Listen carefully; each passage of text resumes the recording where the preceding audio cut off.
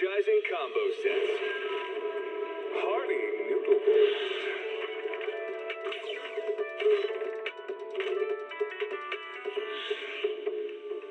Waterfall soup.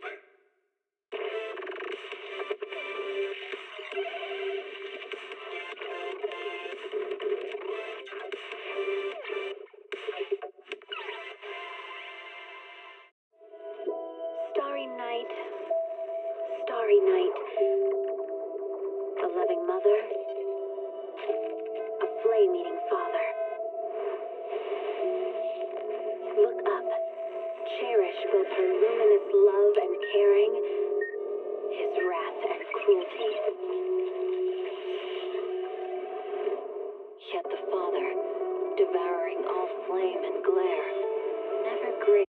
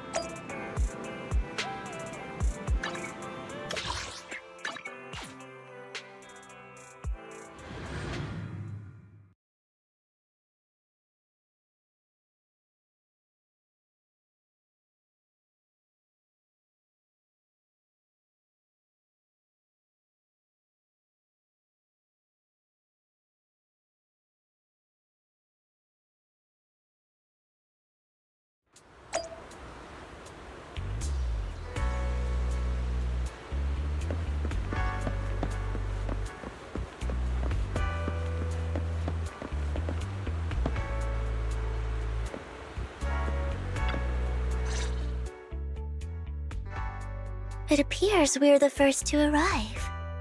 I thought we were running late. This might sound weird, but it's nice to think about getting to work with you from now on. I don't really know why that makes me feel so happy. Oh! because we're fellow fans! Anyone who likes Lord Phaethon can't be a bad guy. For sure. Of course, Lord Phaethon is the greatest there will ever be, but you're definitely the best proxy I've ever met in person. Hugo told me before that you're really skilled, and he said we'd get along great.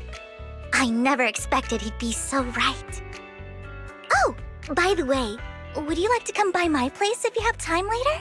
I have a huge collection of Lord Phaethon merch.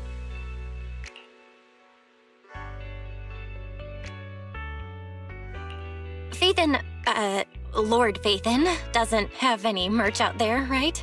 I mean, we don't even know what he looks like, for starters.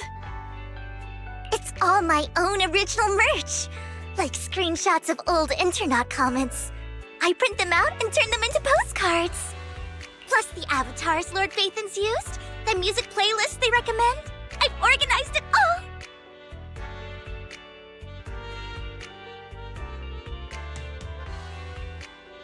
I'd love to show it all to you if we get the chance.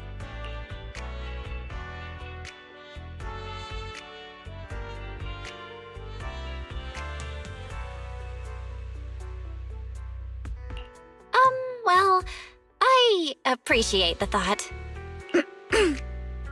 Speaking of which, Hugo said he had some preparations to do before entering the Hollow. I wonder how that's coming along.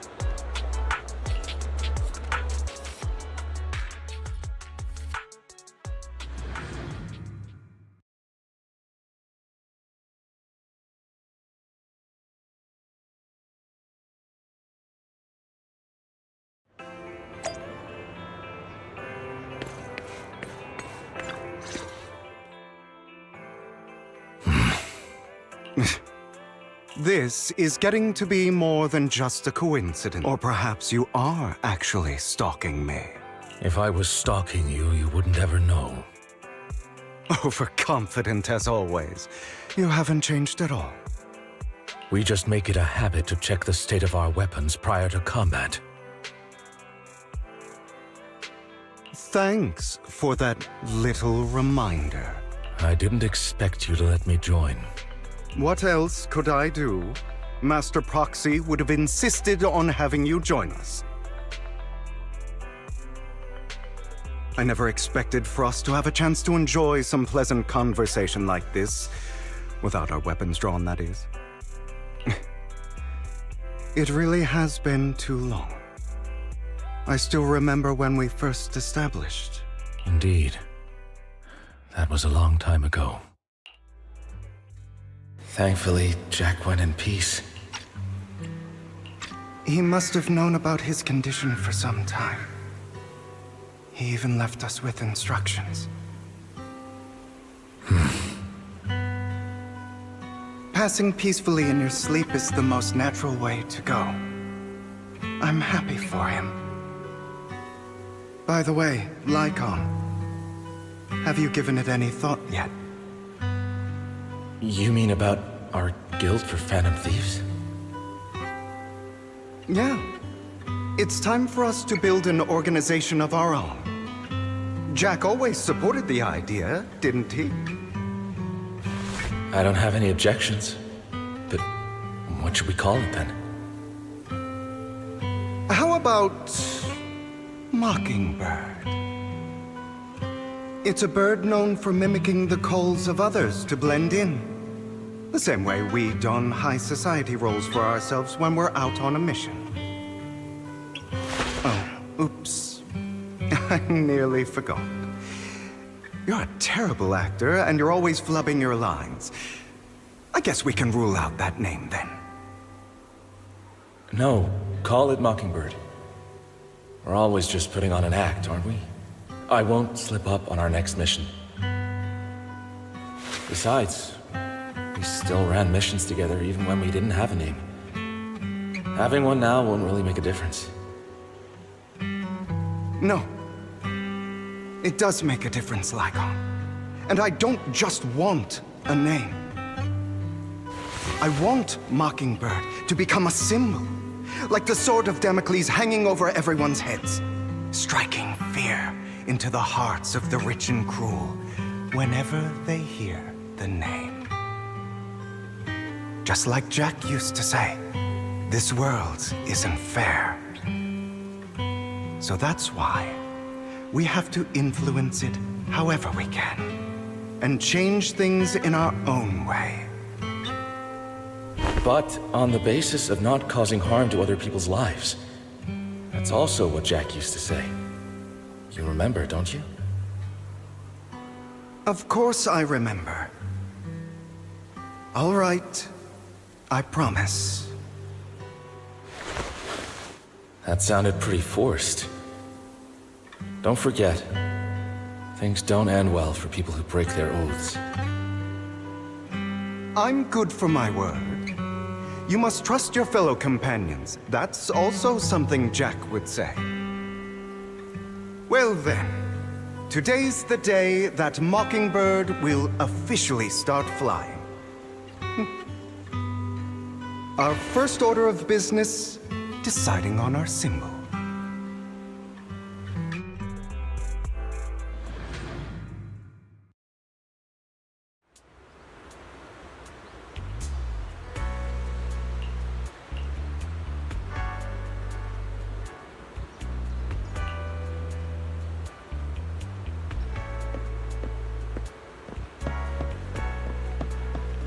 Looks like we're all here. Hugo, you're late again. Do forgive me. Someone was pestering me and wasting my precious time.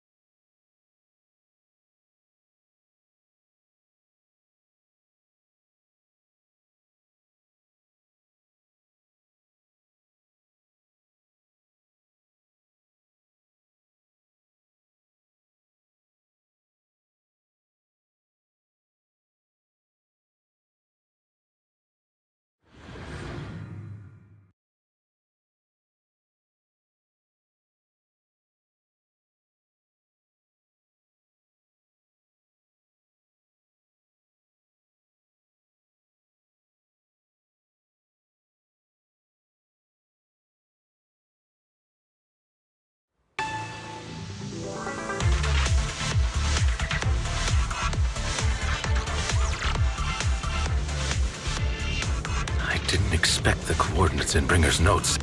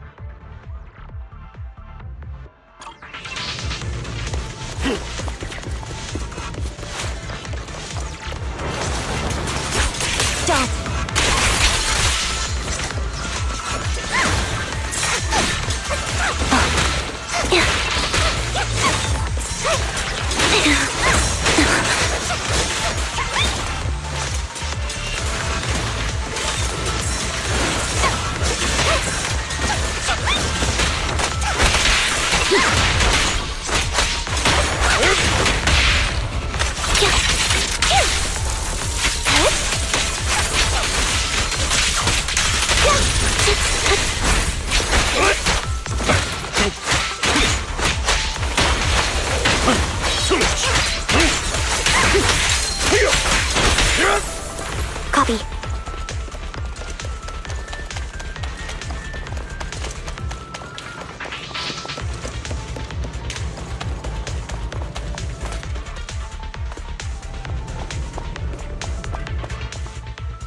I don't enjoy obstacles in my path. Can we not bust the door open? The generator room should be nearby. Over here. Wow, you really know this place like the back of your paw.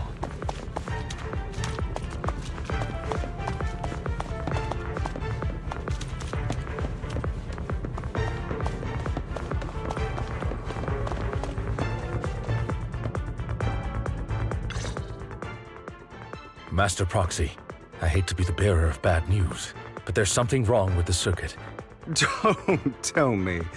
Victoria Housekeeping's high and mighty attendants can't even fix a simple circuit. I can fix it, but I'll need a circuit diagram before I can do anything. I've seen diagrams for this type of circuit before. It's a pity that we're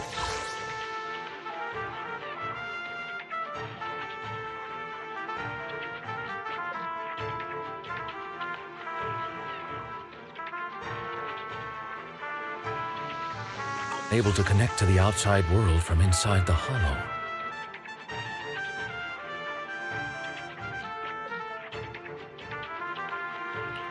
Just leave that problem to me. Belle, I just sent an image of a circuit diagram to your phone. Check if you received it. Thank you very much, Master Proxy. Now then, let's start repairing this circuit.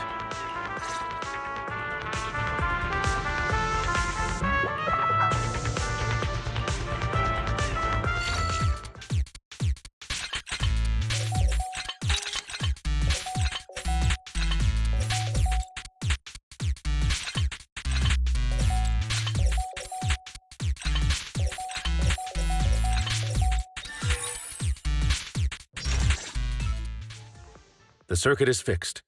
We should now be able to open that door. Wait up. Wait a second. Something just doesn't add up.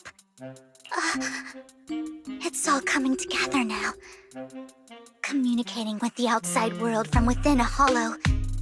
And getting that circuit diagram. Could it be... your Lord Phaethon? Impossible. There's no way. But then again, only Phaethon could have done that. I mean, you're an incredible proxy, sure. And you're a good person. But could you really be Lord Phaethon?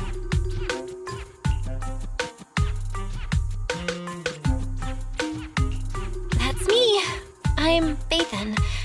Sorry, I just never had the chance to tell you. Unbelievable. Lord Phaethon, I've been your biggest fan for years now. Goodness me, Lord Phaethon was right in front of me all along, and I had no idea. This is like a dream.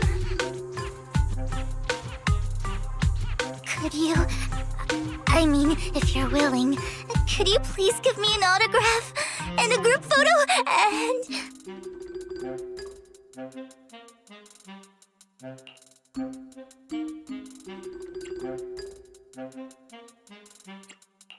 Anything you want. We just gotta get out of the hollow first. Oh! Okay, sorry. Guess I got a little too excited. Anyone would be enraptured meeting someone they admire that much. Yeah, if I ever met my favorite movie director, I'd be the same. We should keep moving. This isn't the best place for idle chit-chat. Understood. The door's finally open.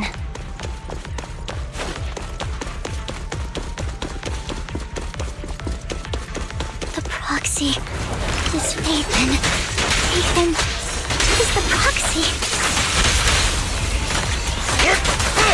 This is a dream. I never want to wake up.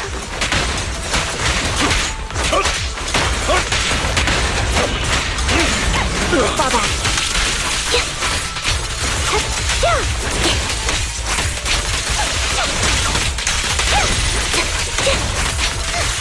The fissure over there should lead to our destination.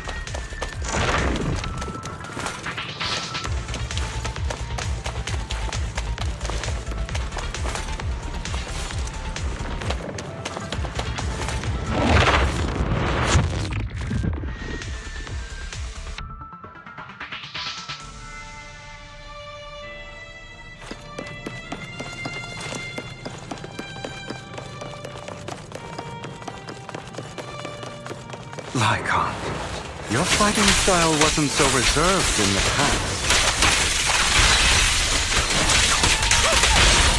I've matured. You call this mature? You're fighting pretentious.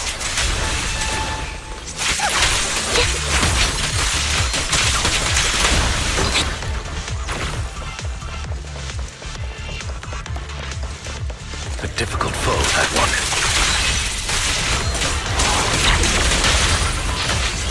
Let us leave this place at once. Ensuring Master Proxy's safety is our highest priority. I won't let anything happen to you, Lord Fathan. Death. Dissolve.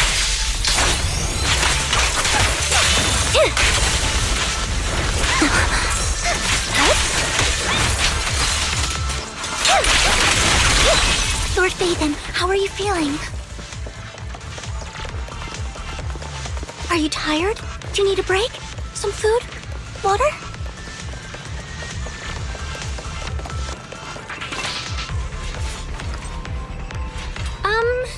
Thank you for your concern. I'm fine.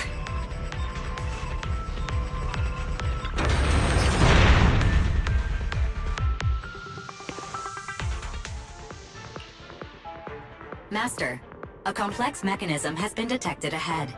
To pass through, you need to activate all 3 smaller mechanisms. Suggestion: split up and handle them simultaneously to save time. So, we have to head to 3 different places to crack this thing. Huh? We're splitting into 3 groups? In that case, I'll protect you, Master... I can take care of one myself. Huh? We're splitting into 3 groups? In that case, I'll protect you, Master Proxy!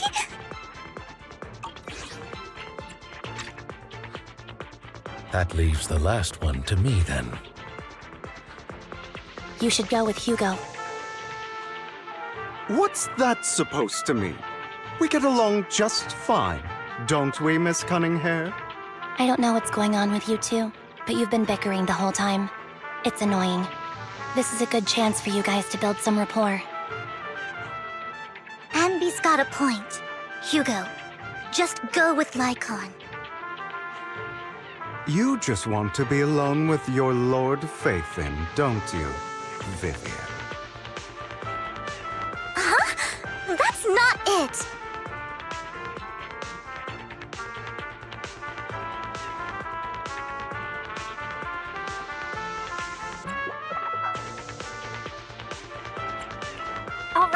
right. Sounds like a plan. It's... If Master Proxy says so, then sure. But All right. Sounds like a plan. It's all decided then. Lycon, you better not slow me down. I really want to recommend you to some movies for a crash course on teamwork.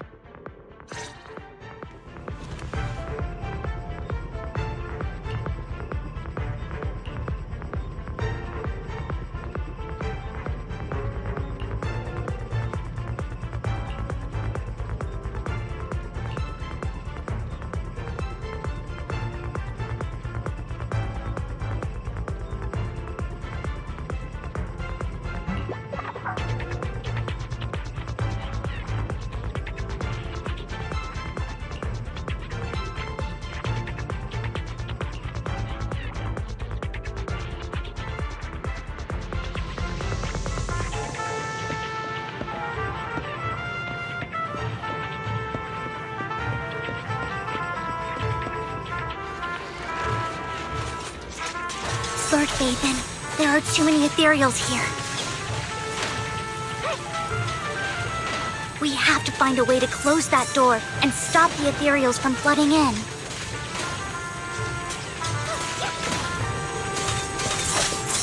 I've got this. There's no stopping me now.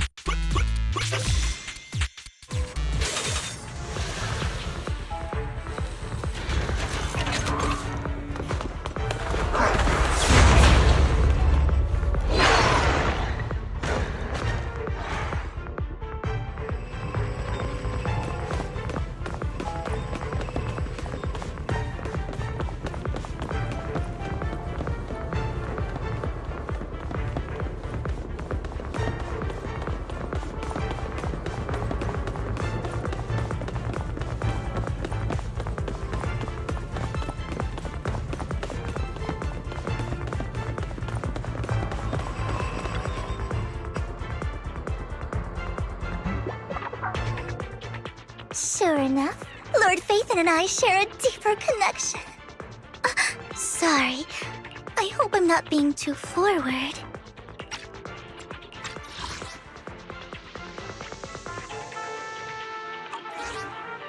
Goodness me. Somehow I'm fighting alongside Lord Phaethon. It's like all my dreams are coming true. I'm going to wake up any second now, aren't I? No, this isn't a dream. I'm real, see? You can even hold my hand. Not only is Lord Phaethon incredible, but that's it. I pledge to be a die-hard Lord Phaethon fan until my very last breath. I'm happy to hear that, don't get me wrong. But why do you like Phaethon so much, Vivian? Lord Phaethon is my light. The one who saved me in my darkest and most desperate times. Like a deity who rescued me. You probably don't remember, but you really did save me that day. Wow, it's so embarrassing to say all this in front of you. Sorry, I hope I'm not bothering you too much.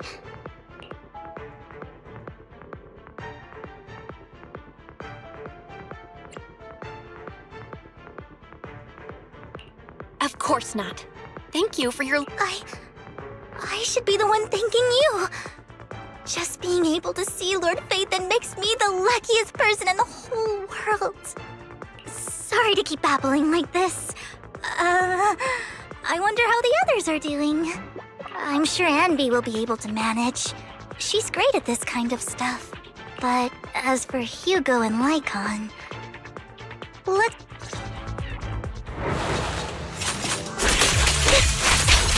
Mind the blind spot.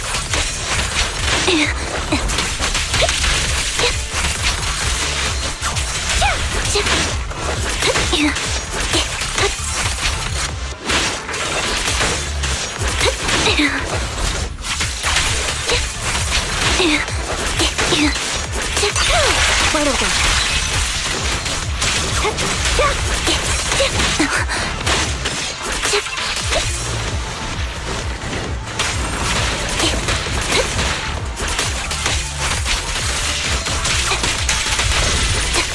Dog. Up down.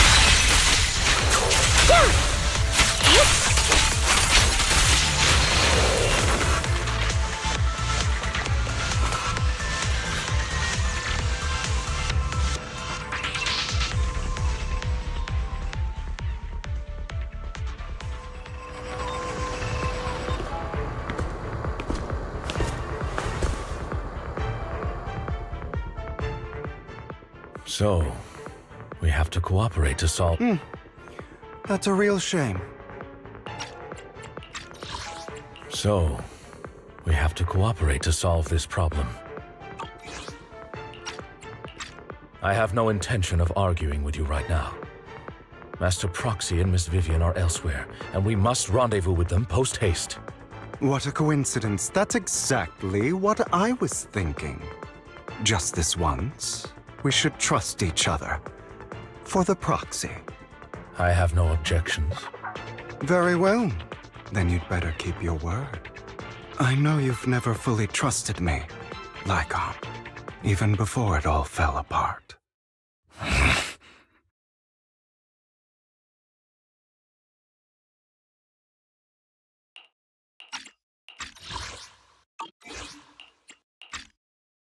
You wanted to speak to me alone? I know you and Hugo are as thick as thieves and don't hide anything from one another. But you can't tell him what I'm about to tell you. Did something happen with him? Hugo is an intelligent and gifted child. He learns everything I teach with ease. In time, he'll grow beyond me. Reach a place where people will marvel and look up to him as a beacon. Yeah. As much as I hate to admit it, he always picks things up just a teeny bit quicker than me. But none of that matters, because I can overpower him easy. I don't think being gifted is a good thing for him. What do you mean? He bears a dark and painful past. What he was taught, the hatred he was faced with, everything he picked up, it's all become an integral, inseparable part of him. I believe that beautiful flowers can blossom even in the darkest abyss. But the roots of that flower would draw from evil instead of good. Hatred instead of love. It's a curse that flows through his lineage. A curse that fate branded him with. I've seen far too many people like that throughout this long life of mine. They struggle with this curse their whole lives. But they all end up failing in the end. The path of light is narrow and fleeting. And the darkness is filled with such temptation that dropping your guard for even just a moment can send you spiraling straight into the abyss. Do you mean... Hugo's going to be a bad guy? I don't know. I hope he'll always stay true to his heart. That he won't give in to hatred and ambition. That he won't become the dragon that must be slain. But he has inherited the seed of evil. You cannot let it take root. I'm afraid I won't be there to help you. There's not much life left in this old body of mine. So then, Lycon, promise me now. You must hold his chain tight. To restrain him. To stop him. And when necessary, to choke him.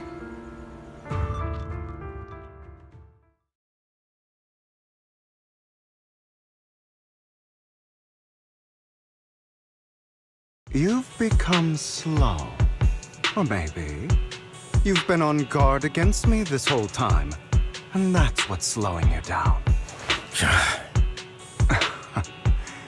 Looks like I was right. Lycon. I hope you're aware that the one who betrayed Mockingbird and went to work for the Mayflowers was you. I would never betray my companion. I don't wish to repeat myself, but you should not break our oath. That's the path I've chosen, and I'm going to stick to it. But you know that path will lead you the wrong way. Who are you to lecture me about right and wrong? I believe any path that makes you feel pain must be the wrong one. Your disgusting sympathies make me sick, Lycon. There's only ever been one person who can kill me or save me, and that is me.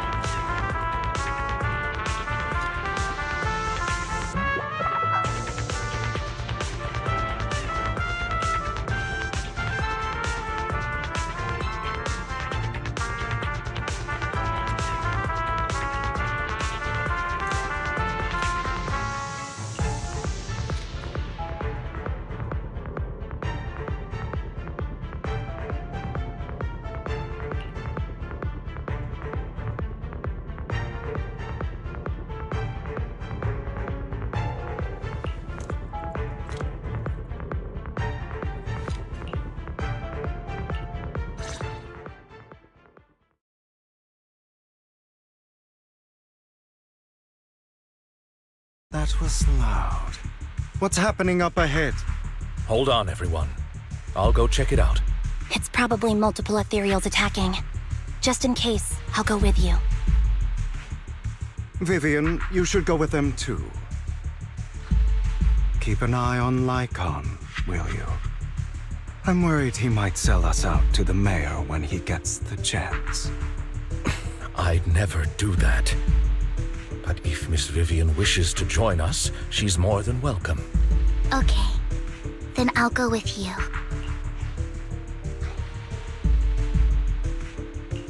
Why do you look so nervous? I've spent so much time by your side already. I need to get away from Lord Phaethon for a little bit, or I might die from this overwhelming happiness. If that's the case, Miss Vivian, feel free to come along with me. Okay. All right.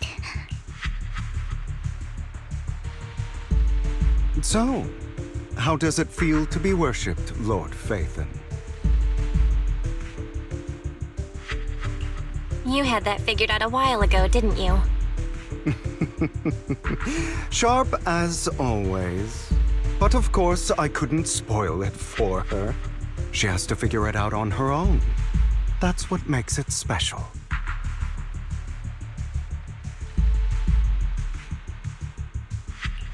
Not only that, you asked Lycon and Vivian to leave for a reason. Is there something you'd like to say to me? I can't keep anything from you, can I? I've always treated Vivian like my own little sister. Maybe it's just a coincidence, but she looks a lot like Serena. I think I mentioned it before. Serena was my half-sister. She passed away a long time ago. Vivian adores you. Whether you're Phaethon or just Belle. Of course, I also have a lot of respect for someone like you. Strong, fair, and genuinely kind.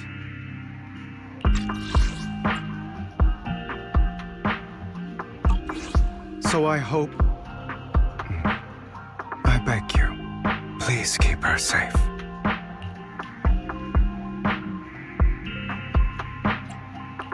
Hang on. What's that supposed to mean? Think of it as the last bit of conscience I have left. A kid as pure as her. She should stay alongside someone who walks in the light. Like you. Not even Vivian can agree with all my beliefs. One day we'll go our separate ways.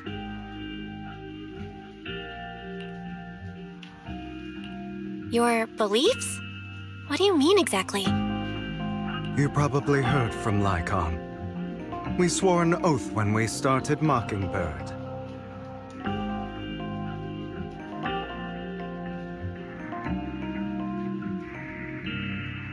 We swore to use our own hands to right the wrongs in this world. But never, under any circumstances, would we take another human life. I stayed true to my words. My father, man I hated, stood right before me. I could have ended his life easily. But I hesitated. I remembered that damned oath and their repeated attempts to convince me. I didn't do it. Because of that, innocent people died. All because of him. If I'd killed him first, then none of those tragedies would have happened. People like him don't deserve to live. After that, I realized, sometimes, taking one life really can save countless others.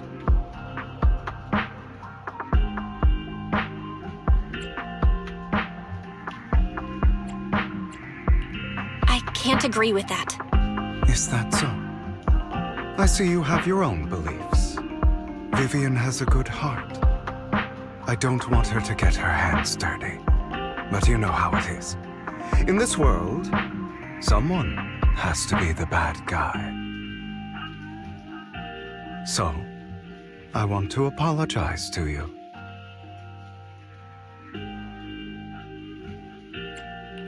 Why apologize all of a sudden? You're incredibly strong, kind, capable, and really, really lucky. The world needs more people like you. Remember that revenge movie I told you about, Children of Devils? I still haven't found it, but I came across another videotape with the same name.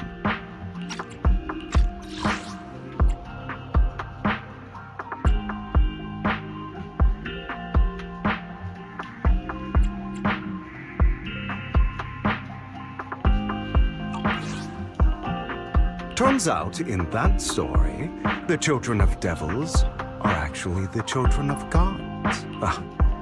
Sorry for rambling. Hope you don't mind. They should be back soon. Please, look after Vivian for me. Roger.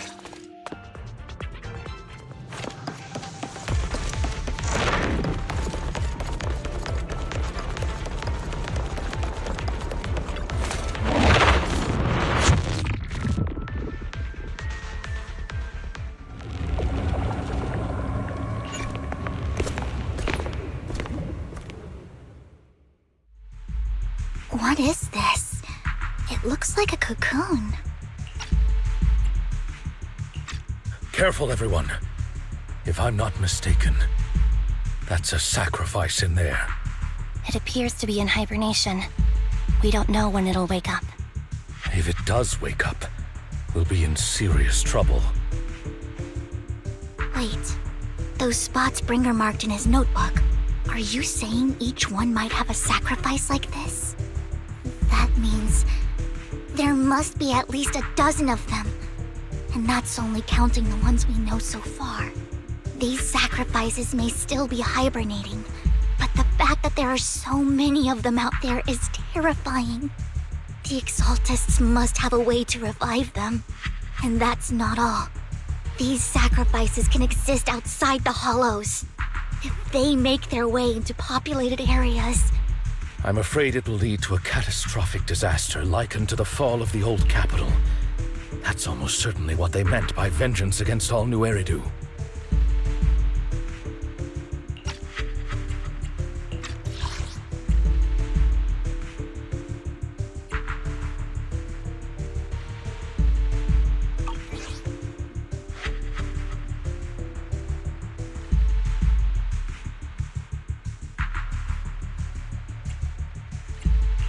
Let's find a way to get rid of these sacrifices. We can't let the Exaltists have them. Thank you for helping me find this sacrifice. But sorry, kids. You won't be the ones to keep it. It's that annoying old man. Why is he here? I'd advise you to choose your words wisely, young lady. You were from the Ravenlock family. So it was you. That face. Oh, I know you. I heard about what happened to your friend. Truly unfortunate.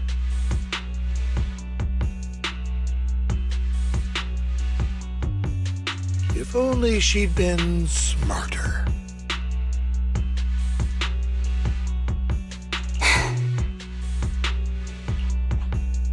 It seems your goal was this sacrifice all along. You've been tailing us, haven't you? Keeping your distance so that I wouldn't notice.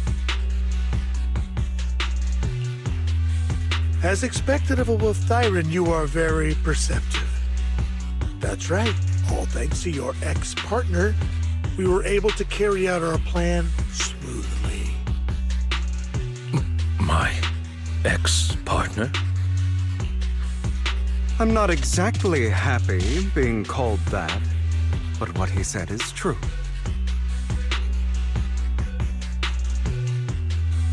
Wait, Hugo.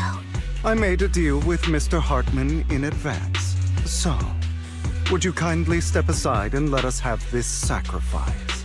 Of course, you can choose to refuse, but if you do...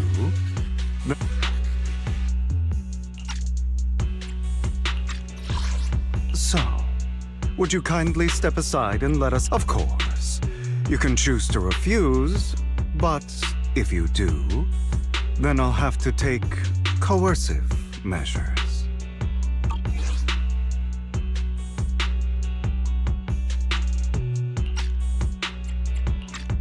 Of course, you can choose to refuse, but if you do, then I'll have to take coercive measures. What did you offer him? Everything we know about the sacrifices plus the core itself. But... why? It's simple. I want to climb higher. Mr. Hartman offered me a chance to join Tops. Who could say no to that?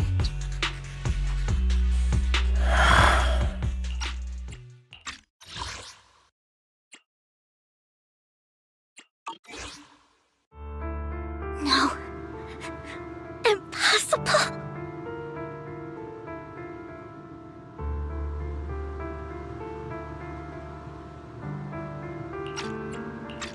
You promised to help me investigate the Exaltists. You told me the whole point of Mockingbird was to do anything it takes to bring a little justice to this world. Was all of that just a lie? You're just too gullible, Vivian. I also told you, everybody lies. To hide their true intentions, people lie so smoothly, they don't even bat an eye. You... What a wonderful show of betrayal and backstabbing! Bravo! I've got no interest in your little feud. But would you all be so kind as to step aside?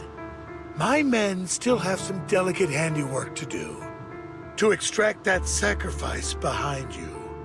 Over my dead body.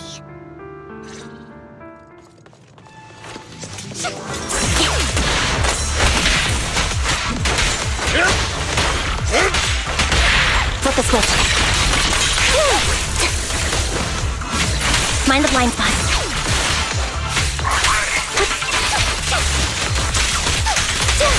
Stay calm now.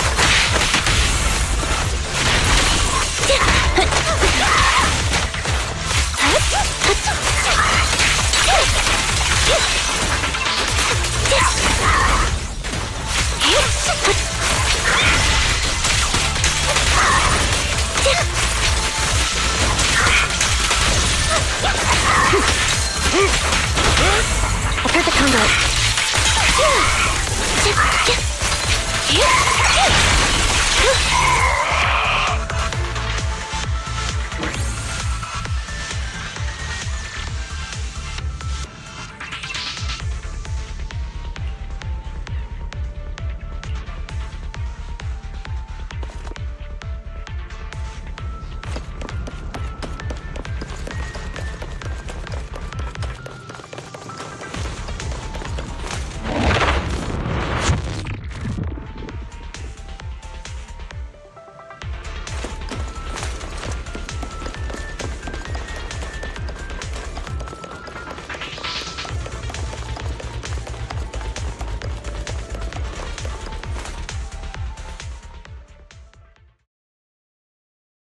Oh, you guys are such a pain.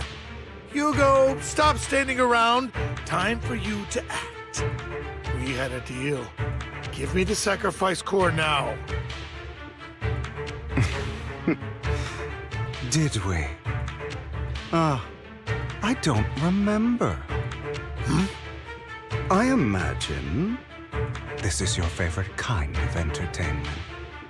Watching allies betray each other, suspicion festering until it all turns to bitter hatred. Seeing people tear each other apart like wild beasts, just like your decaying family. Does it comfort that dead conscience of yours? You. What's that supposed to mean? I am loving the look on your face right now. Right when you think you've succeeded, I'm here to tell you, let this pain sink in. You're insane. I have no idea what you're talking about. You still don't recognize me, do you? Let me give you a little hint. My full name is Hugo Vlad Ravenlock. That's impossible. You're part of our family? I may be an illegitimate child, but I have the same blood flowing in my veins as you. I know you. You're that bastard of his. Damn it! I could have sworn you were already. My dear uncle, you were never worthy of your position. You have no claim to the Ravenlock lineage. You may have killed all of my father's other children, but sorry to disappoint, I'm still alive. I am the true heir to the Ravenlock family. You're a bastard. You have no right to inherit the family. That's not for you to decide. Master Edmund is very supportive of my claim. Edmund? That's impossible. You weaseled your way into Top Center Circle? Master Edmund doesn't care who achieves his goal. In other words, he'd happily let me take over the Ravenlock family, as long as I'm more competent than you. This can't be! You don't know the family's real secret!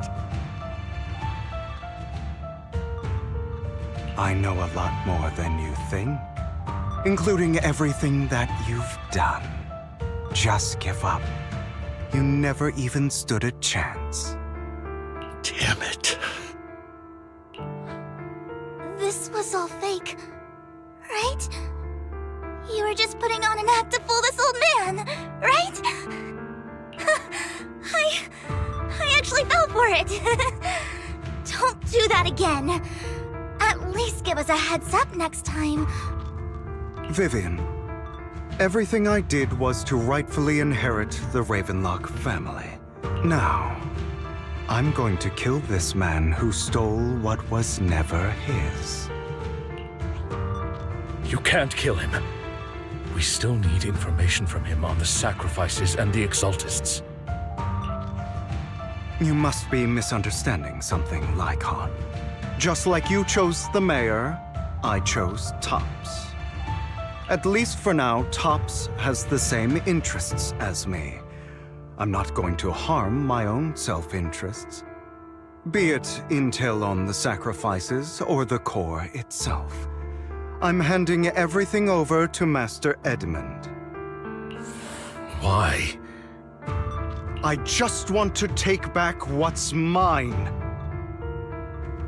If fate is not willing to give me justice, then I'll just have to seize it with my own hands. Stealing, robbing, lying, or betraying. I'll do whatever it takes. Even if it means selling your soul to the devil? You know about the power struggle between Tops and City Hall. Those elites at Tops would be only too happy to see the Exaltists plotting a grand attack on New Eridu using sacrifices. That would severely harm the Mayflower's reputation and approval rating in New Eridu. And that's exactly what Tops wants to see. If that happens, countless people will die! I'm sorry it has to be this way, but I have to do this. I'm going to get everything Master Edmund wants. Inherit the Ravenlock name, climb to the top. And then I'll be able to change everything for good. For a permanent and absolute victory. We must endure the pain of cutting away rotten flesh. And persevere through the darkest hour before dawn. Someone has to do it.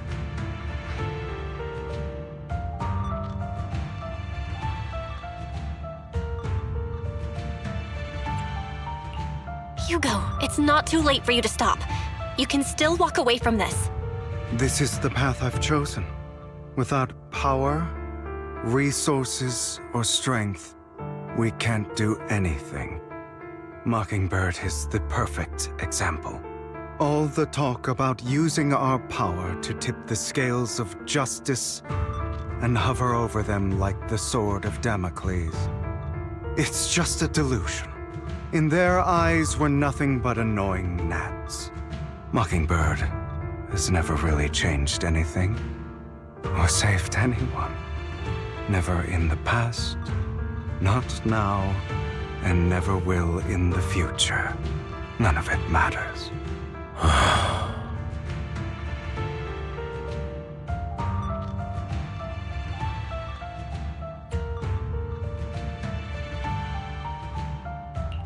I understand your anger and resentment, but you can't let those feelings consume you. Sorry, Proxy. I know what you're trying to say. But this isn't some children's story of a dragon slayer becoming an evil dragon. Sometimes, to slay the dragon, you must first become one. With sharp claws, rending fangs, and strength enough to destroy anything.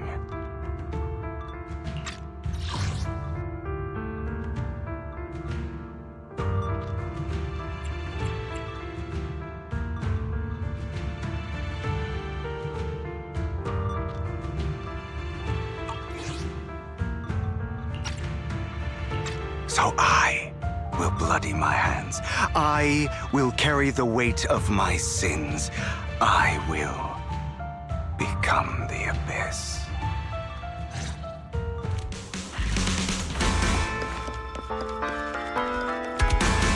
beg for mercy. It's about time you kneel. Not bad.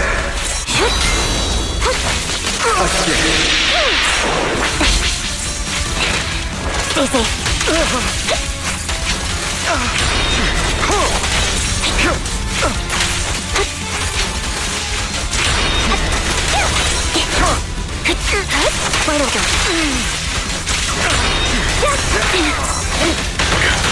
Fall back.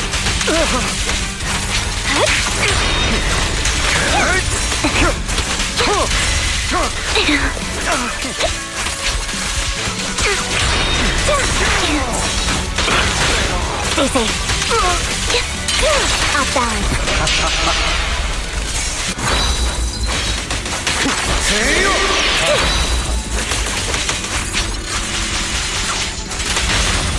Stand still. Ready to continue.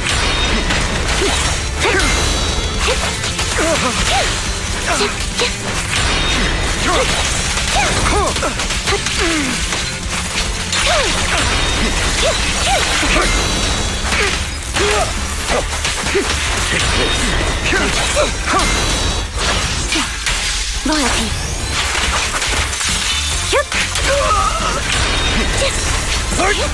Out of my way. Flip the switch.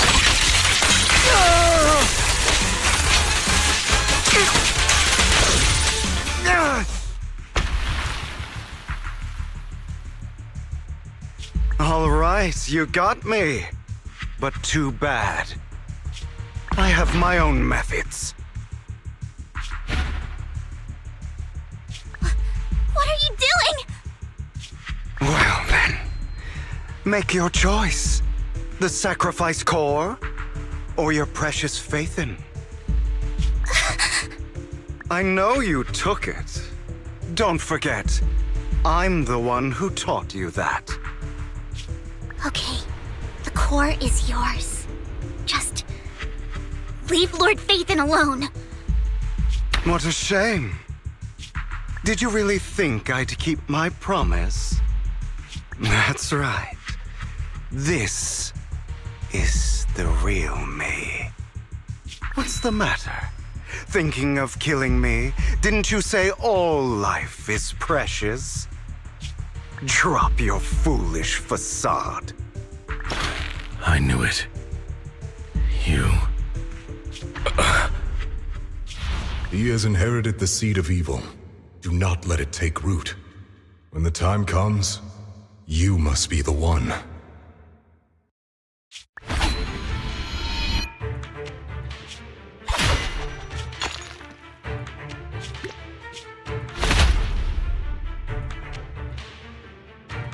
Go on, kill me.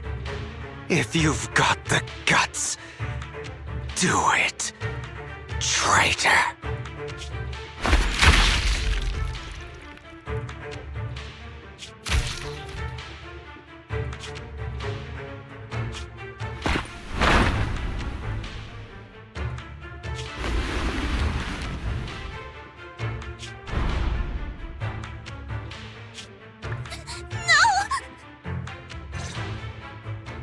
Master Proxy, are you okay?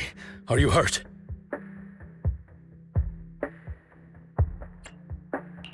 Don't worry, I'm fine. I just... Lord Faithin, I had no idea Hugo would do that to you.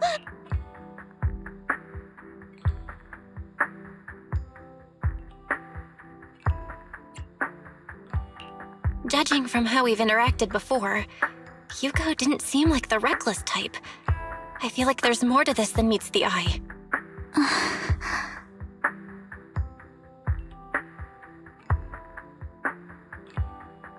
Hugo, he... That's a hollow down there. If you need, I can arrange for someone to go in. That isn't necessary. To be frank, I thought you'd hate him. I do hate that he's keeping things from me. But all these years, Hugo's been like family to me. I believe he's still with us.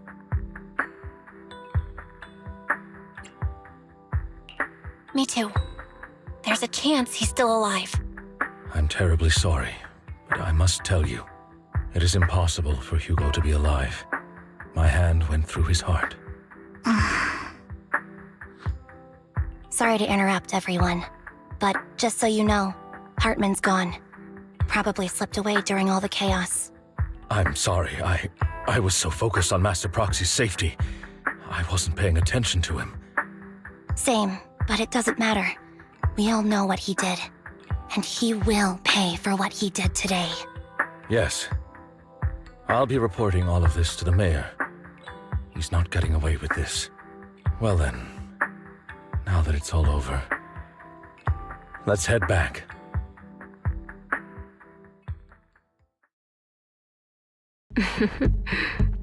Another obstacle out of the way. She's going to be pleased about this. May the Creator guide us. Fear, suffering, despair, and destruction. That's the future I see. Lord Phaethon.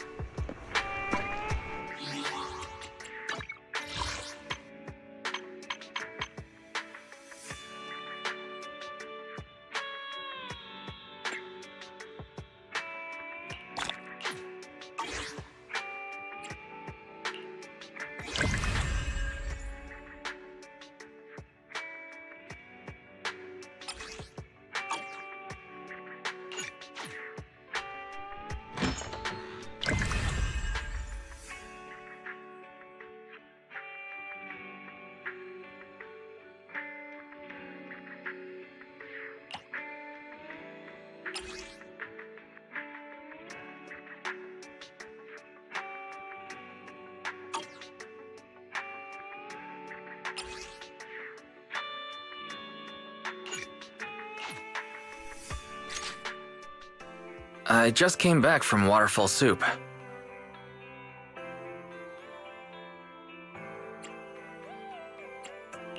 What happened? Did something come up with General Chop? No, nothing really. It might not even be a big deal. General Chop just mentioned that Soldier 11 hasn't come to eat noodles at the shop for quite some time. We haven't heard from her in a while either.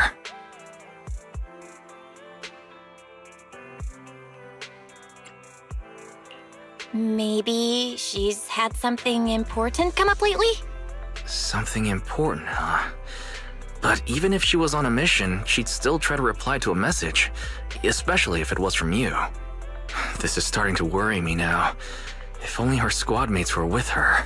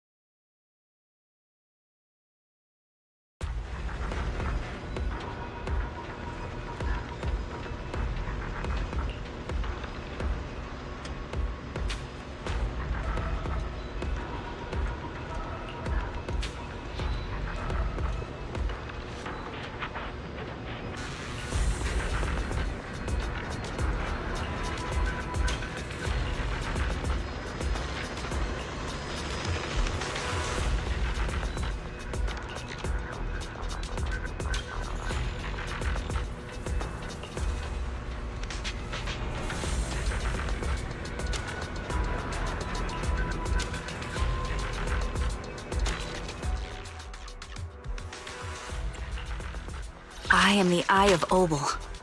You have my complete support.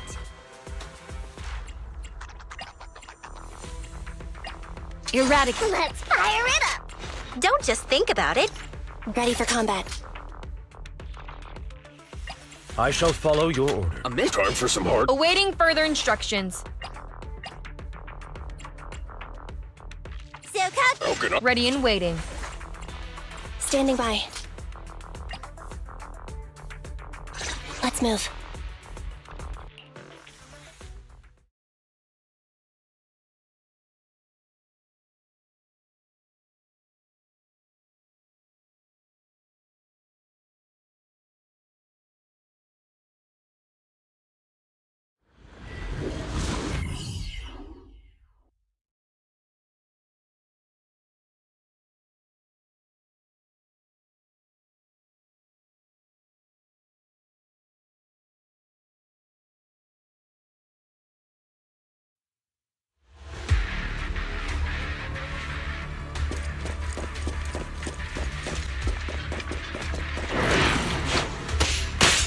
We've arrived at the coordinates Ray provided.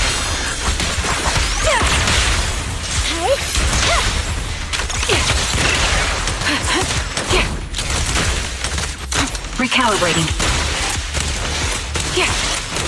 Can't catch me.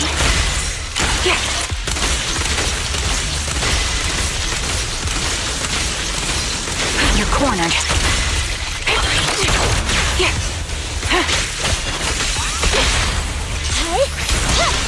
Support in position.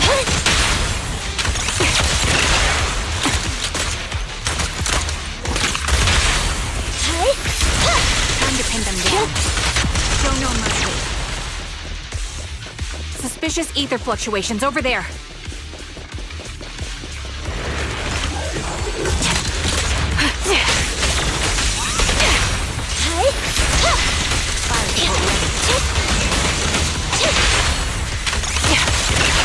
Sniper's Creed. One shot, one kill. Adjusting for wind. Opening. Support in position. Fracture! I'll pierce right through. The target's exposed. Recalibrating.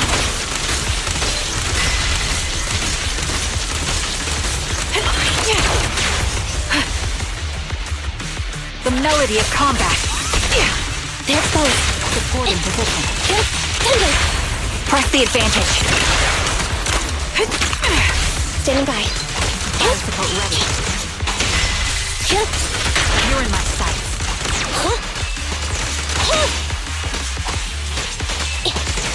Evasive maneuver.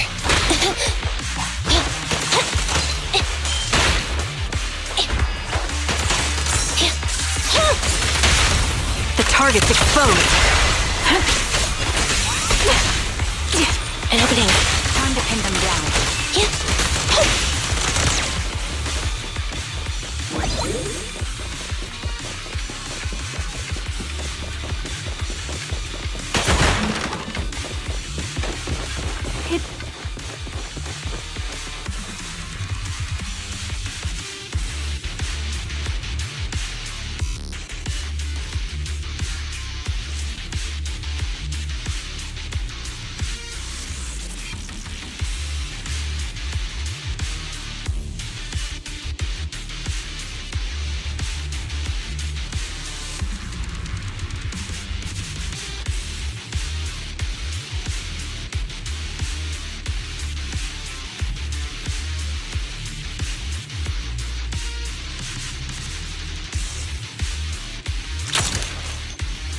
Roger. That's Soldier 11. Take out that sniper. I won't let you take her. We'll reach its mark. Supporting position.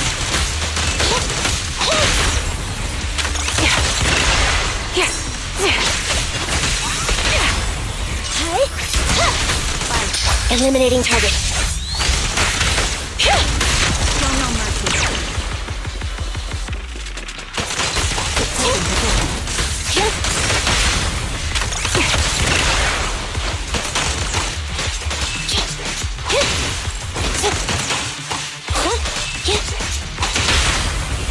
Make a choice.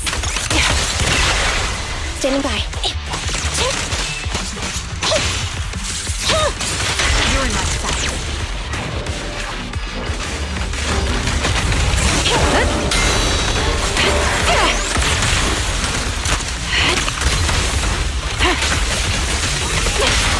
Counter maneuver. Time to pin them down.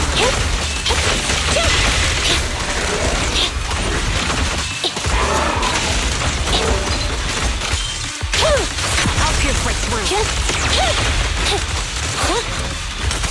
Ether vision activate. Sniper's Creed. One shot, one kill. Confirmed. Ready. Supporting position. You're in my... Neutralize.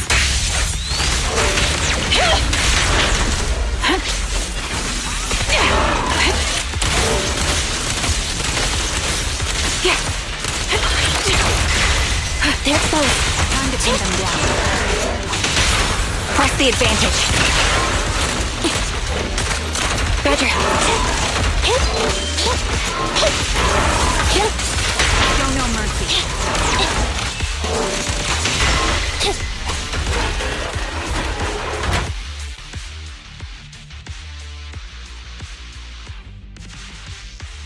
Soldier 11! No, damn it. You should have been no match for her. What did you do? Ah, the blind sniper. So you actually can see.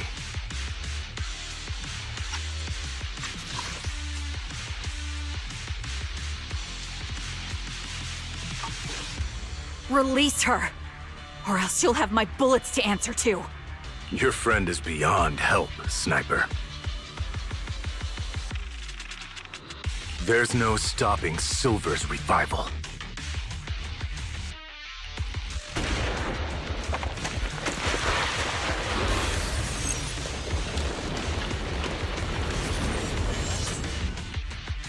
Damn you. Silver's revival. What did he mean by that?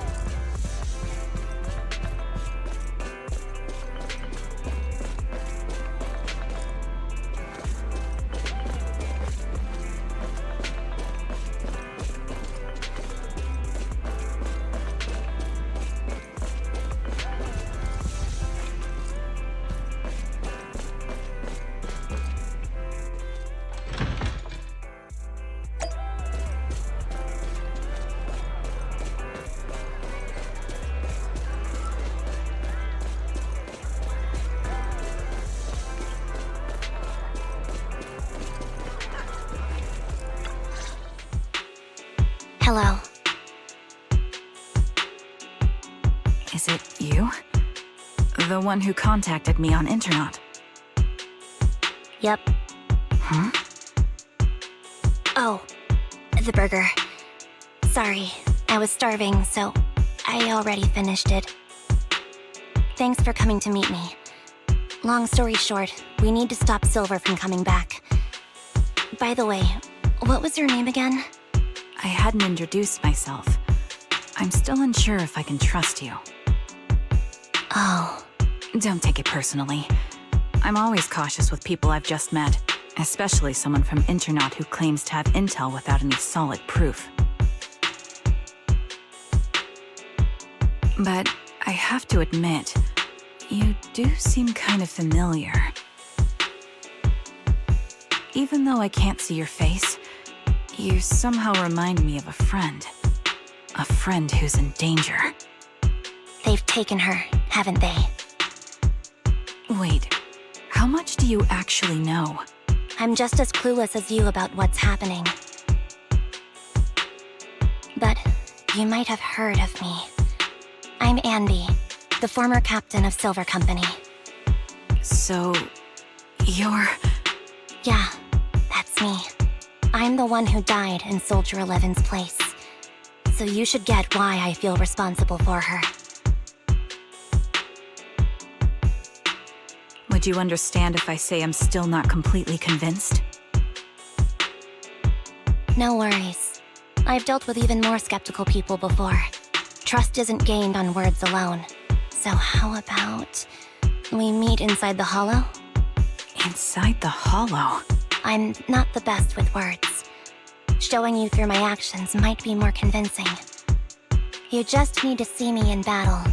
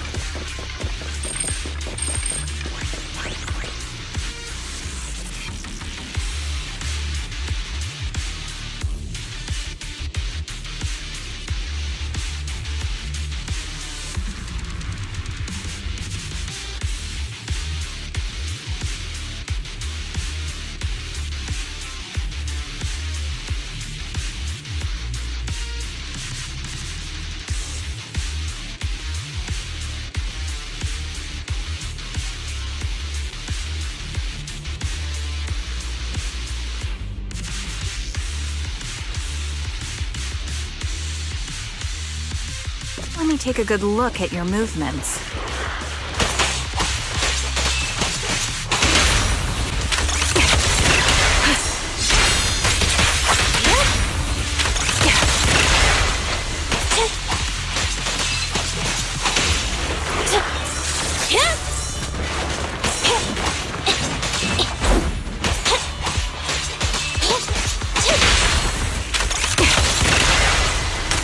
Adjusting for wind.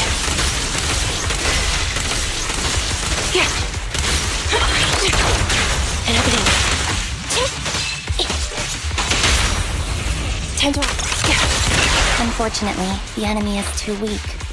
I won't be able to show you my full combat abilities. You don't strike me as the type of person who'd say something like that.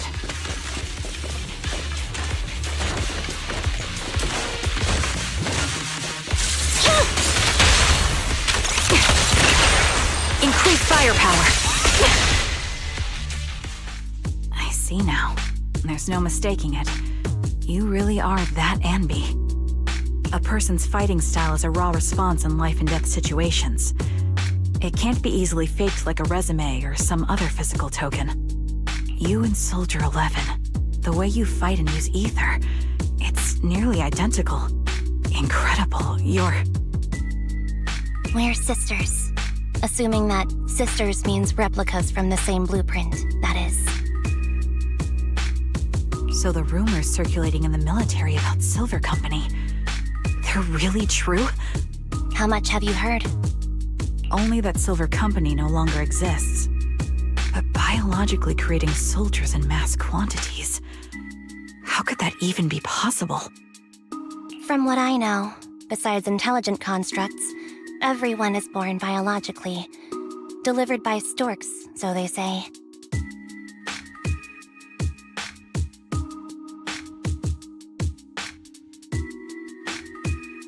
So, making one isn't much different from making 100.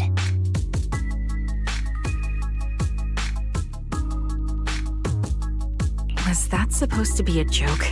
Yeah, my jokes never really hit the mark. No, I'm the one who should be saying sorry. I was just astonished. I never thought the military had this level of technology. If they could mass-produce soldiers, then why would they still... I understand. If they could use replicas as cannon fodder, then why still risk human lives? That's what you're thinking, right?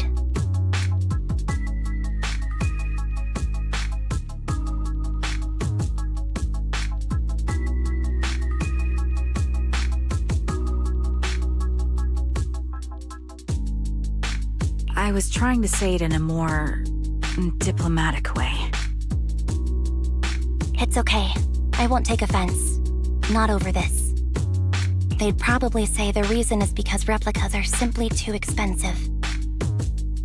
While a Silver Company soldier could change the game, it costs nearly as much as training a top-tier general and paying their fees and pension for their family.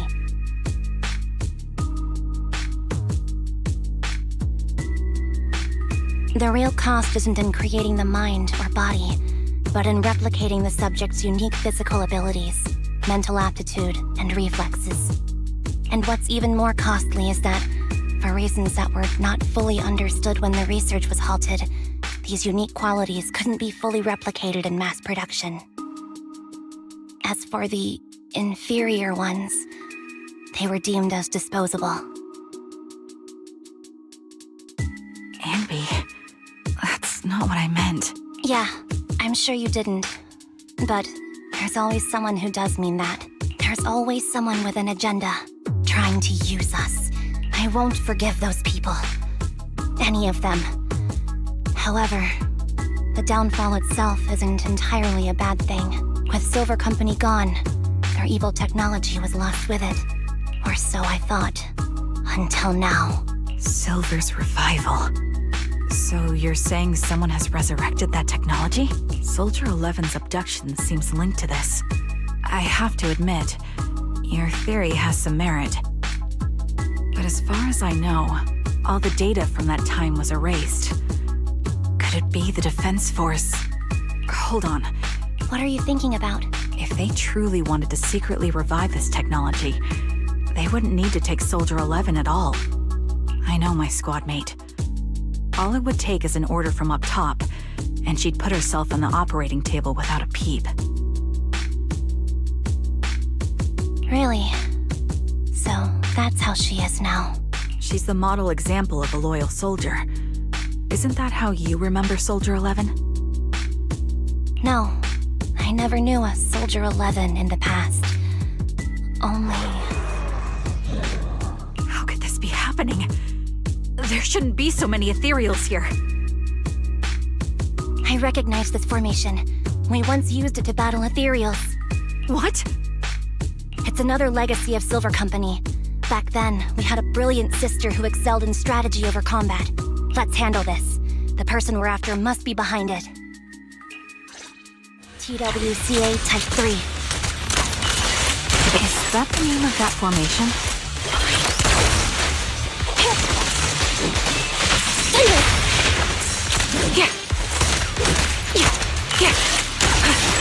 Can't catch me. My bullets are one with the wind. Supporting position.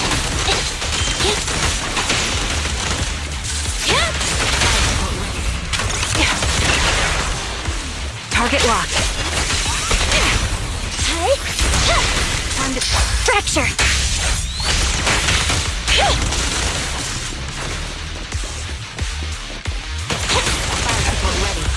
Get behind me! Adjusting for wind.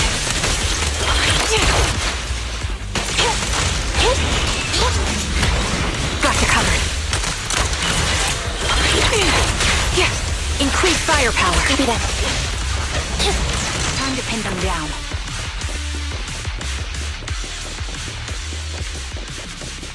This feels familiar. I don't like it.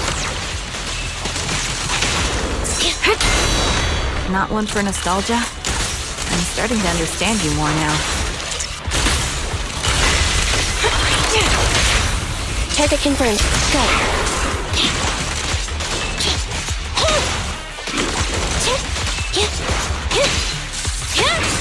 Show no mercy.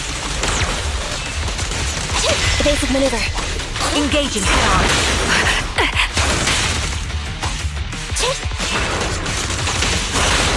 Get behind me! The melody of combat. At your command. Fire support this bullet will reach its mark. Ether vision activate.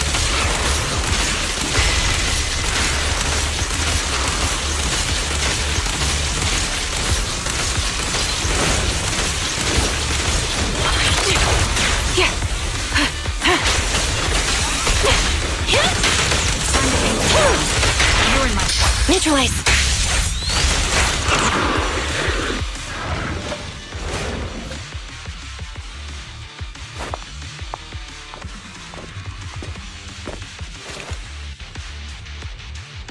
Anby, what is that? That's the old Silver Squad uniform.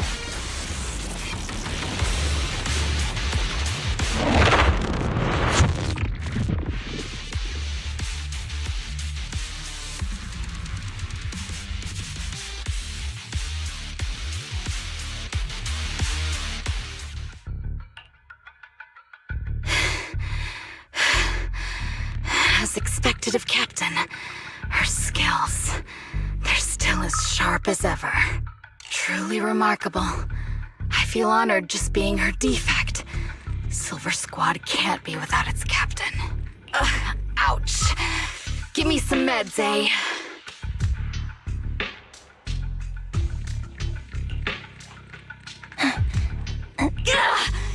You're the worst of any defect! I know you can't talk, but is there something wrong with your nerves, too? Be gentle!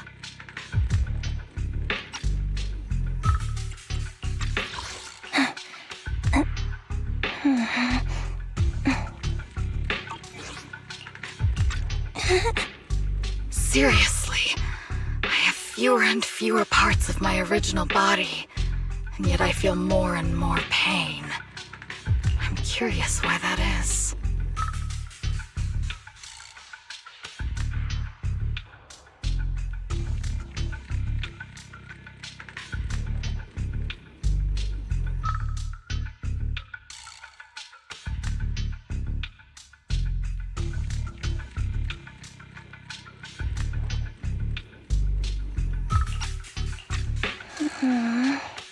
But you wouldn't understand such a complex question, would you? Because you're an idiot. Enough. Stop making that miserable noise. Now, about our subject. She's still alive, right?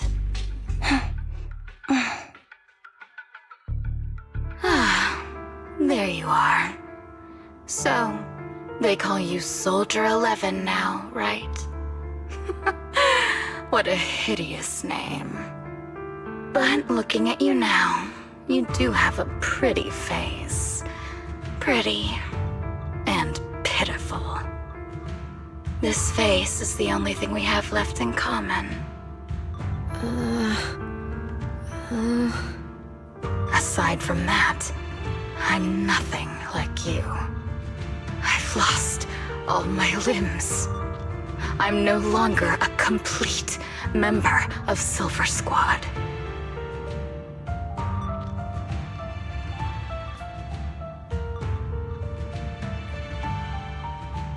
And I need a complete body for the experiment.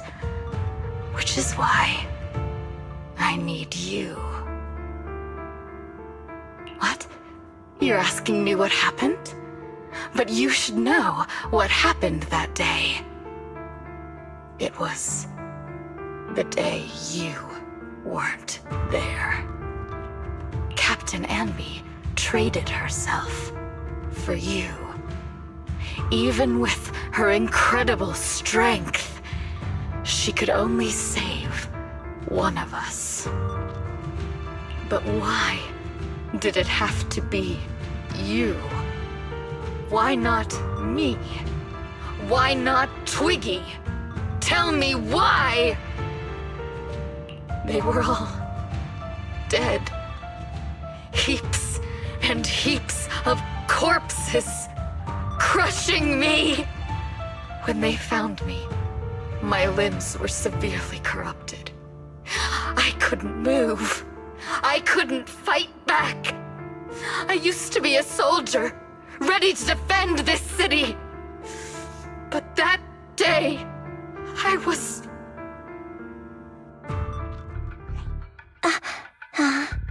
Hey, what do you think you're doing? You startled me. All right, fine. You're just here to remind me, right? They're here to pick up today's shipment. I'll go handle it. After that, I'll come back and tell you the rest of today's story.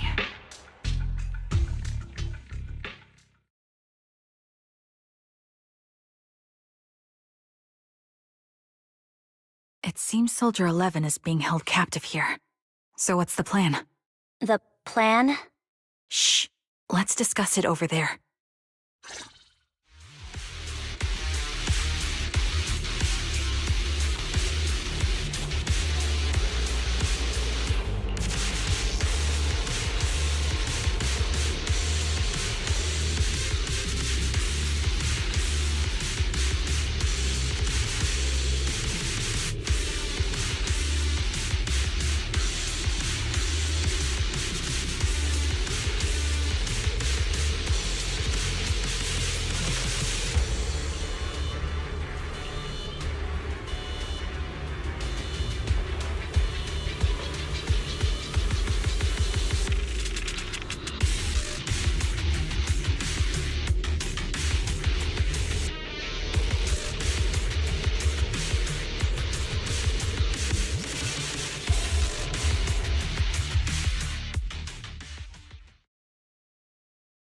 This place is cold.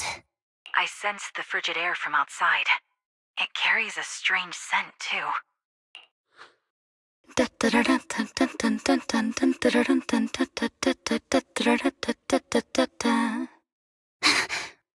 Someone's entering. Are you hidden? Don't worry.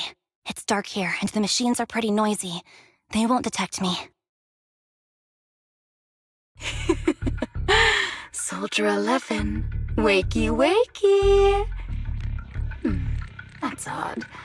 I know I've taken quite a few samples from you and injected some meds, but you'll tough it out, won't you? won't you? Do you enjoy being pampered? Because you're the youngest sister? Oh, that won't do. Get up and play with me. Good. That's my girl. Now, let's continue our story. Where was I? Ah, yes. About how some kind scavengers found me without limbs. Such kind-hearted folks. They sold me. And unfortunately, my ignorant new owner couldn't see any use for a limbless worm like me. So I was sold off again. I was treated like merchandise on the black market. Sold alongside gangster stuff and modded bamboo. That's when I realized we Silver Company soldiers weren't any different from bamboo. Just made of flesh and blood. The only real distinction is we feel more pain. And that's when I met her. She bought me as a trophy girl. Cut me open and operated on me, checking my internal organs by hand. Anesthesia doesn't work on us. You know that, right? So it hurt. It hurt like hell.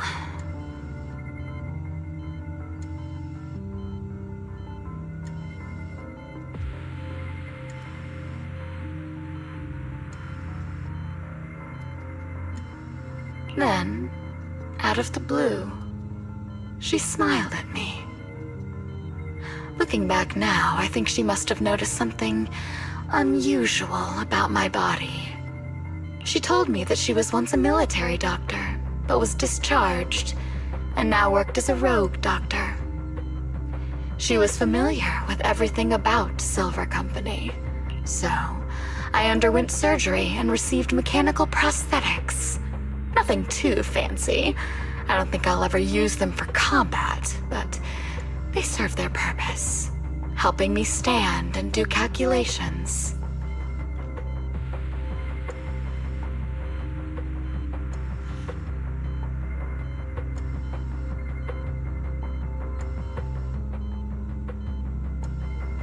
My true value lies in my memory.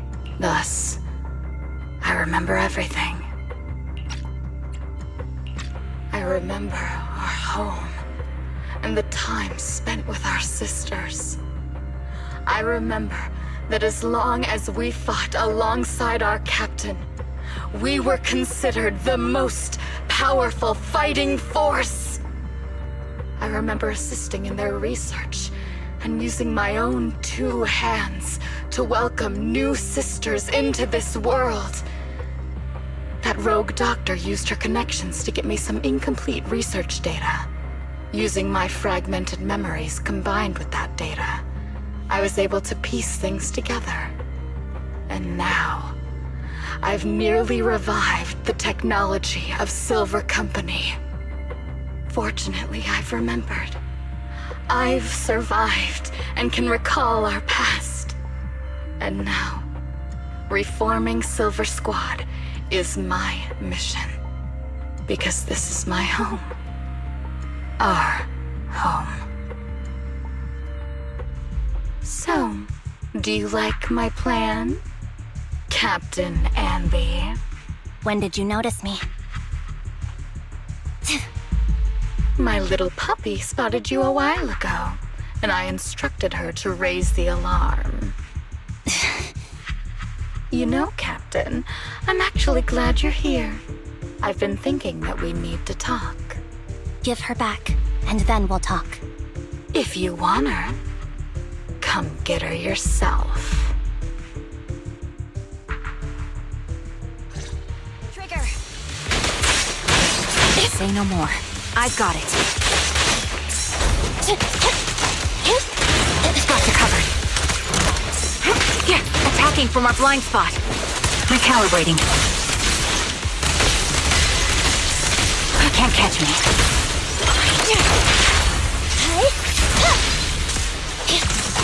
Be gone!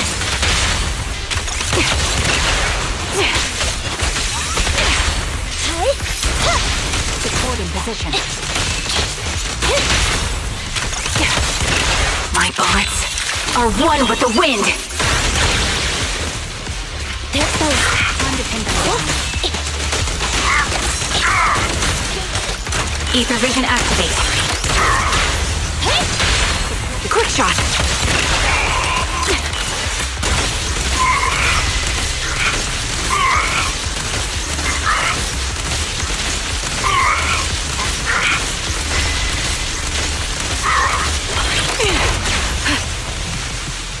Adjusting for wind.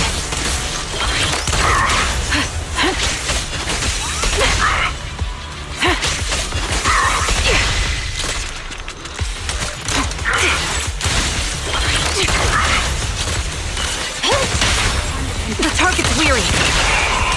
Standing by. Fracture! Supporting position. Pierce right through.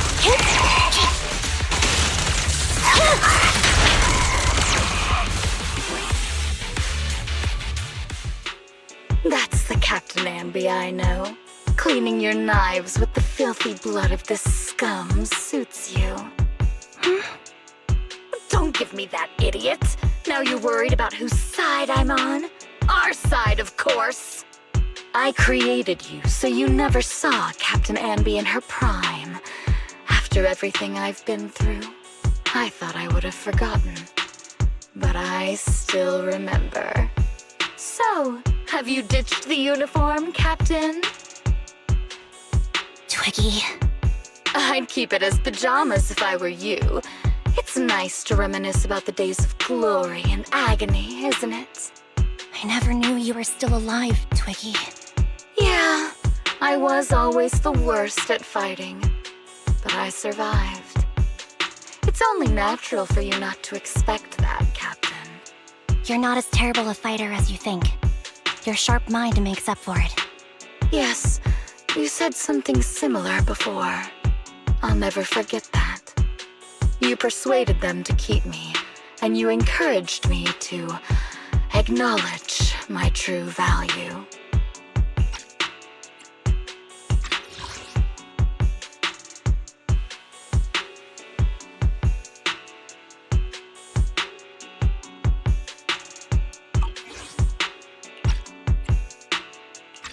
You're right. I am valuable. I understand that all too well now. Trash may perish easily, but not me. I'm valuable. Precious even. There's always someone who sees value in me. Just like you did before. Sometimes I wonder if I were just an ordinary citizen in New Eridu and not part of Silver Squad, maybe I could have become a researcher at the White Star Institute, studying deep topics like 3 forms of etheric manifestation in specific hollows. Sure, I might be sharp, but there are different kinds of smart. Growing up in Silver Squad, I had no street smarts.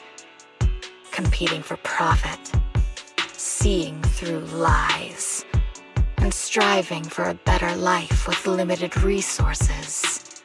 These I had to learn the hard way, year after year. You've been through a lot. Is that why you're doing this now? I don't need a reason. At least not one to convince you. The only person I've needed to convince is my backer. You know better than anyone. Silver Company was an evil undertaking. That technology should never resurface. Evil? Are you suggesting that you, I, and our sisters were all evil? We are evil incarnate. So, we should all just be destroyed? No, but we should not continue in our evil. Oh, I see. That's very enlightening, Captain. We We should be eating burgers, watching movies, working a job, and going on dates. Instead of being maimed, sold, tortured, and struggling to survive. You know I care for you, Captain Anby. Whatever you do, I won't hold it against you. But that doesn't mean you can stand here and say these things so lightly to my face. You know where I am, don't you? You know where I live, what burgers I like, what movies I watch, and who I spend time with. Since you know, you're welcome to visit me anytime, Twiggy. I'm your captain. I'll personally deliver the punishment you deserve, and then seek redemption with you together. Captain. We can still make things right before you make a greater mistake. Fortunately, I found you before things got any worse. I have so much to tell you, but maybe another time. For now, we should...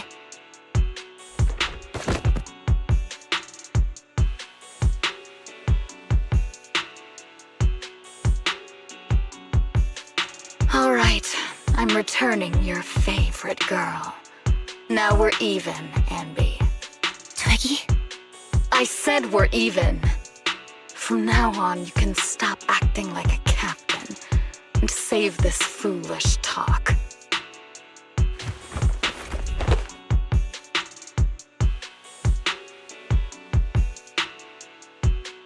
Soldier 11! Wake up, Soldier 11! Anby, she doesn't look good. We need to get out of this hollow ASAP. I see how it is. Twiggy, I'll be back. I won't just abandon you. You sicken me. Like I said, just save the foolish talk. I can't stand to hear that kind of mush from someone who looks exactly like me. It's not mush. And I hope you'll get used to it. Let's go, Trigger. Hey, go contact you-know-who.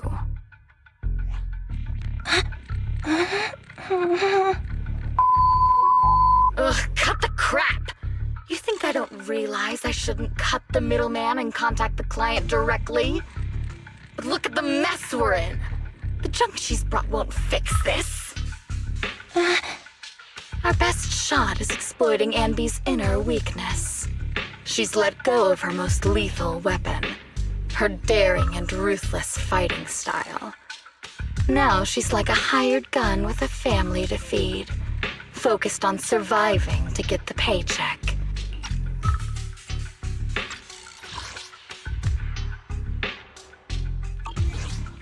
I can handle her if we exploit that, but I need to keep everything in check. You've been diligent, little Twiggy. Stop calling me that. As you know, your research is crucial. You're just like me. We're here to foster hope. Our work is the only cause worth fighting for in this world.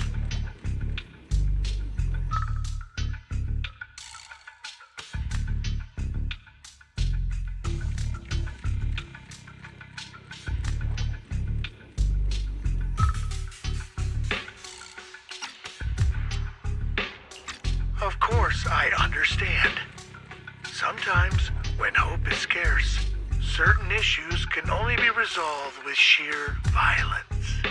The stuff I mentioned last time is ready. Send some of your people to retrieve it. It's not exactly new Eridu tech, so use it carefully.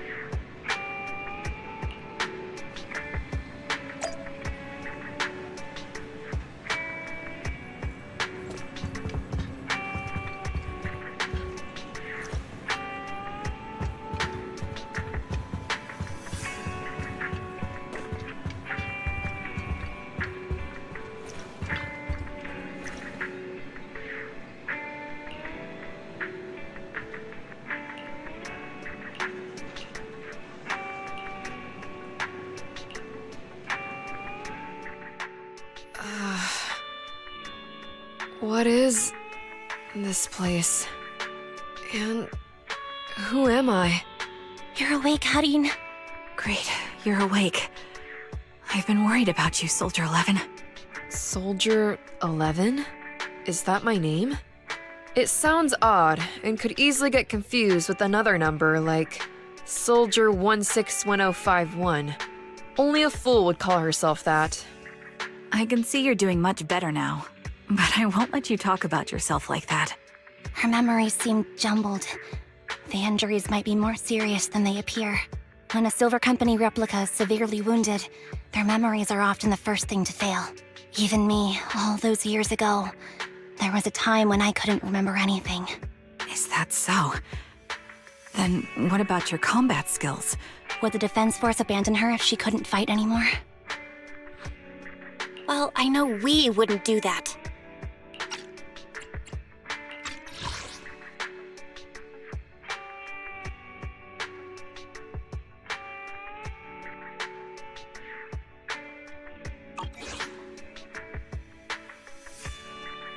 Proxy.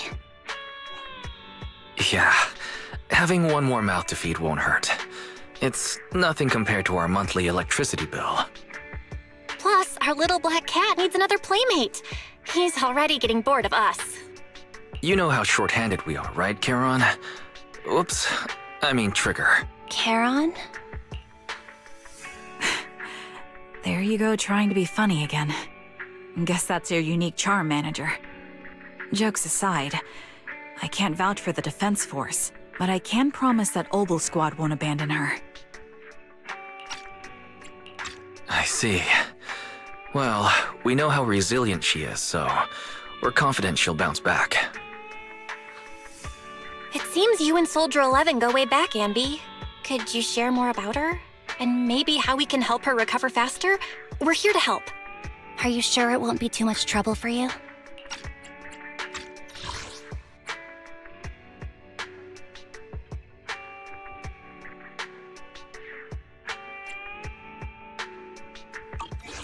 Don't worry. Nicole's caused a lot more trouble for us. Besides, I see. In that case, what she needs now is nothing too out of the ordinary.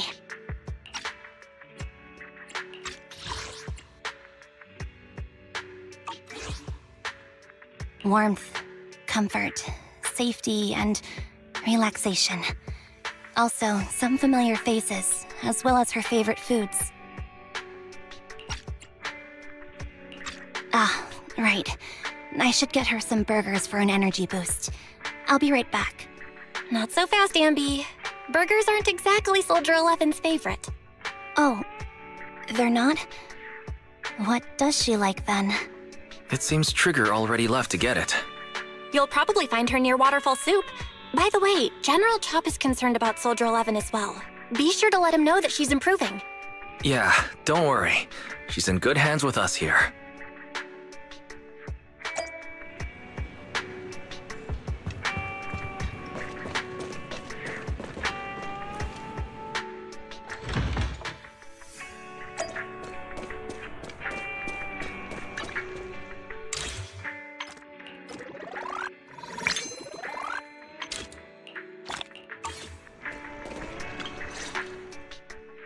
I got Soldier 11's favorite spicy noodles from that enthusiastic chef. I couldn't see if the noodles look spicy, but just the steam from the chili peppers alone is making me cry.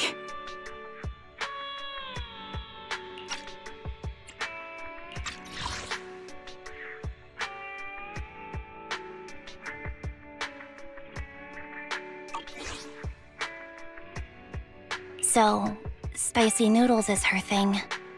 I had no idea. Well, that's the Soldier 11 I know. She would come to 6th Street whenever she had free time. Maybe she feels more at home here than back in the barracks. She rarely talked about anything other than training, combat, and promotions. But when she did, she'd usually mention super spicy noodles, the video store owners, the arcade, and cats. Did she ever talk about me? You might not like the answer.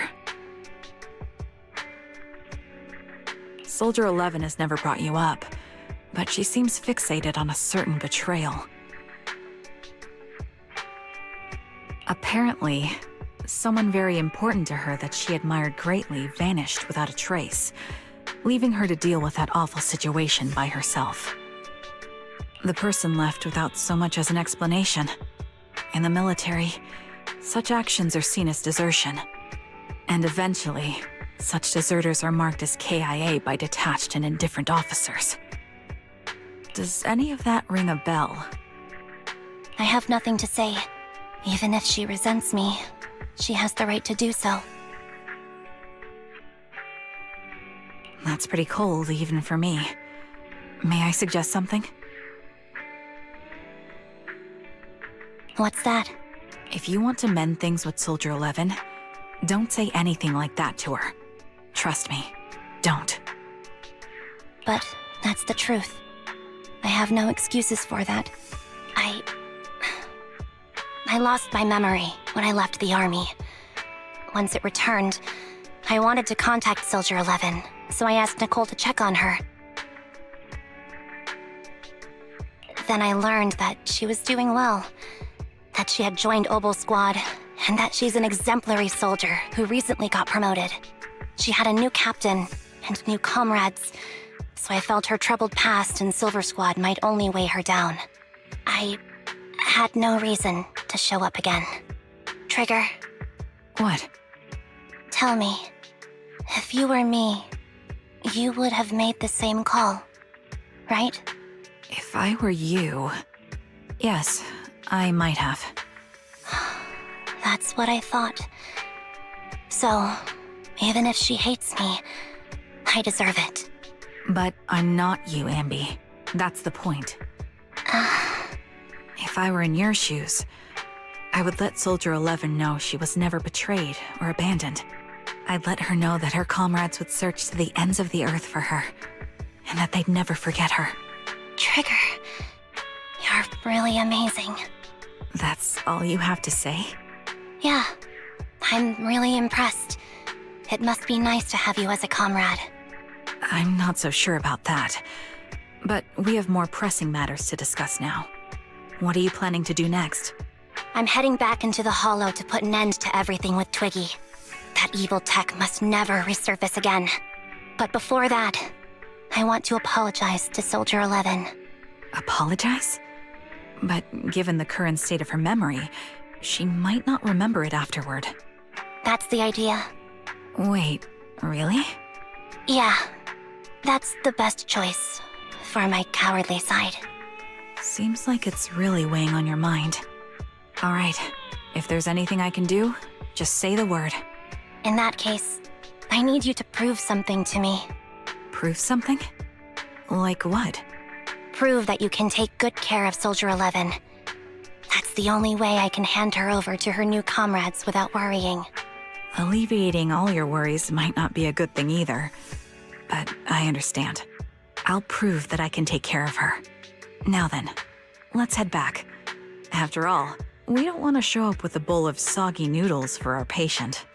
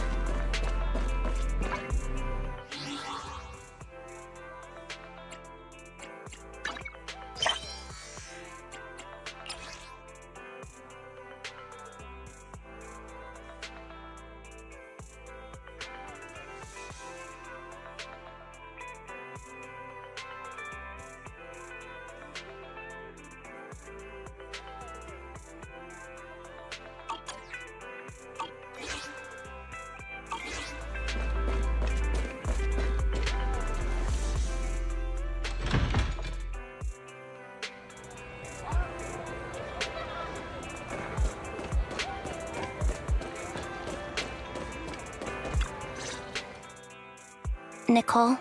Well, look who decided to come back. I'm sorry for leaving without saying anything. You can punish me however you see fit, Nicole. What's the use in punishing you? If anything, I'd prefer some compensation. So, how do you plan to make it up to me? I'm waiting. I'll give up my favorite burger. From now on, I'll eat noodles every day. Hey, that's more like compensating General Chop than me. That won't cut it, huh? Then I won't try to squeeze in between you and Nekomata when we watch movies. Come on. Nekomata's usually the one who's squeezing in between you and me. Show me some sincerity here. I see. Okay. I'll forfeit my paychecks from now. Oh?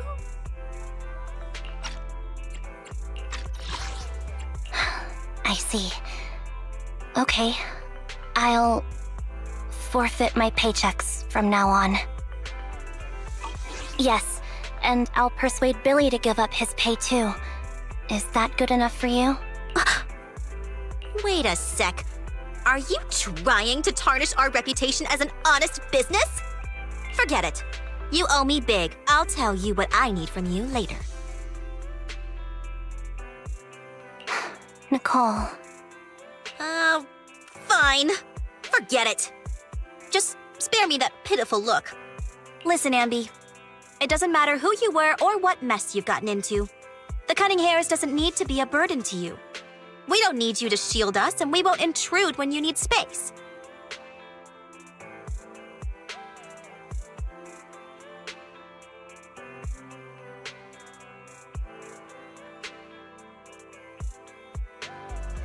You're not the only one here with a troubled past. I just wish you'd trust me more. Otherwise, I feel like I'm a total failure.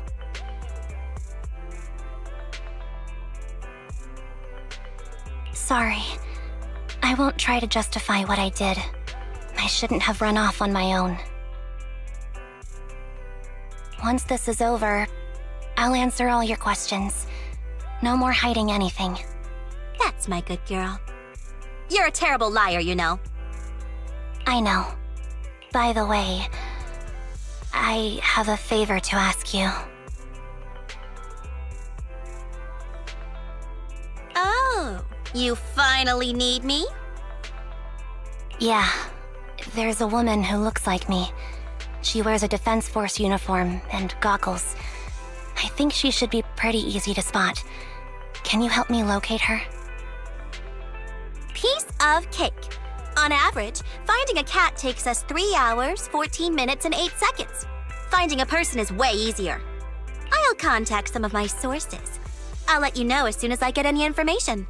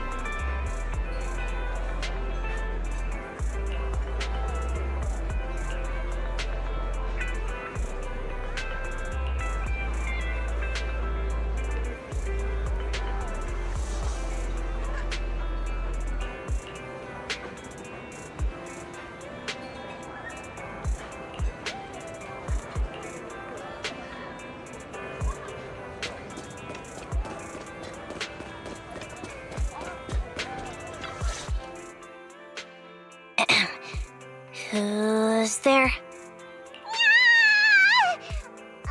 Ambi! It's you!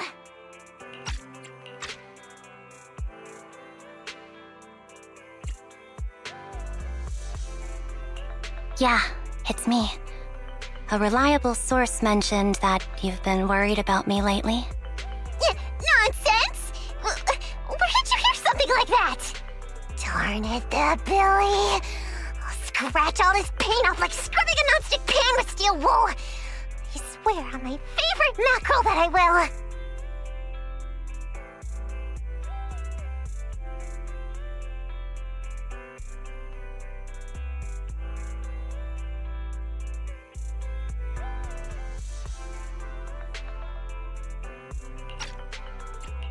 I'm touched. Thank you, Nekomata. No, don't be. No thanking me. I heard you even prepared a gift for me. A gift? Well, yeah, I did. But it's not like I made it just for you or anything. Here you go.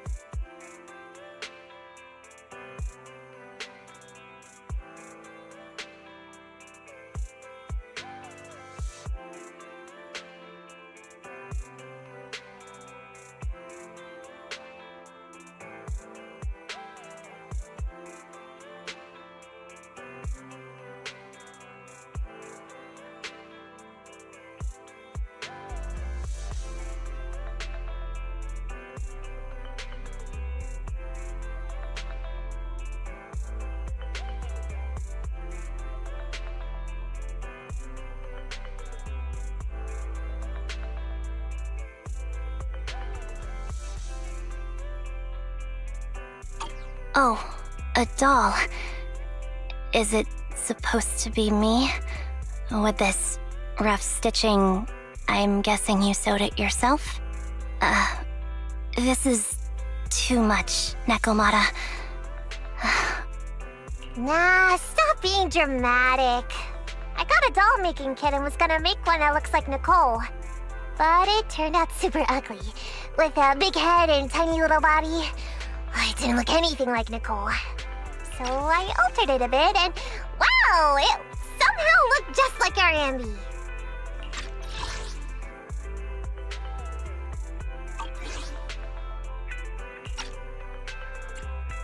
But I don't look like this. No, it's exactly like you. It's like your little twin. Go on, take it. Keep it with you all the time, and don't let it out of your sight.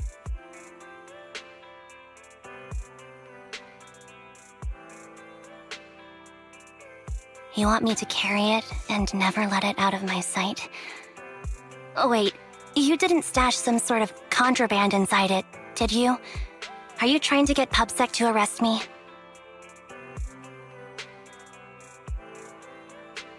Yeah?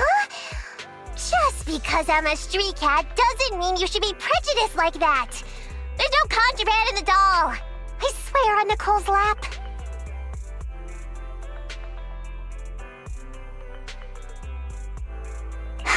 All right, I'll trust you. Let me do something for you in return. How about some mackerel noodles? Oh, Lady Nekomata appreciates your rare treat. But not now. Not now? But the noodle shop is close by. Once things settle and you're safe, you can treat me to those mackerel noodles.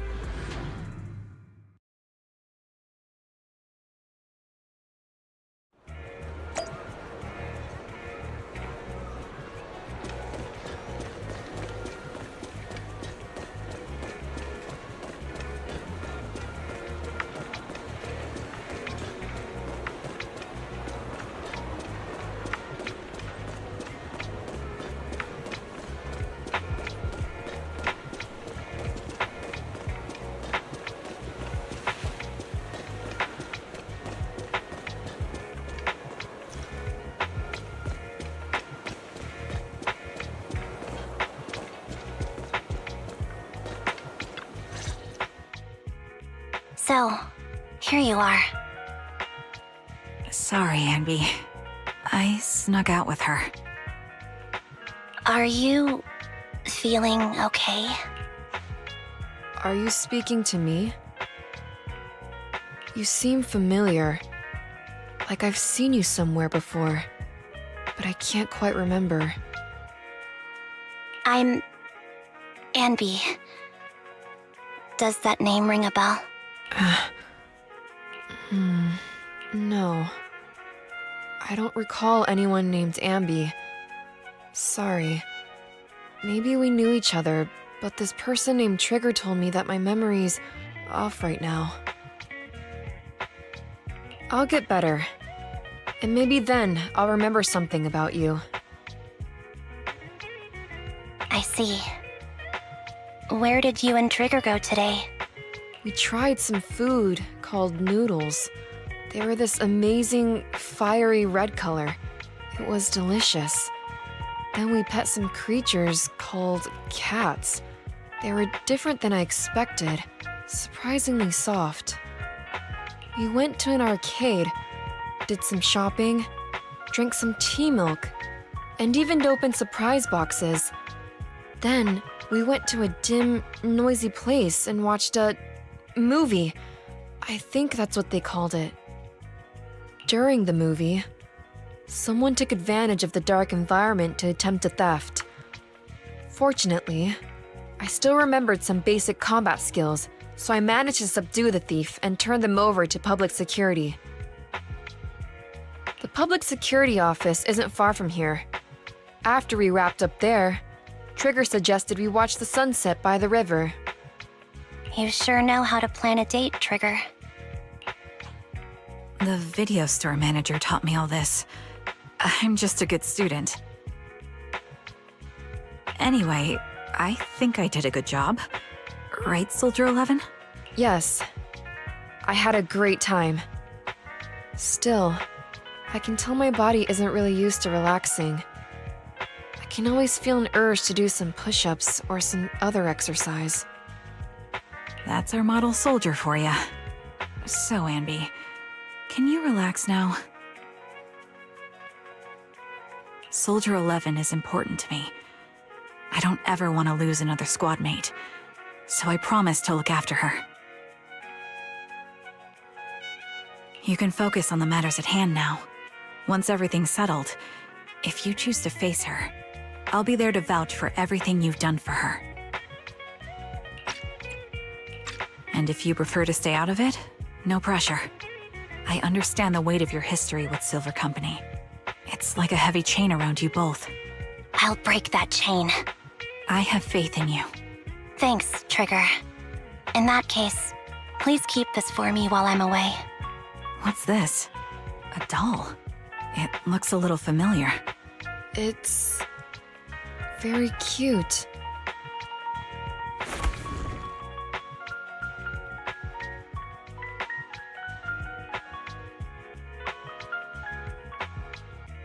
Please, keep it safe until I come back. Right now, it's my most cherished possession. Don't worry. If it means that much to you, we'll be sure to keep it safe. Thanks. It gets chilly by the river at night. Let's head back to the video store and get something warm to wear.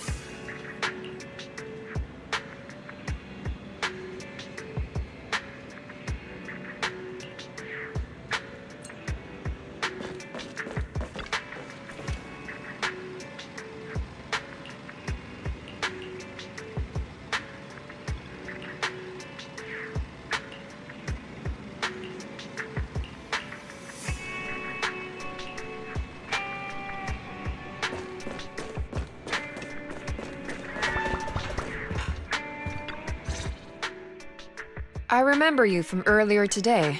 Ep32. It's Anby.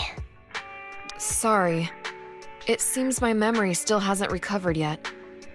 It's frustrating not knowing what I've forgotten. I can help with that. You can help?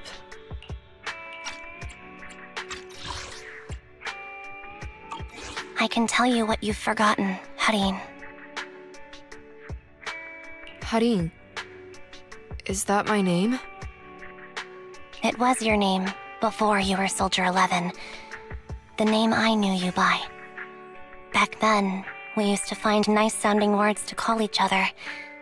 The higher-ups were aware, but didn't intervene.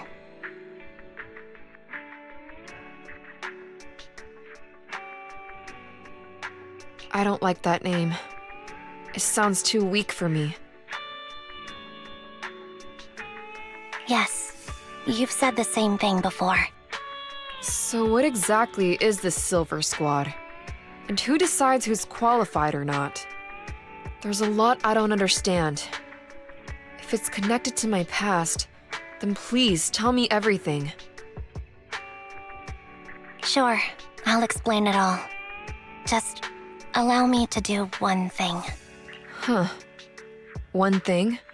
What's that? Allow me to apologize to you. Huh. One thing? What's that?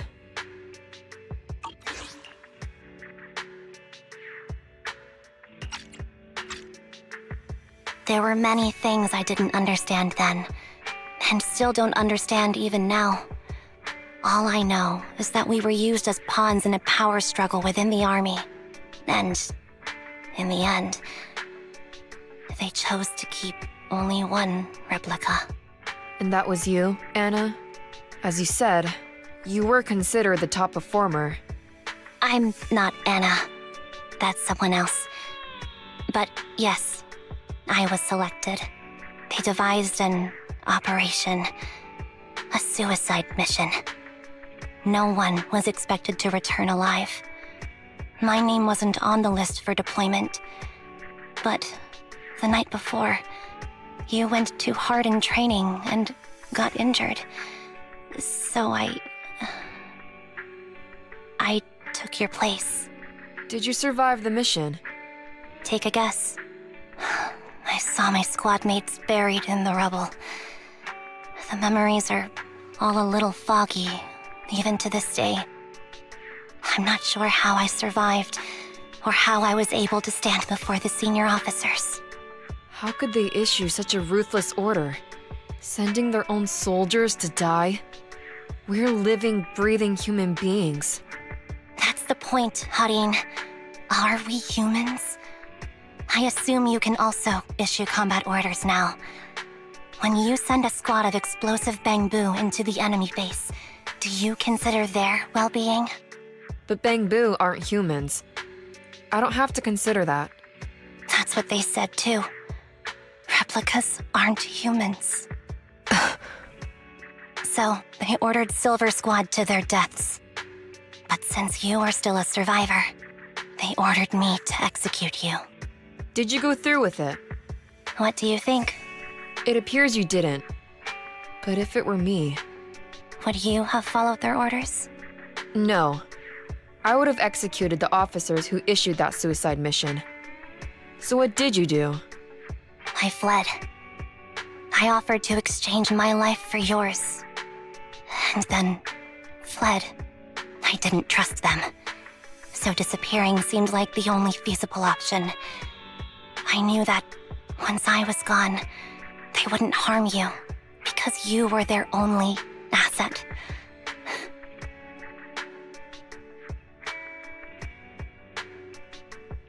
Seems like I made the right call. At least I got to see you again. I've had a good life, but it took me a long time to figure out who to hate. If I were to hate everyone who hurt us, that would be too much. I couldn't live carrying so much hatred. It's impossible. And Nicole told me that I shouldn't hate myself.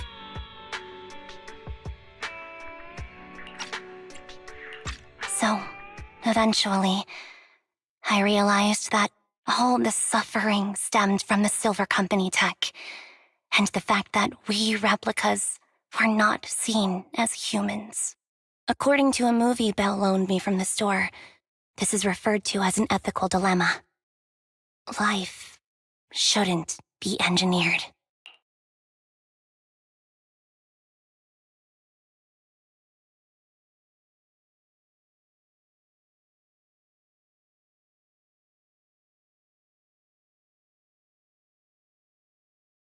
Only then did it dawn on me that many people were already aware of this issue.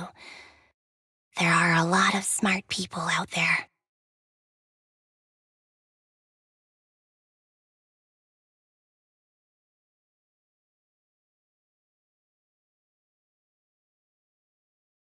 So, I'm sorry, Harin.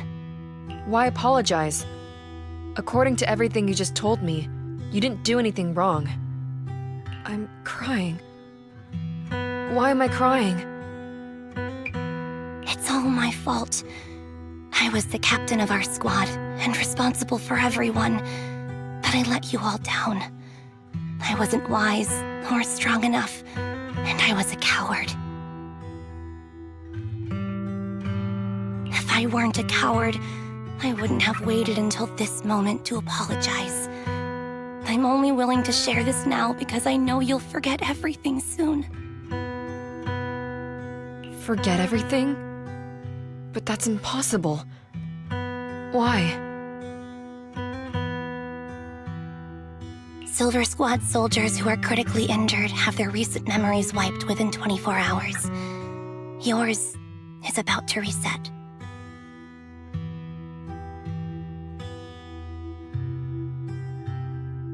I can't keep avoiding this, Harin. I have to face our old squad mate. I don't know what other cards she has up her sleeves, and I can't guarantee anything. I can only try my best.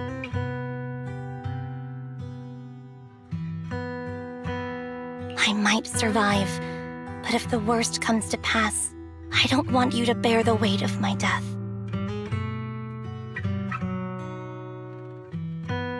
So, just forget this conversation and have a good night's sleep. No, Ambi. You're being selfish. I don't accept your apology. I don't! It's almost midnight. Ambi.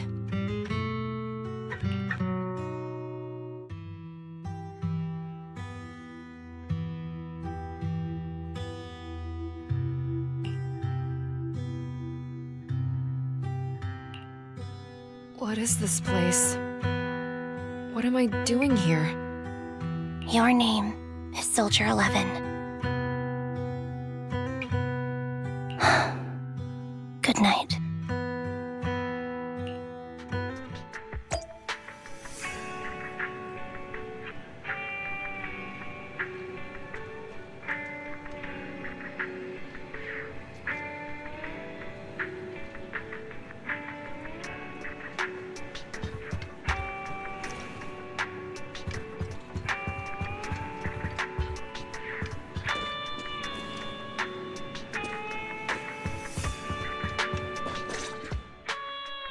Sorry.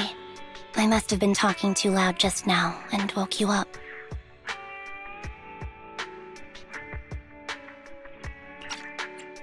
Anby, what are you planning to do?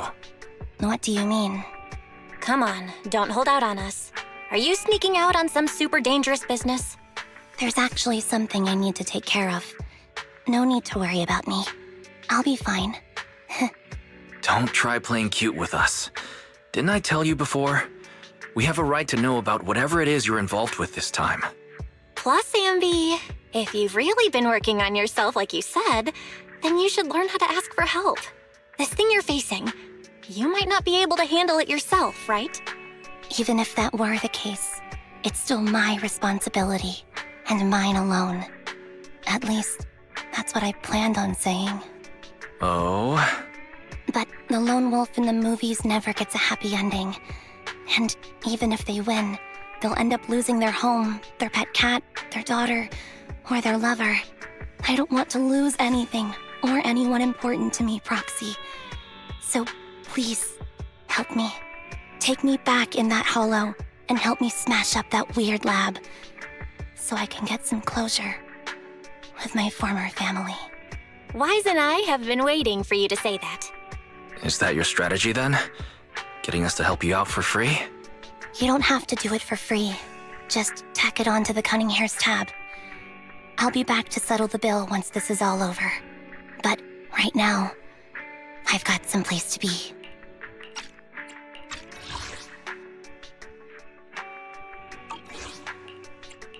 Don't go running off into any hollows alone, you hear? I won't. Don't worry. I want you to be the first one, Proxy. The first to witness my resolve.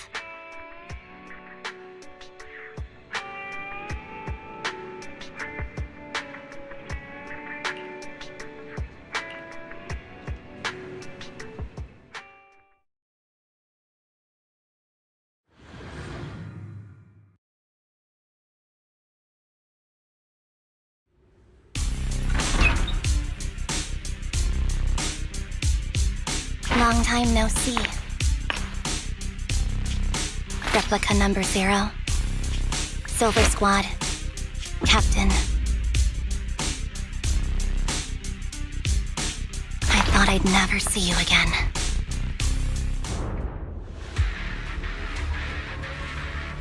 So, this is what you were like back in your Silver Squad days, Ambi? I never thought I'd be back in this uniform. A cool character or a cute one? Our fighting style seems to have changed. Old memories are coming back with this. This movie was so reliable, Ambi. The past me was reliable too. True.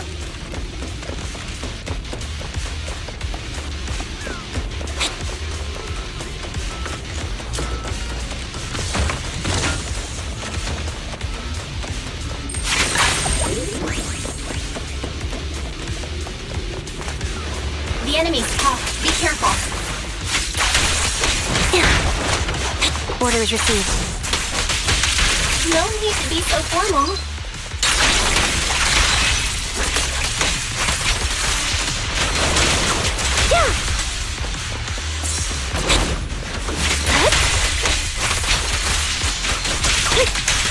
Is this the lab that needs to be destroyed?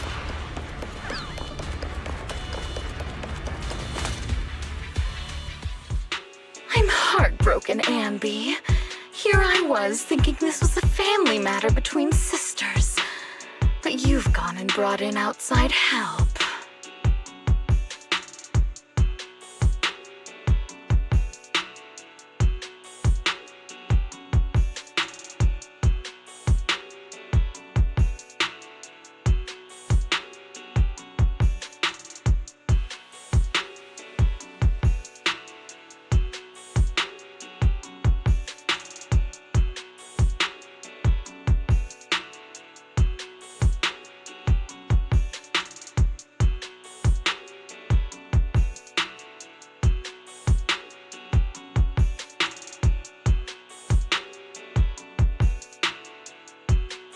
You're no match for me, whether I bring help or not. Twiggy, Silver Squad is gone. You will never be able to rebuild it. We both know how difficult it is to create a Silver Soldier capable of engaging in combat operations. What if I didn't need to? Didn't need to. What? There's one thing you're wrong about. I've already done it. I've achieved the conditions for rebuilding my very own Silver Squad.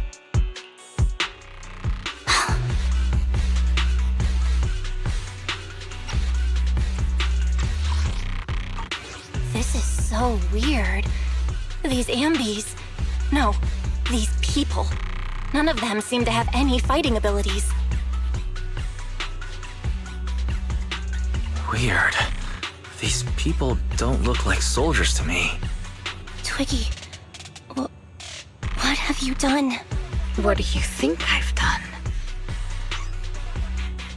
I've done something that can stop my organs from being harvested. That can put me in touch with the big shots at TOPS. That can help fund my research.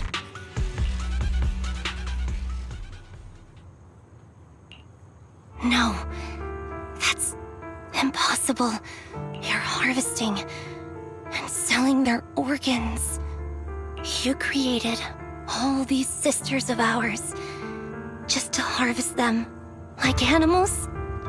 I just used them to exchange for a few necessary resources to reform Silver Squad. I needed a family, really. That's all.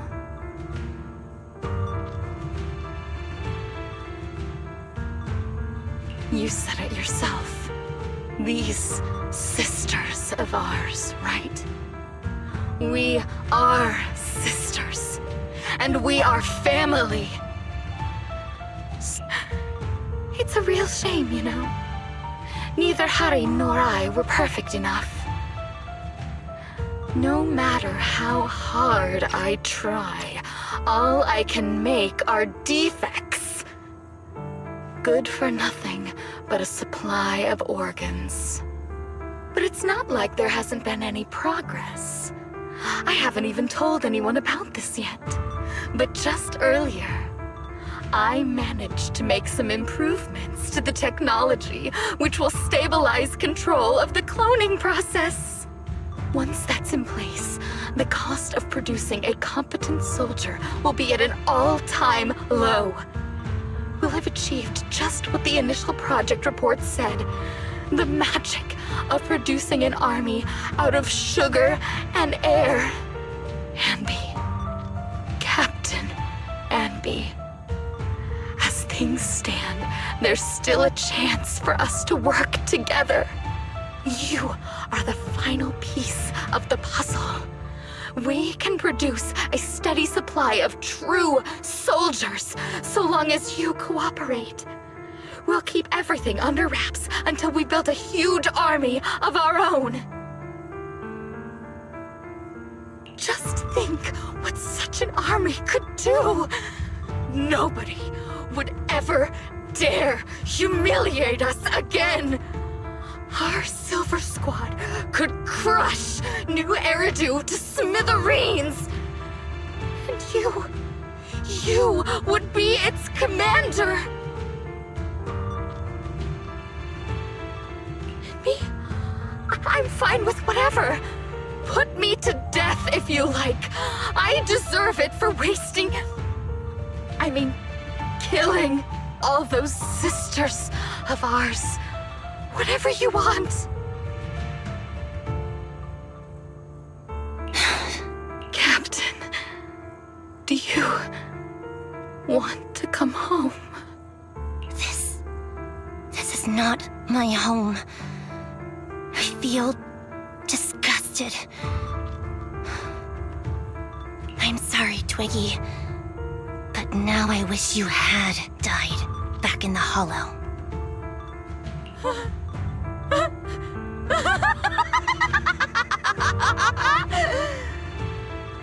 I know! I feel the same way about myself. Disgusted. Get out of here!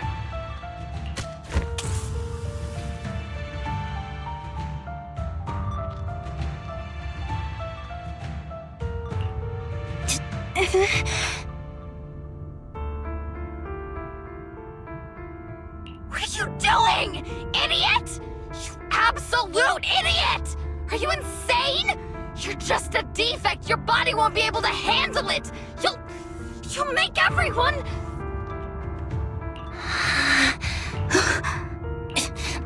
I want to you. Thank you for letting me be born. I will never let you be lonely.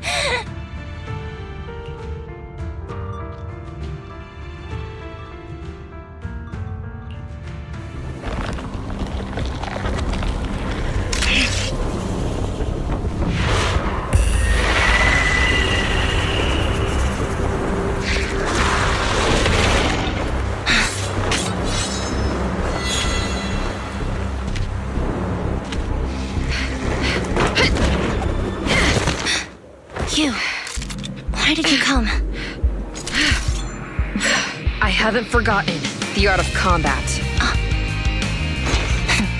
Silver Company formation. TWAN, Anti-Ethereal Mark II. The current you feels really familiar. I never expected to be able to face you like this.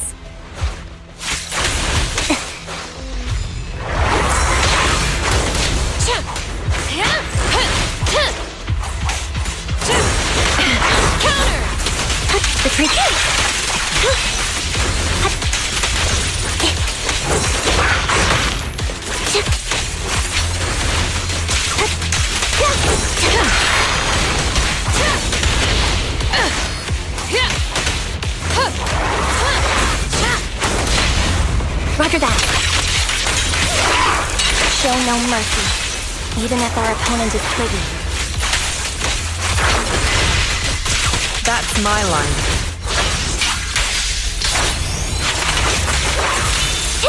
I shouldn't miss this feeling.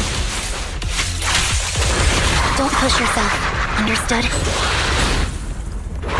Affirmative. Why did I subconsciously...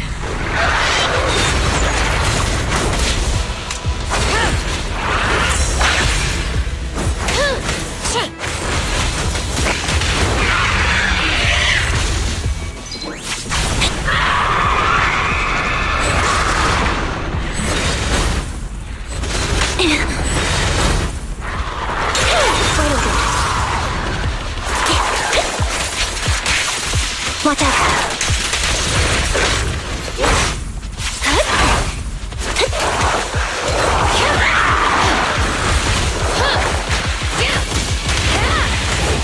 Switching positions.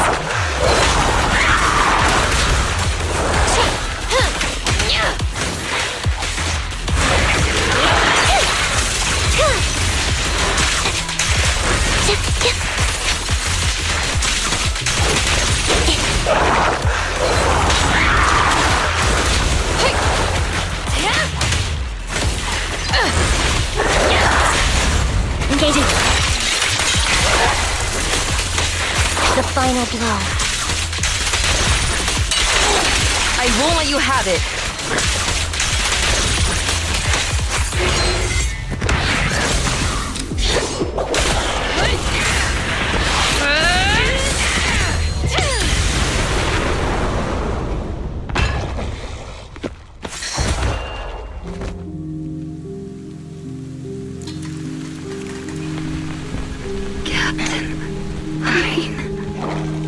Did I fail the combat test again? I told you, I'm not good at fighting. But as long as Captain's here, I'll be okay. Right?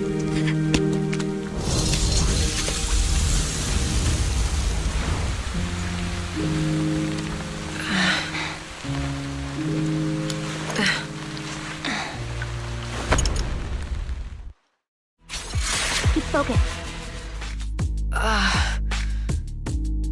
You. What are you doing here? Aren't you supposed to be with Trigger? Trigger was the one who covered for me, so I could come here. She's probably still dealing with the enemies that we met on the way here. You shouldn't be here.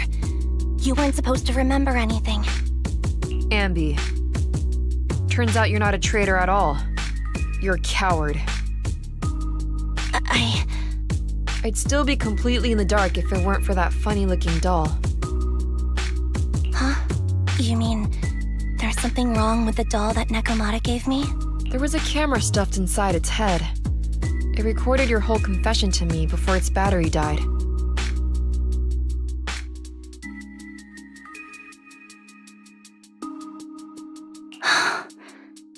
I didn't understand everything, but I knew enough to take action. Seeing as we're sisters, I couldn't let you take this risk alone. And I knew that you didn't betray us. I liked that feeling.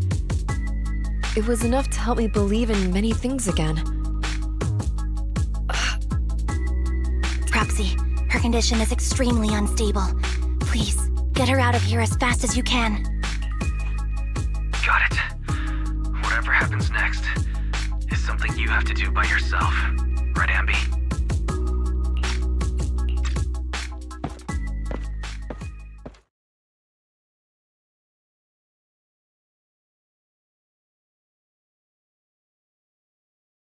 This tech has to be destroyed.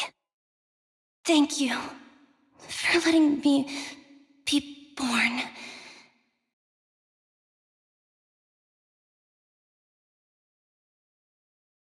Ambi, what's on your mind?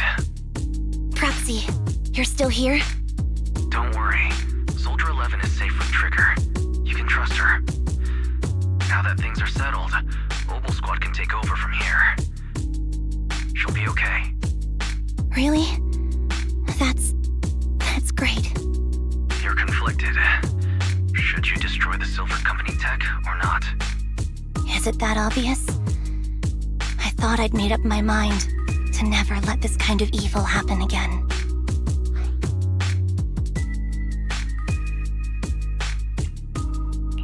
Really?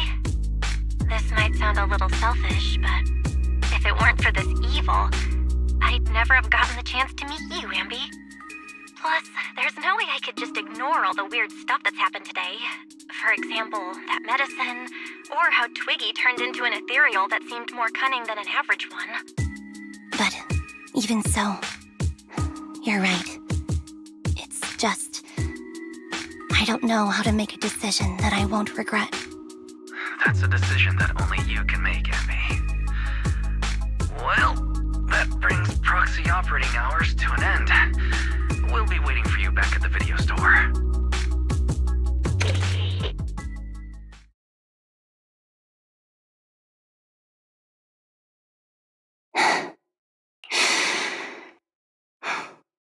I've made up my mind.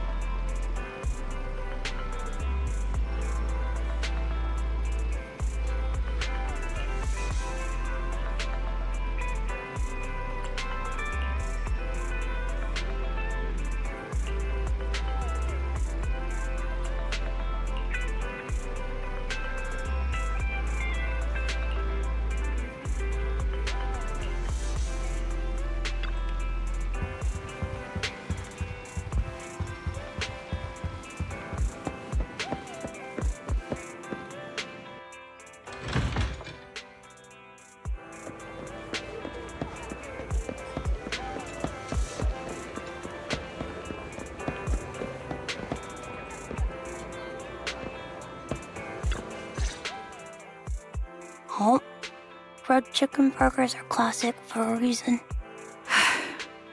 Soldier 11's going to grill me about eating junk food again if I go back smelling like burgers.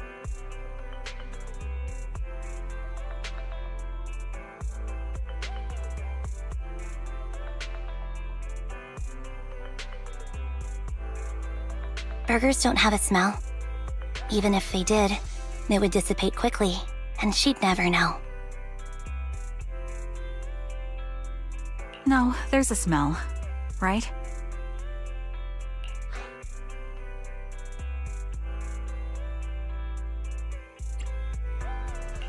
Eating burgers doesn't make you smell.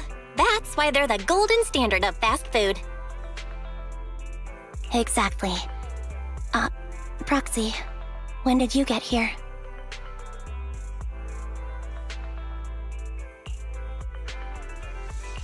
I just got here. I heard you mention Soldier 11. Is she doing better? After all, the last time I saw her, she was in pretty rough shape. Thanks. Soldier 11 would be really happy to know that you care so much about her. She's made a full recovery. She's completely regained the same training intensity as before her injury. So her body's recovered, but her memory is still affected? Not quite. I asked Ambi out today to chat with her about what's going on with Soldier 11. Her memory has basically reverted to how it was before the injury.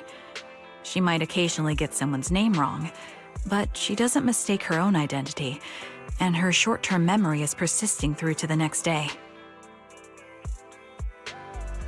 She's made a recovery. It's still too early to say.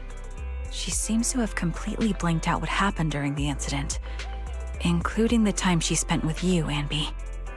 Like I said, that's great. You still feel the same way now? She still believes that she was betrayed and abandoned. She still hates that traitor Ambi. That's wonderful. Wonderful? Hadine's a way stronger person than me. Strong enough to keep living with hatred. That's powerful.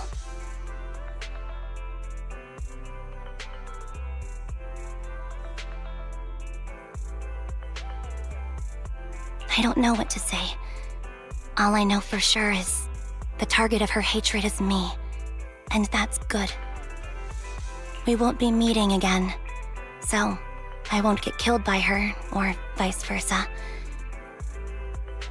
But once she turns her hatred towards something or someone else, things will get dangerous. Hadine is so pure. She's like an unalloyed metal that combusts even in water. The last thing I ever want to see is her getting hurt by her own flames. I didn't realize you put that much thought into it. I was just thinking about it while watching some similar movies lately. There are movies like that? Yeah. Wanna watch it with me next time, Trigger?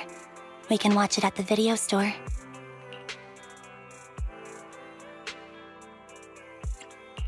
For sure. Drop by anytime. Thank you, Manager. You're very kind. Even I'd blush when people are nice to me like this. I think you're really kind too, Trigger.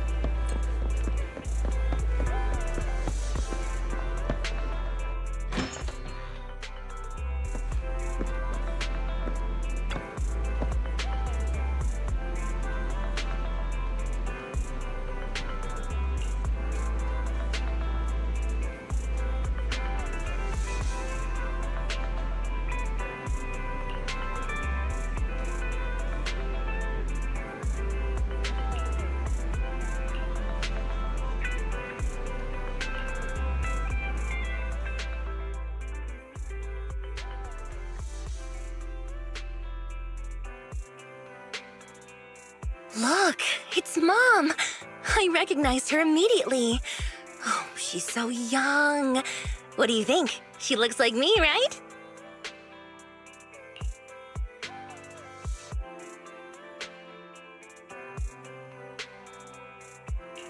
It looks like she brought a little girl along to be on the show. But who is she? Huh. I don't recognize her either. She's so young. Wait, hold up. What am I saying? That's me! Oh, I remember now. My mom did take me to be part of a show when I was little. I had no idea what it was for at the time, which is why I nearly forgot about it.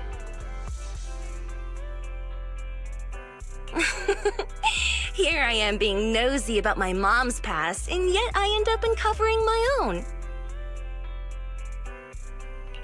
What a pretty little girl! What's your name? How old are you?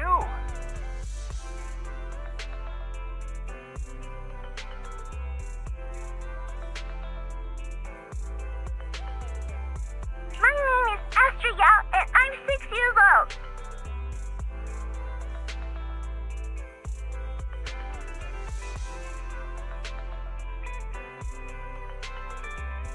So tell me, what do you want to be when you grow up?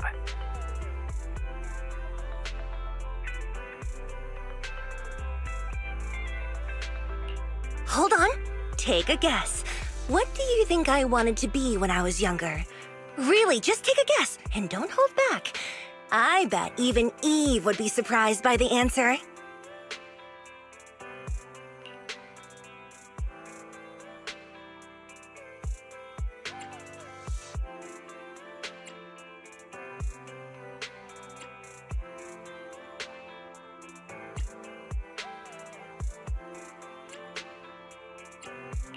A princess.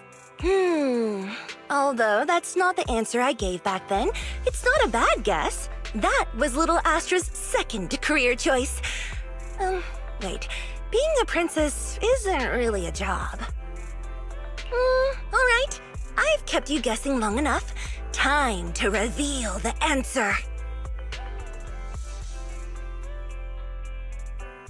I want to be the manager of an antique store.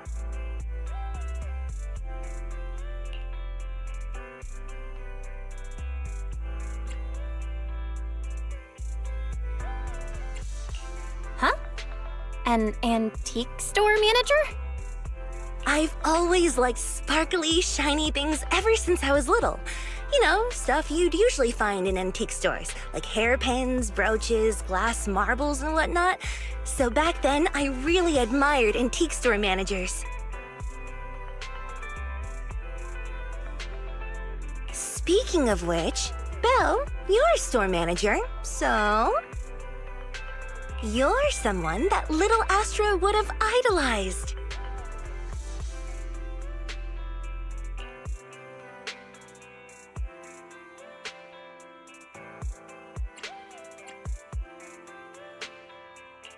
Think it's too late for me to open an antique store?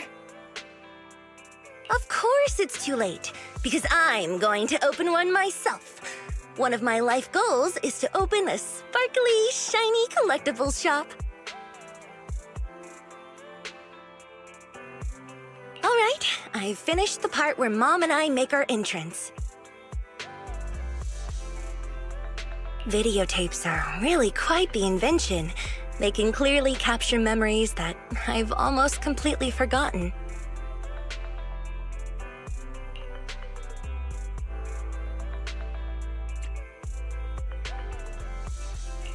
They're great for making memories last. So, I suppose this counts as your debut performance, right? That's right. If it weren't for your help, I'd probably have searched for Upon a Wishing Star without finding anything, simply chalking it up to something Mom had just imagined. Well, I should bring the videotape back to show Mom. Let me treat you to a nice meal next time as a thank you.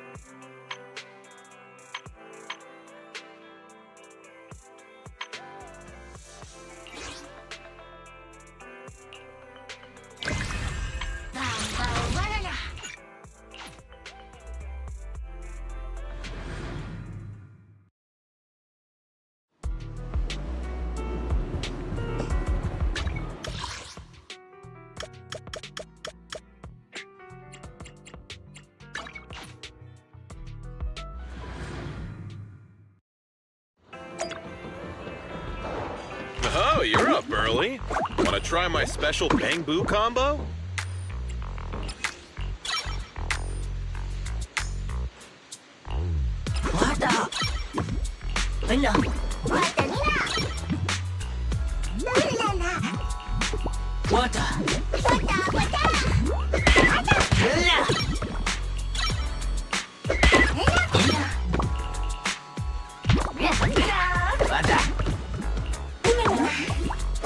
I got plenty of new ideas. Let's try them out on EOS one by one.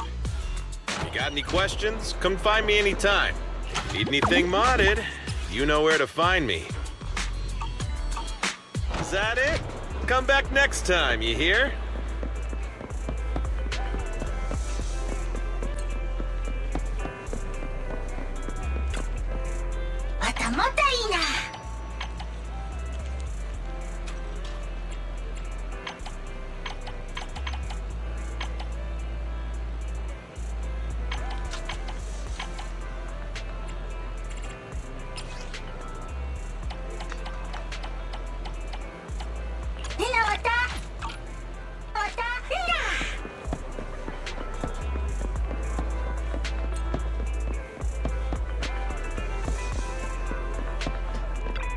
Need anything modded?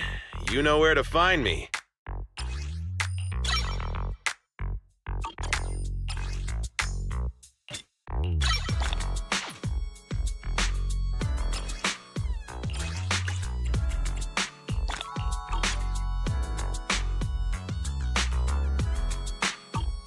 You got any questions? Welcome in. What mods are you going for this time?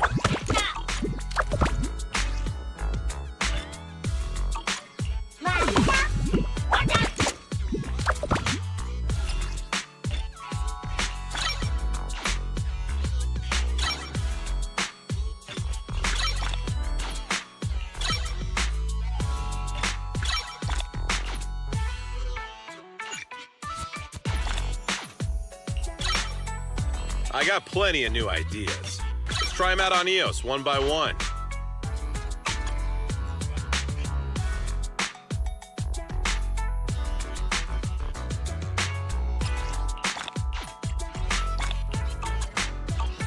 Have a good one. Please, come again.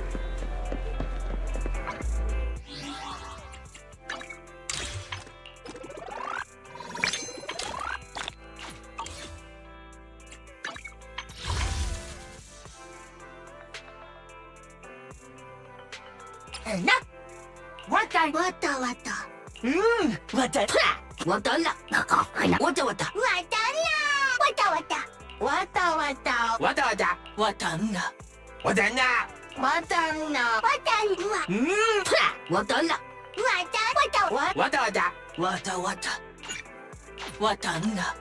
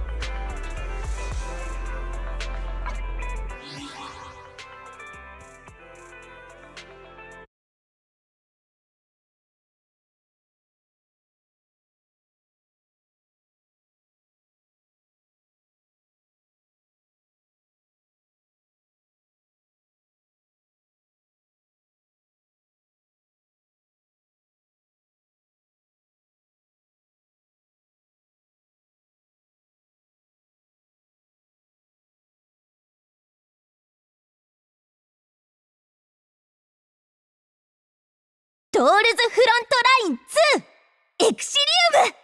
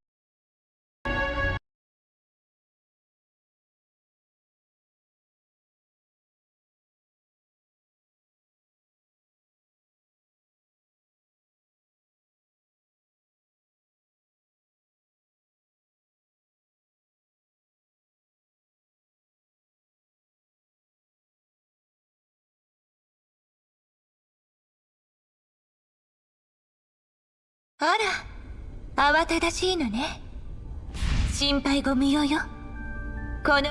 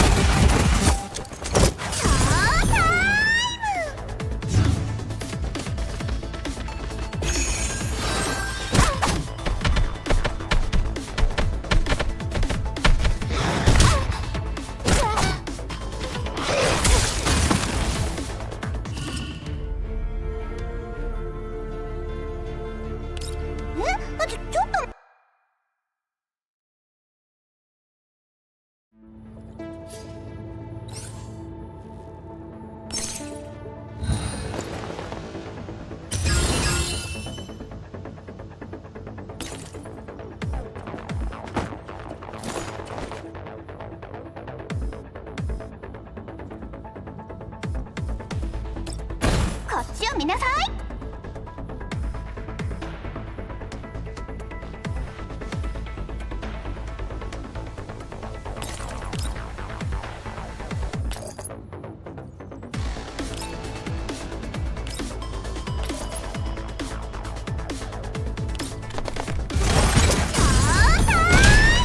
作戦を遂行。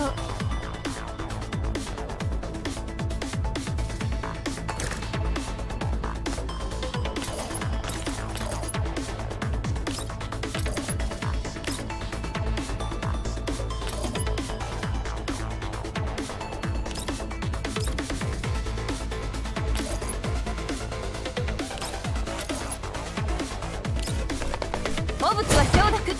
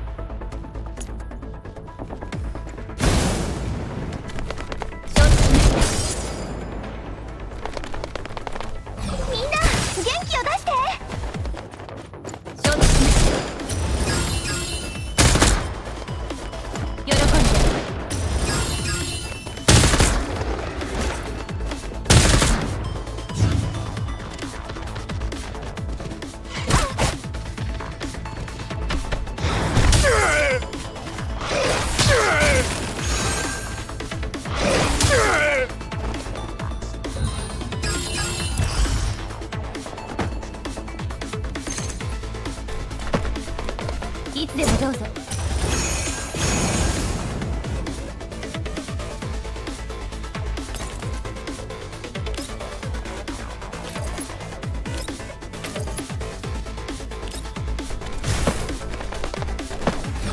喜んで。着地成功。喜んで。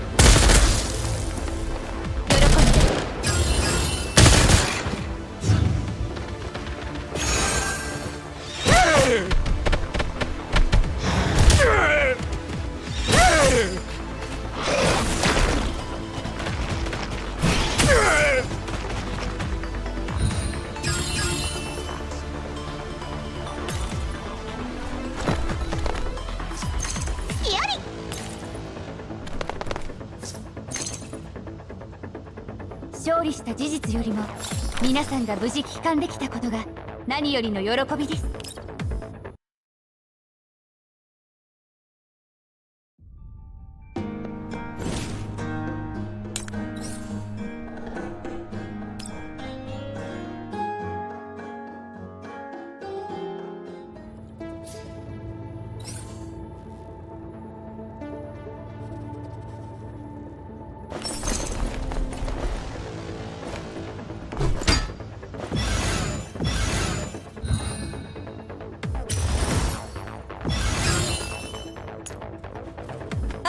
私の相手？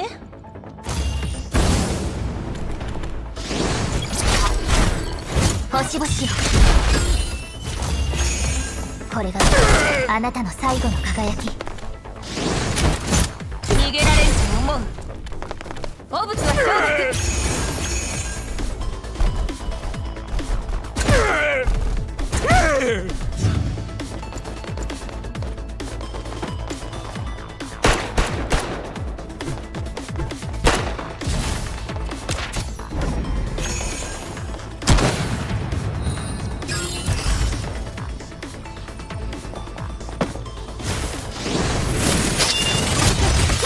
全員死ね。こちらの隕石のように反抗するなんてね。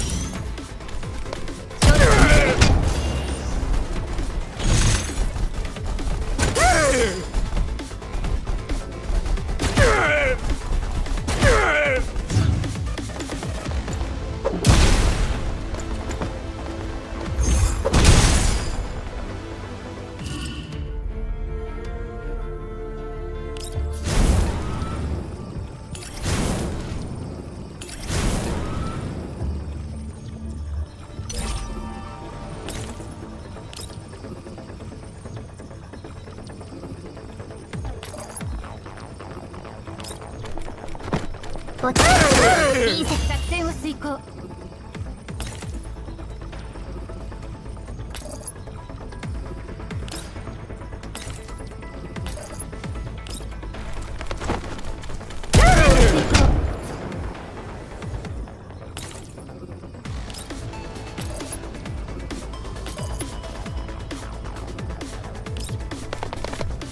逃げられると思う。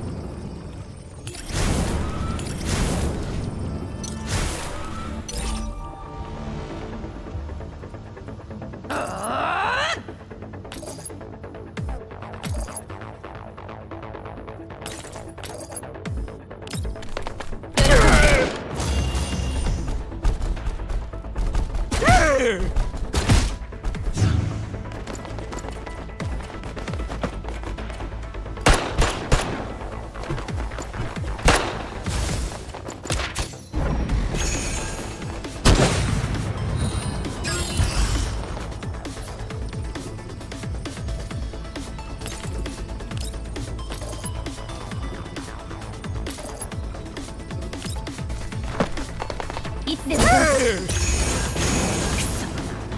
ご命令を。あん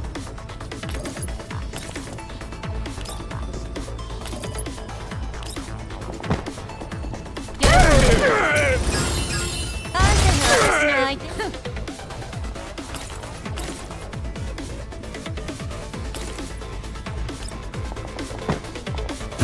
ターゲット確認。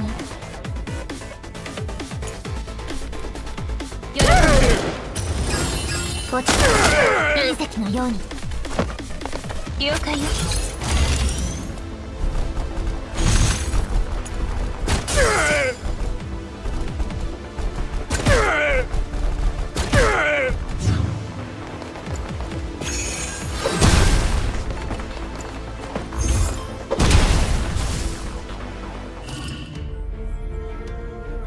ご主人様。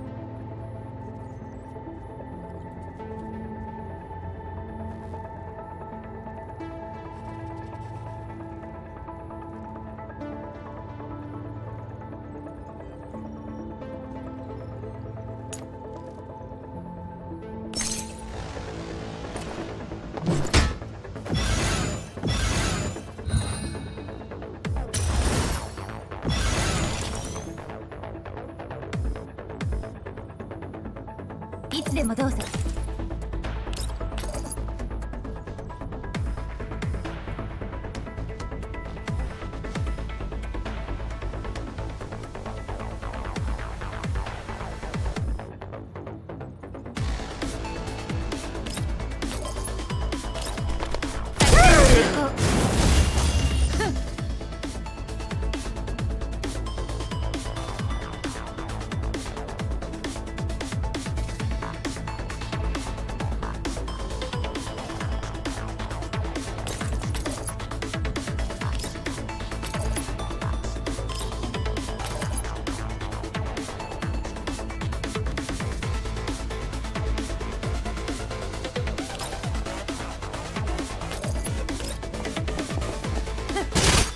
弱すぎよ。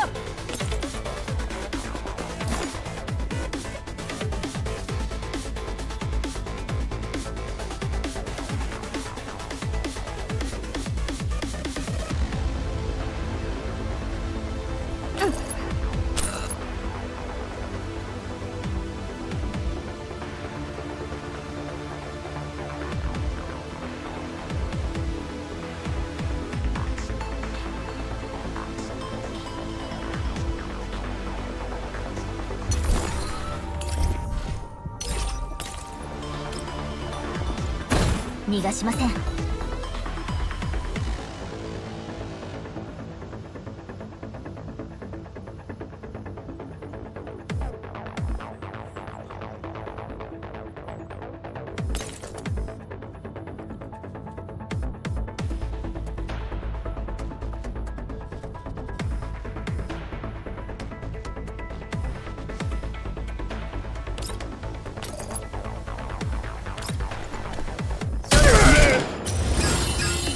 星々を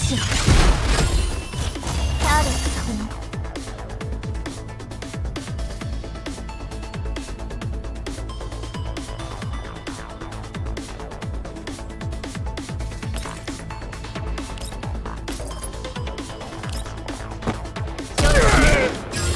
の落ちた隕石のように。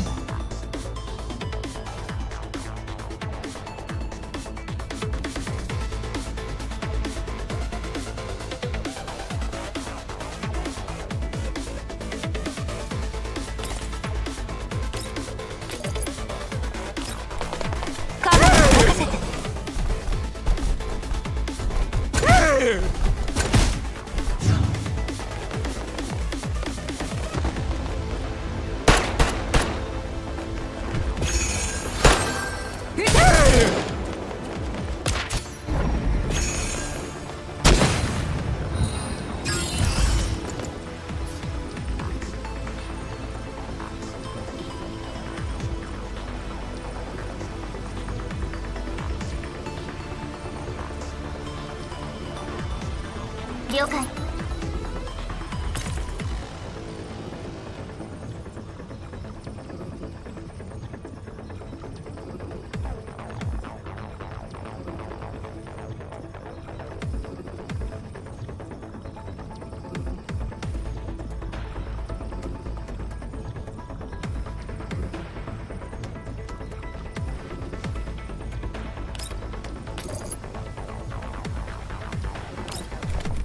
これがあなたの最後の輝き。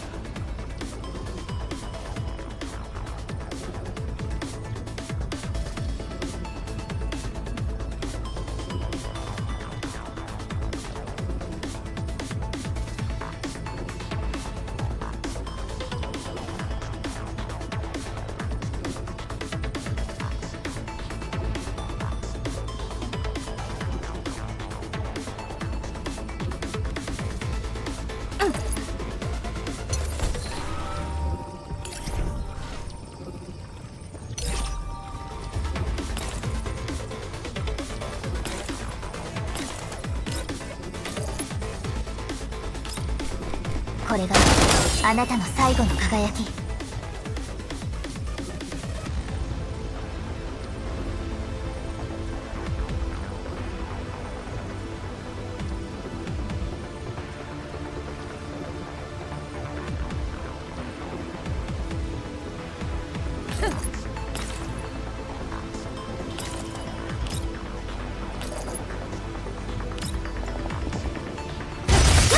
全員死ね。重しつけを。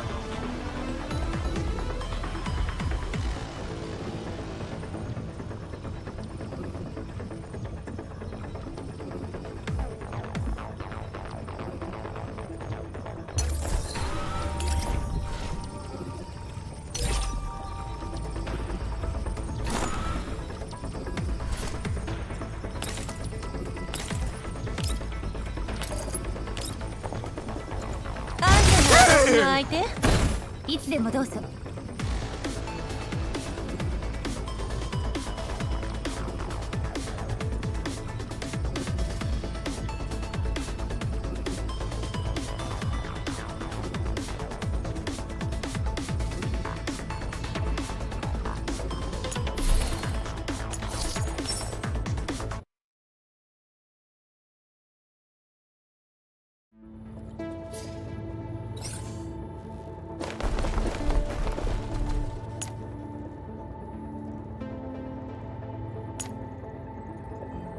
了解。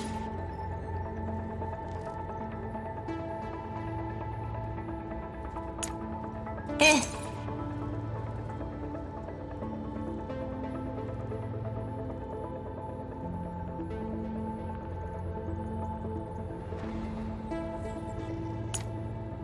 了解よ。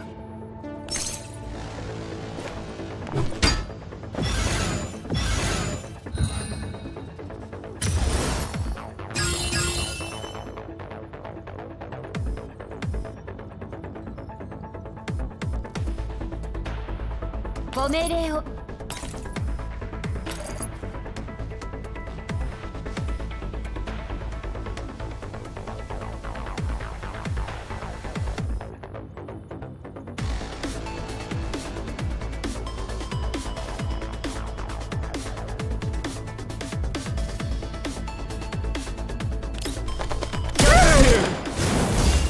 弱すぎよ。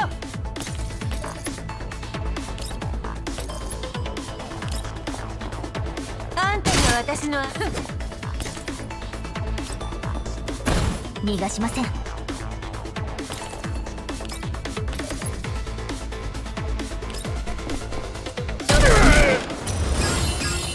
星々を。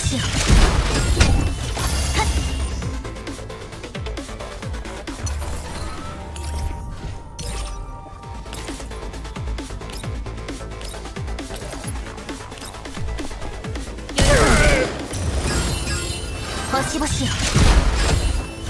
ターゲット確認。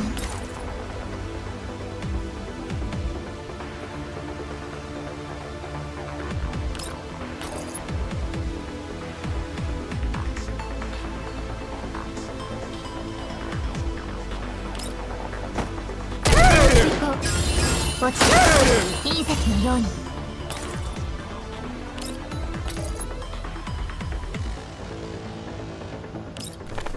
カバーを任せて。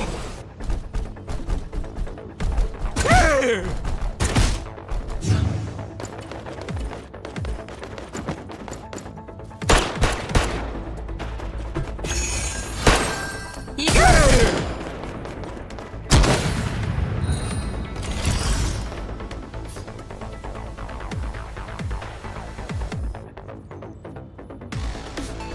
いつでもどうぞ。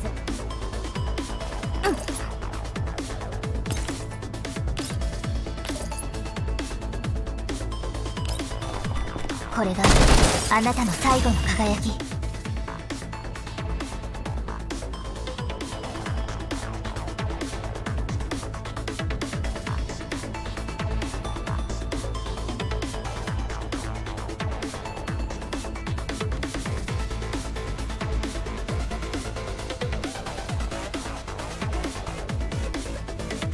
試してみる。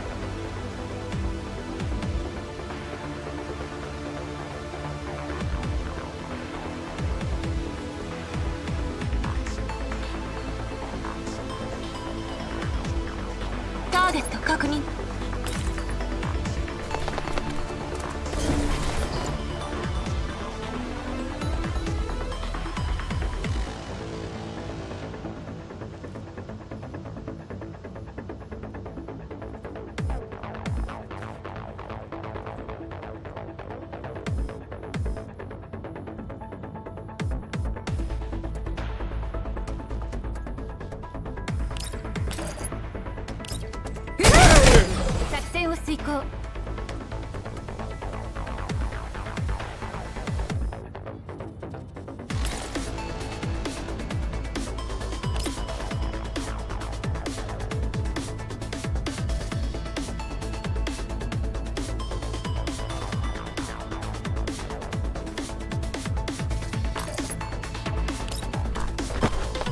汚物は消毒。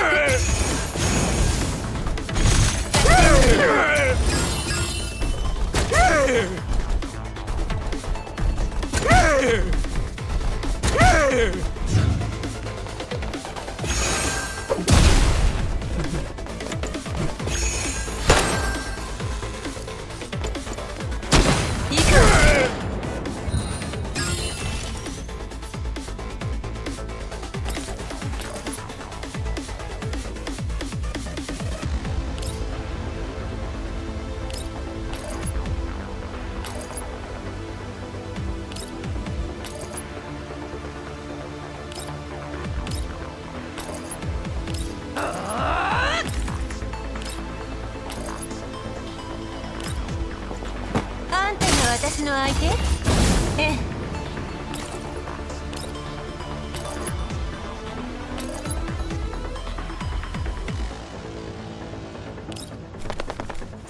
反抗するなんてね。ご命令を。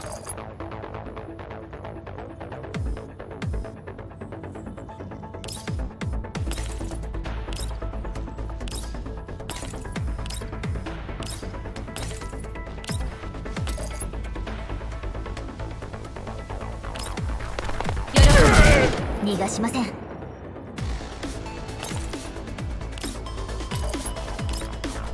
ターゲット。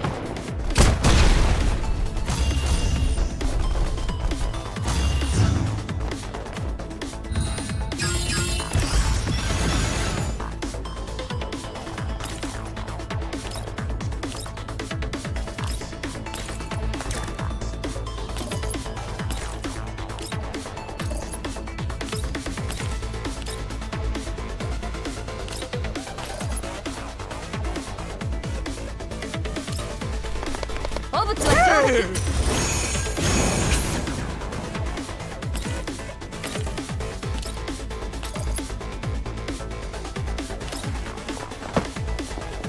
あんたが私の弱すぎよ。了解よ。わかりました。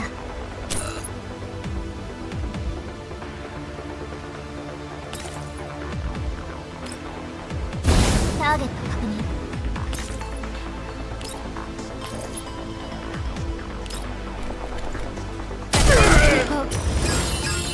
星々よ。はっ。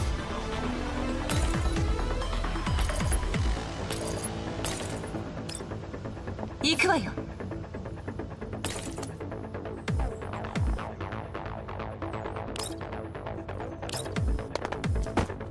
反抗するなんてね。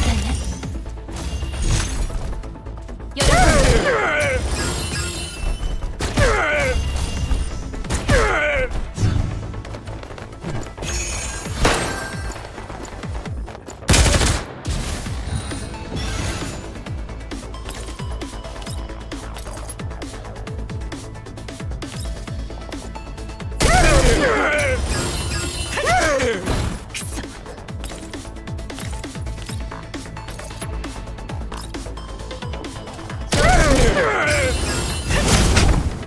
いつでもどうぞ。これで好きなことをする時間ができましたね。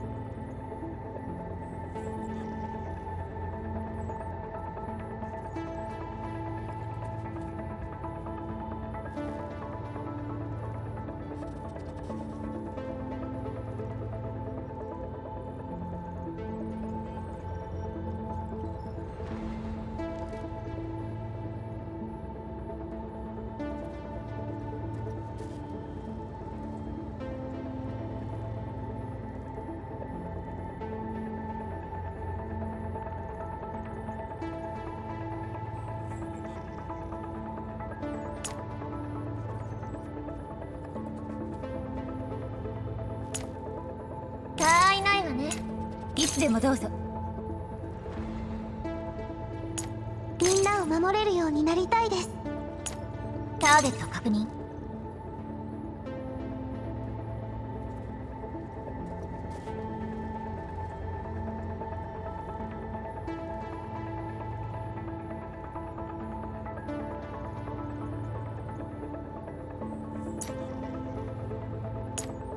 用意。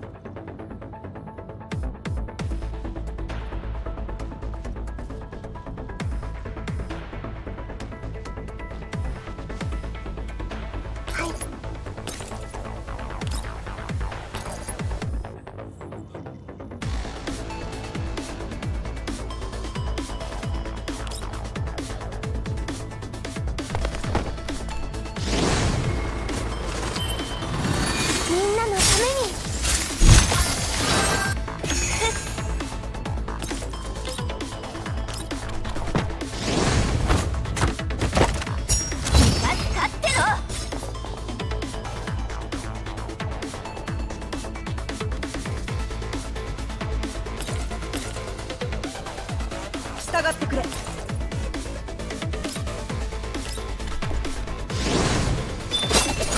今だ。ターゲット確認。用意。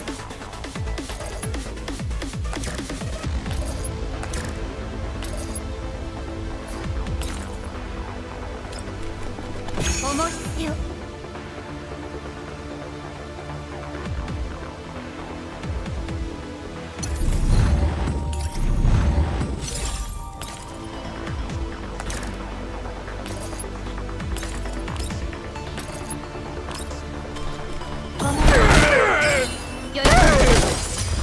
ボシボシよ。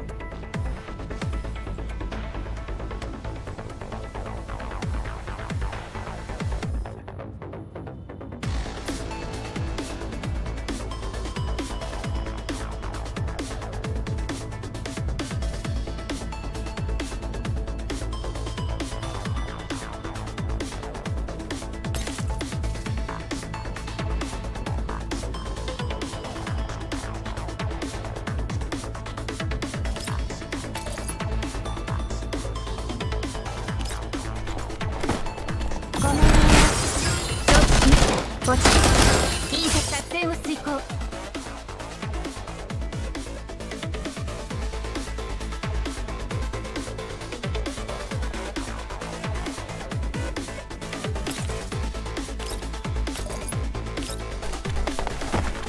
いつでもどうぞ。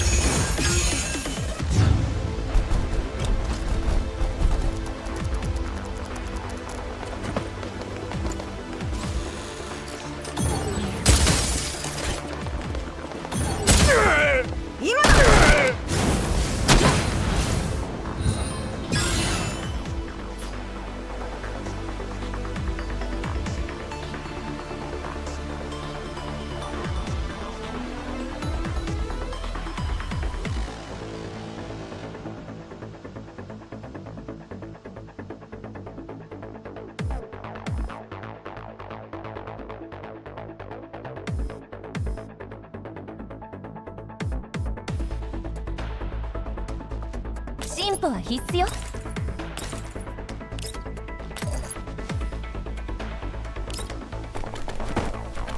ごめん、私が終わらせる。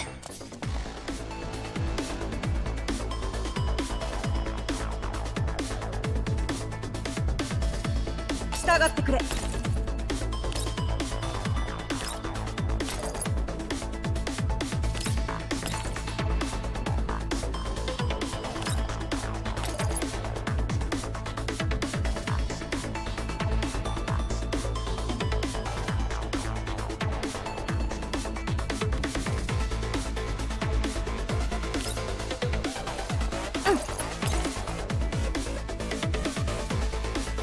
歩は必須よ。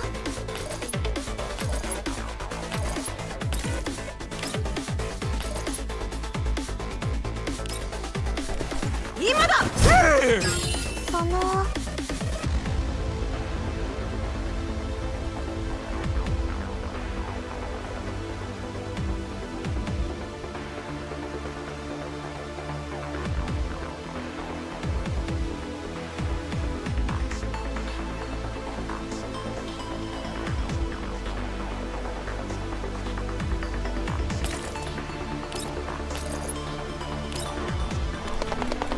配置中の射撃中。ターゲット確認。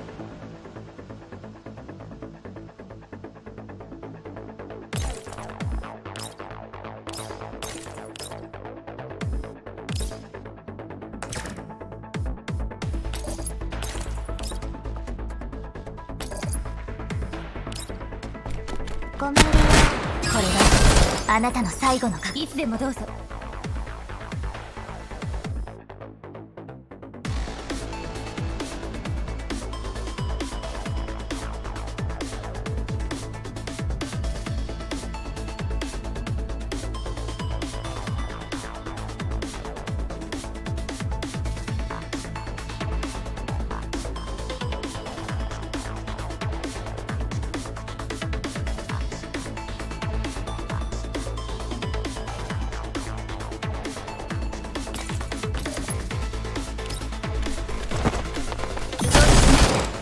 よい。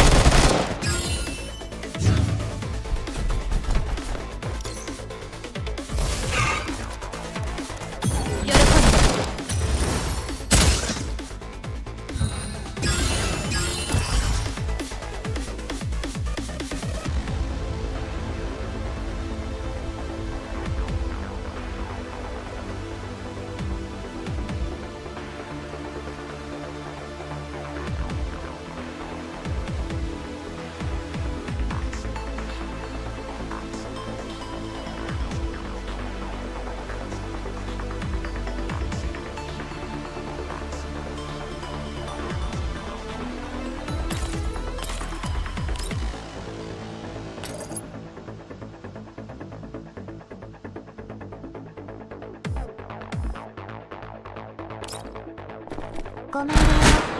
今だ。その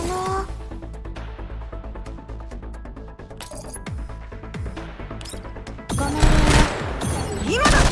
終わりだ。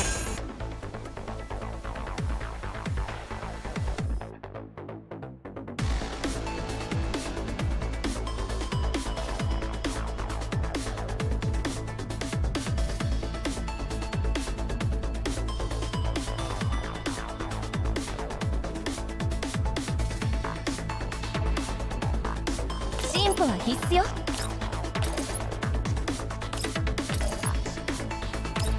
邪魔よ。よい。作戦を遂行。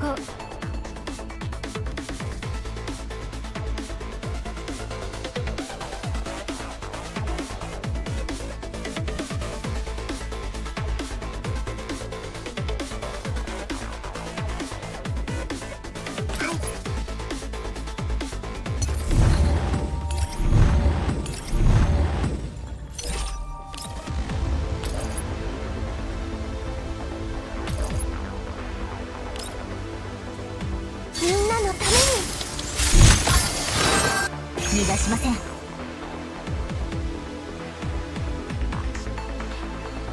進歩は必須よ。任せて。よい。お申し付けを。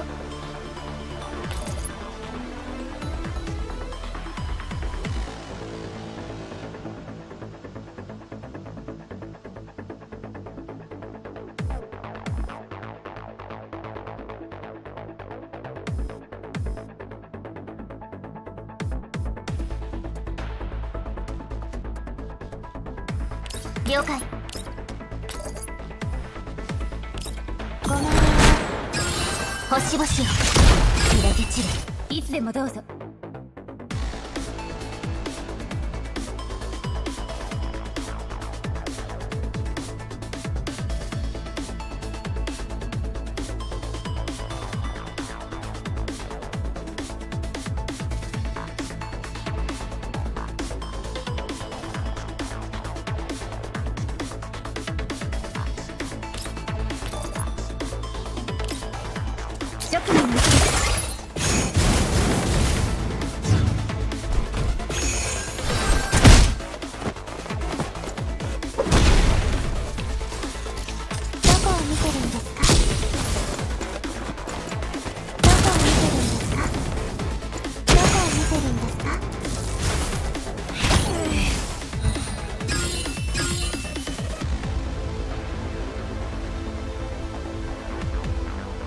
命令を。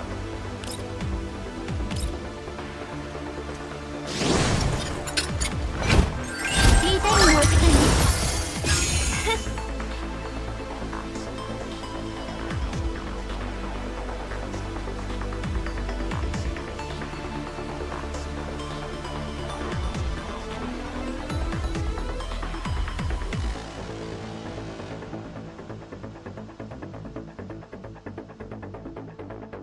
わかりました。ご命令を喜んで。墓地隕石のよい了解。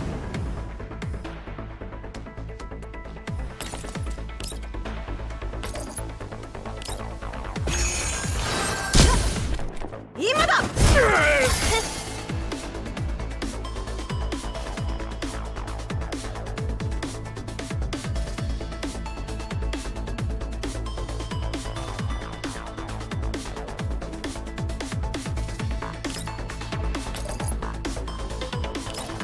ご命令を喜んで。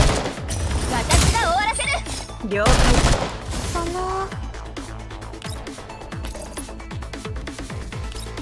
配置射撃準備。今だ。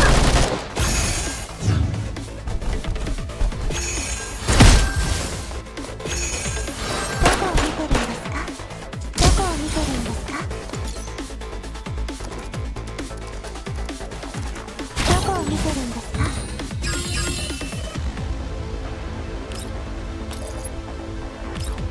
ご命令を承知しました。今だ。終わりだ。戦場は片付いた。皆の者、よくやったな。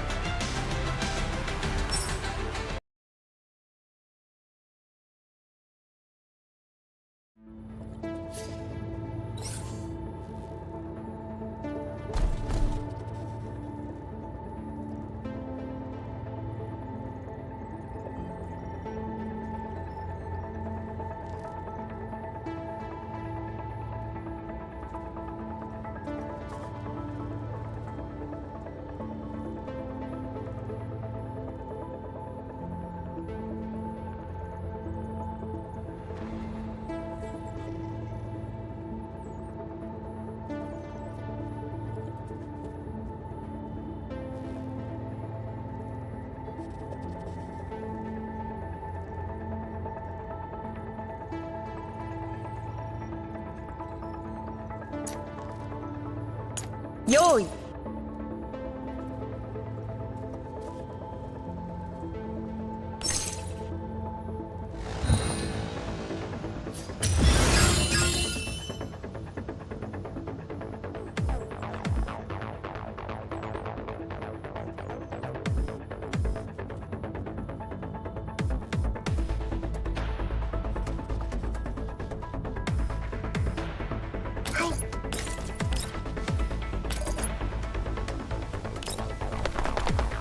みんなのために。用意。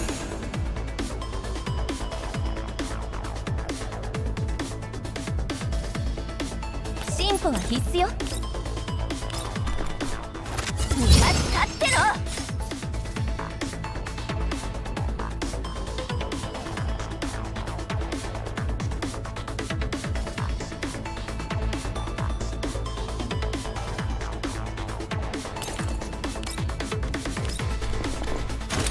今だ。逃がしません。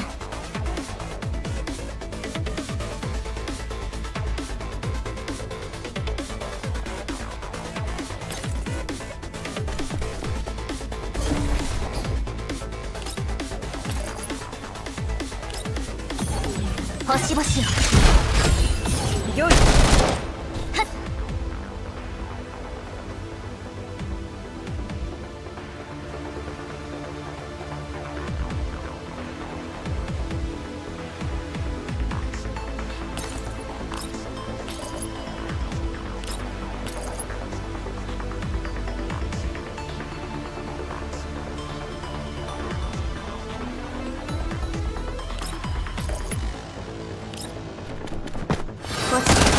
隕石ギスでもどうぞ。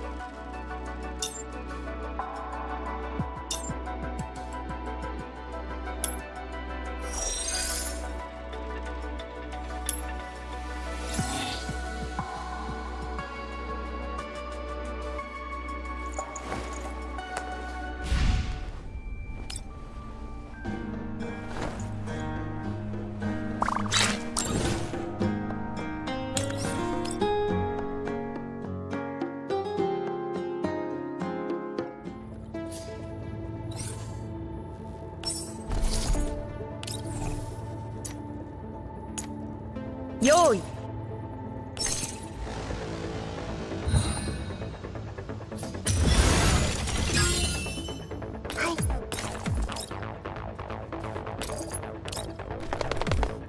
みんなのために。用意。今だ。了解。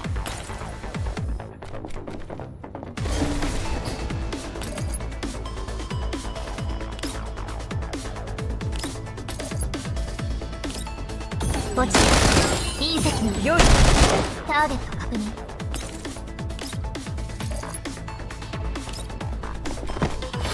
星々をいつでもどうぞ。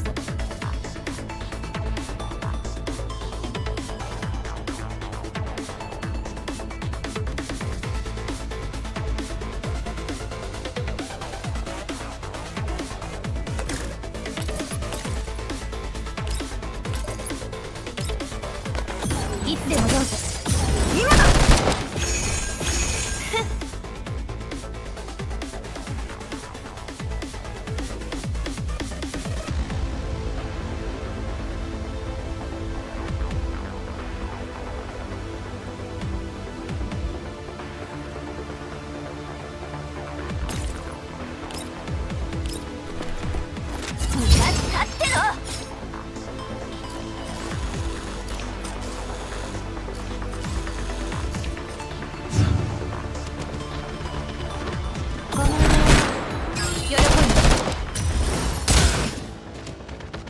ごめんね。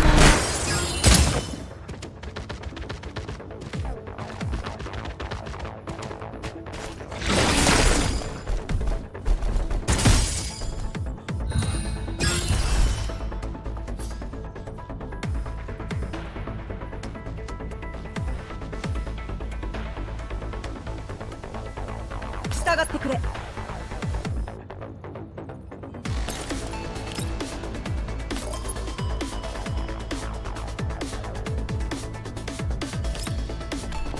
今だ。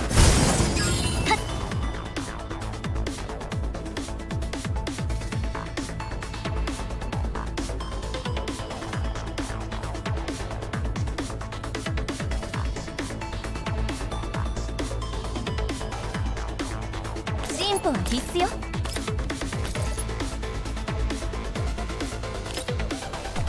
喜んで私が終わらせる。お申し付けを。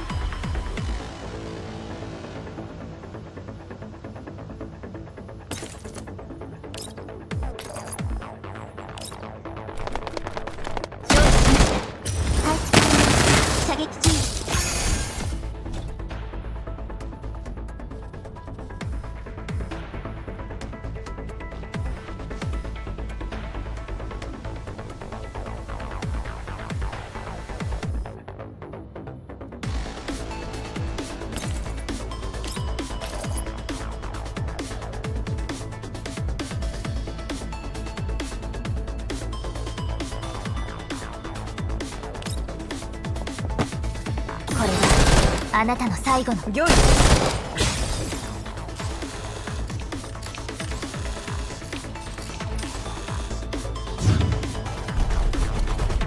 ごめんね。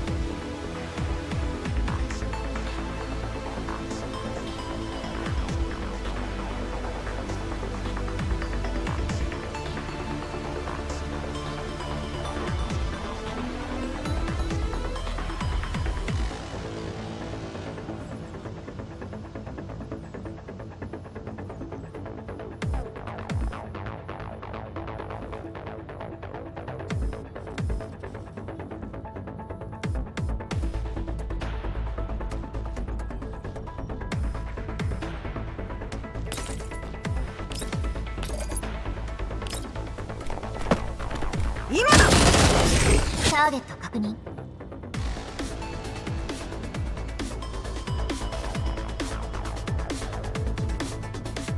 重しつけを。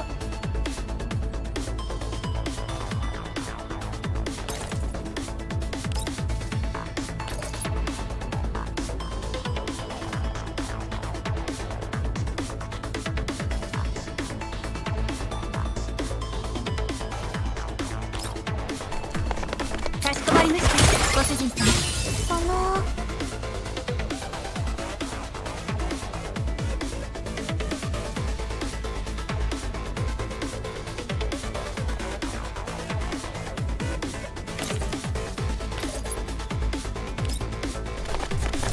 ご命令を。ご命令を。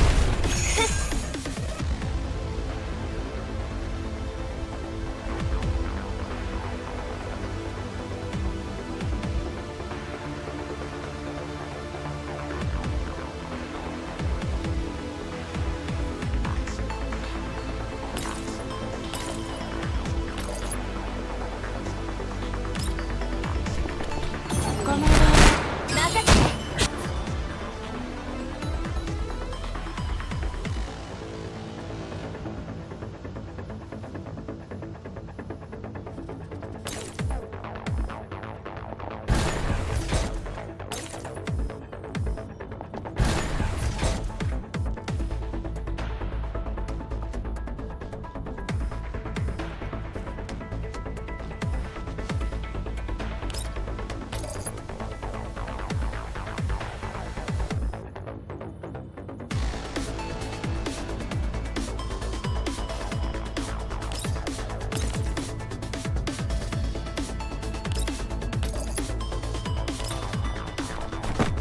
墓地隕石。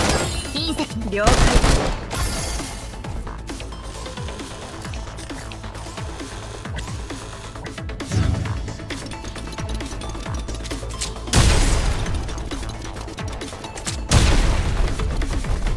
今だ。星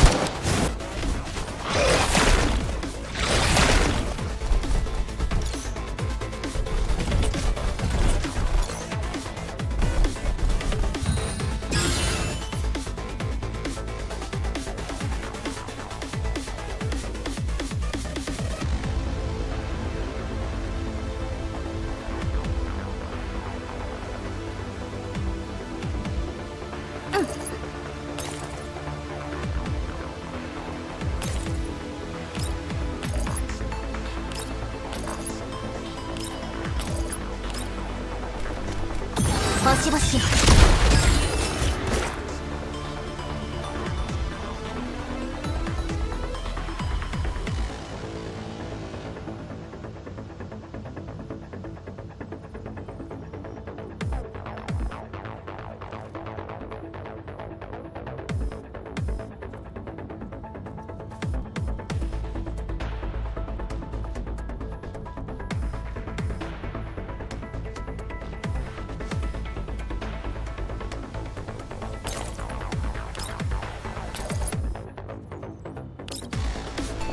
今だ。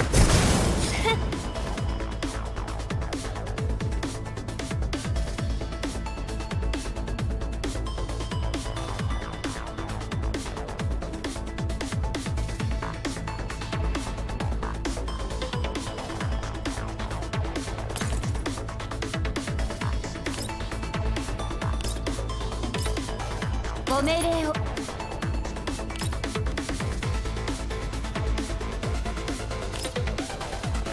ティータイムのお時間です。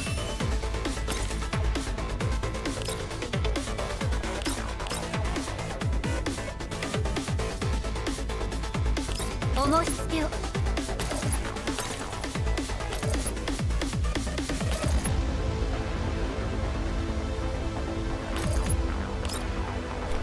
任せて。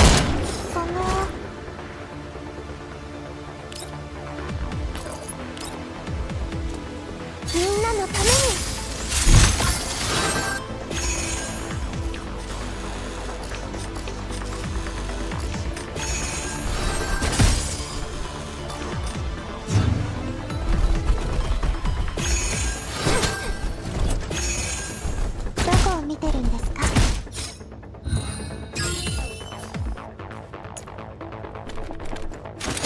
今だ。ごめんね。いつでもどうぞ。立ってろ。最近射撃中。よい。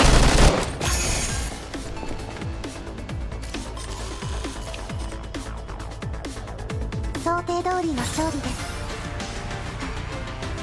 本当はもう少し完璧に終わらせられたはずなんですけど。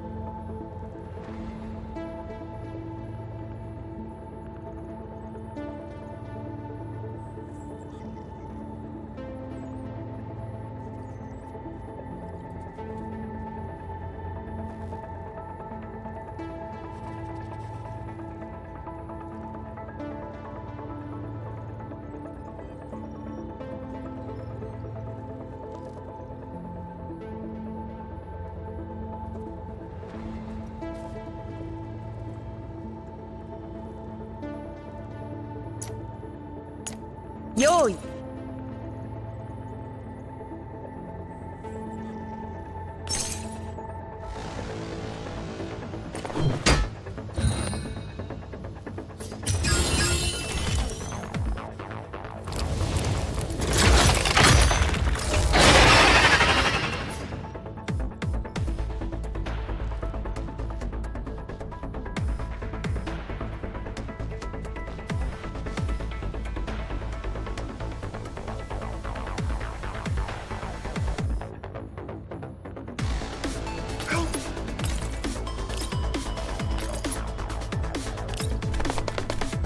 みんなのために。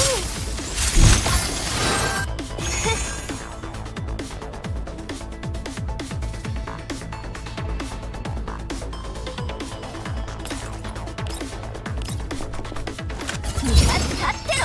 お申し付けを。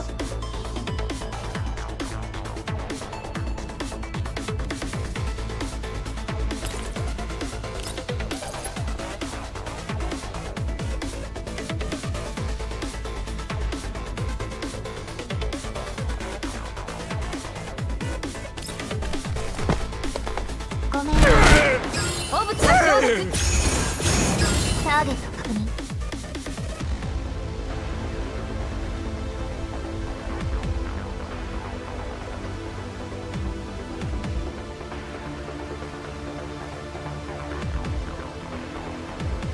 用意。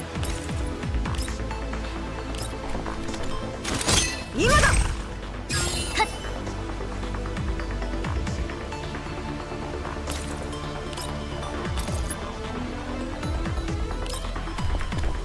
星々を。よい。ターゲット確認。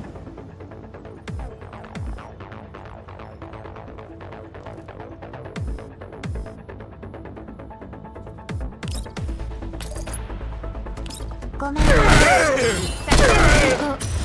ち隕石のように。よい。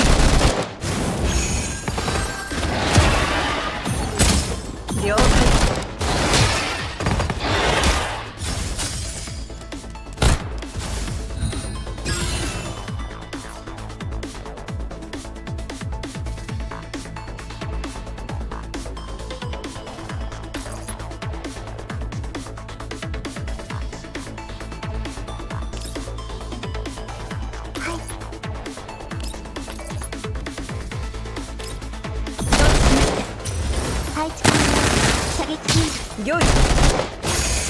でもどうぞ。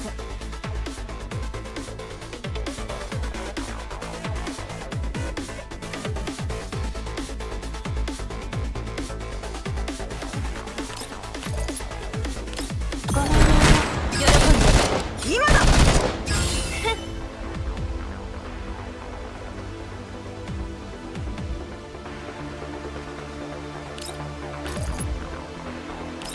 ごめんね。作戦を遂行。私が終わらせる。今だ。逃がしません。こ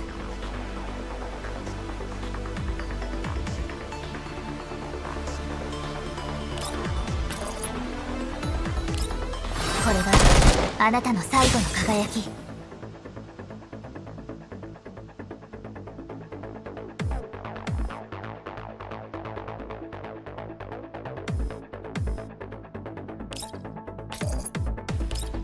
今だ。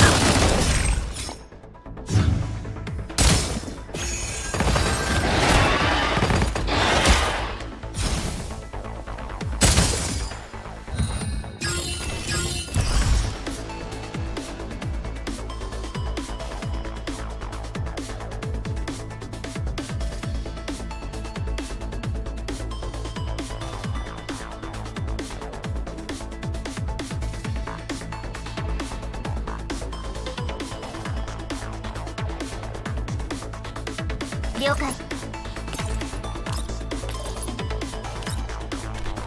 ごめんね。承知しました。星々を。了解。作戦を遂行。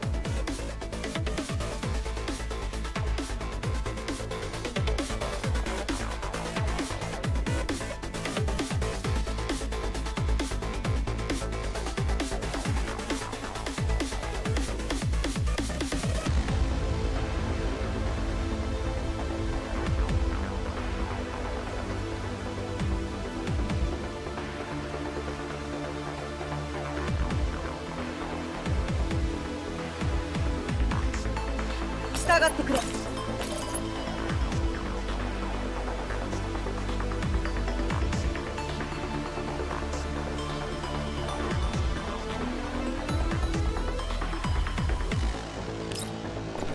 ごめんね。作戦を遂行。今だ。いつでもどうぞ。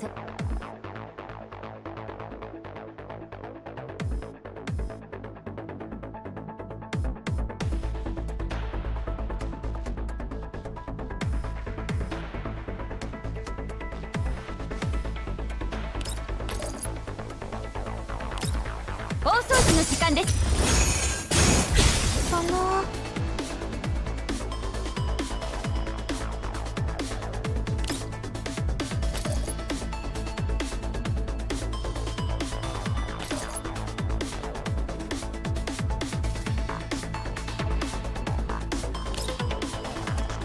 みんなのために。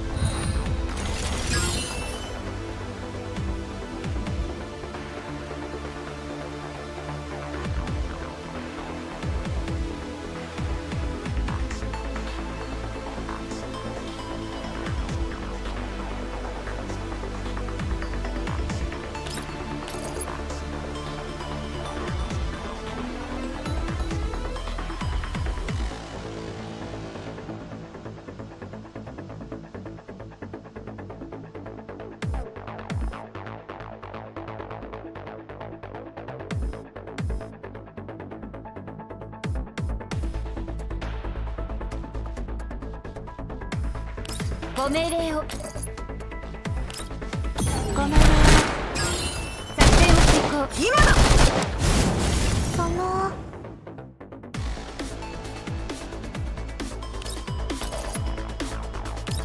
作戦を遂行。配置中の射撃準備。今だ。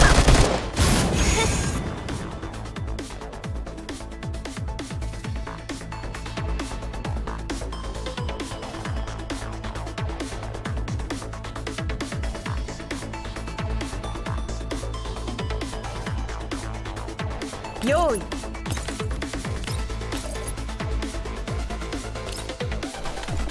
ごめんね。喜んで。今だ。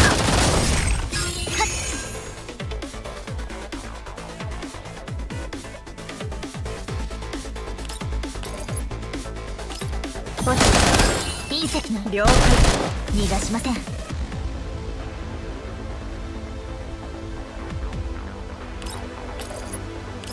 これがあなたのさ。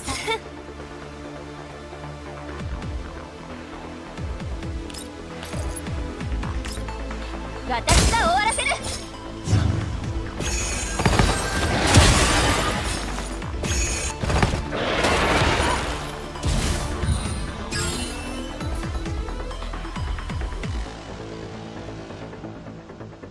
いつでもどうぞ。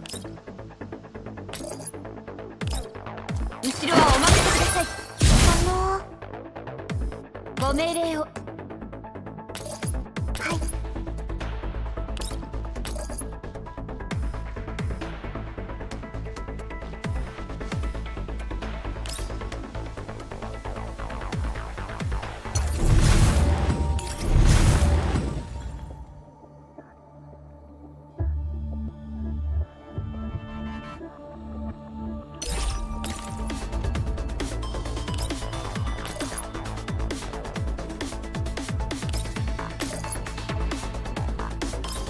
従ってくれ。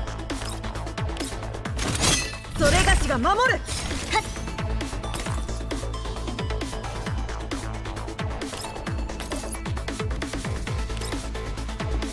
ごめんね。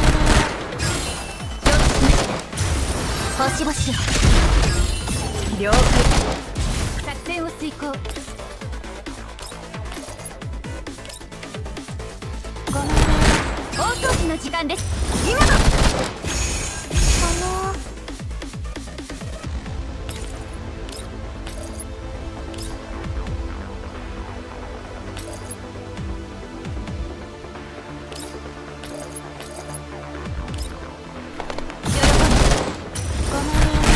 了解。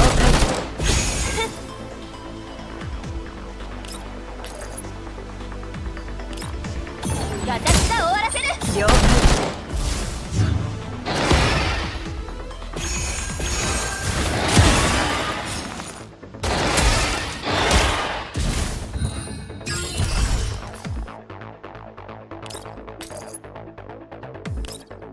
ごめんね。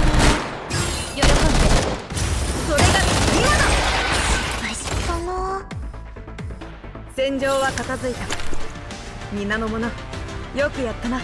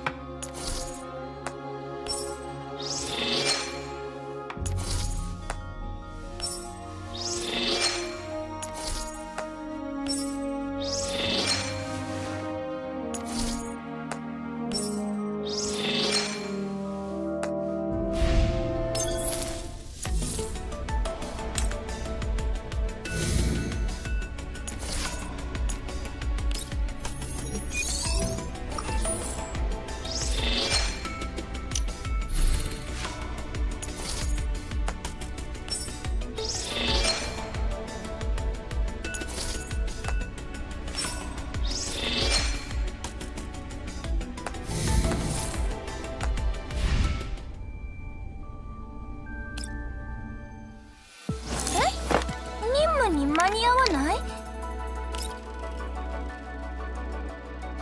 じゃーん、グルメレポートをしに来たよ。その宣伝案件ってことでタダで食べさせてもらえない？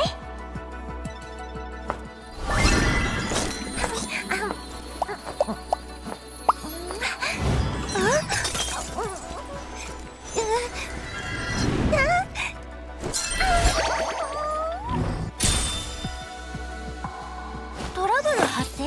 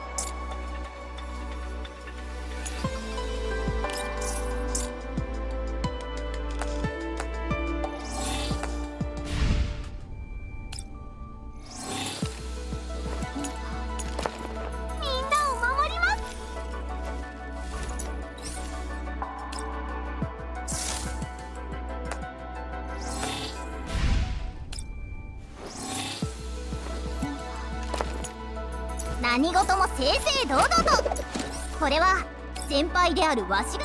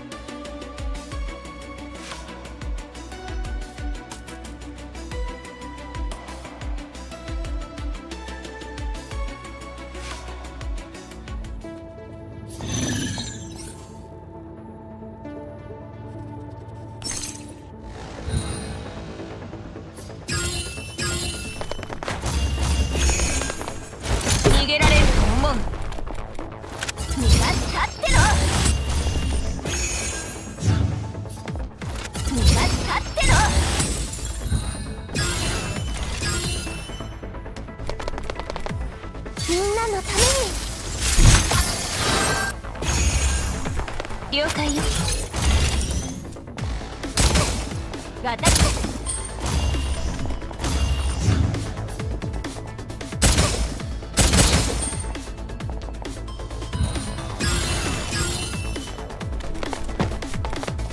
どこを見配置射撃準備。反響するなんてね。いいわよ、まだ終わってない。これで好きなことをする時間ができましたね。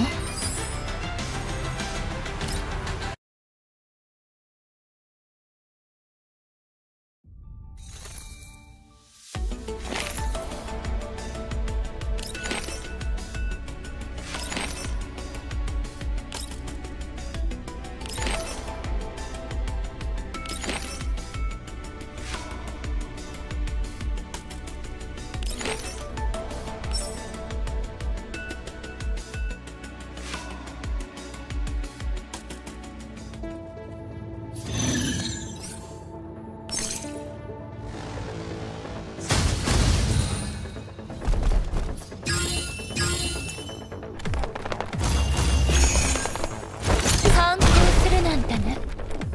見張ってろ。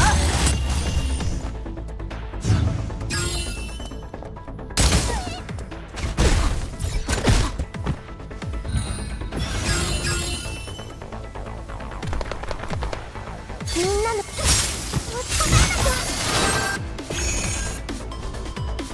想定通りの勝利です。本当はもう少し完璧に終わらせ。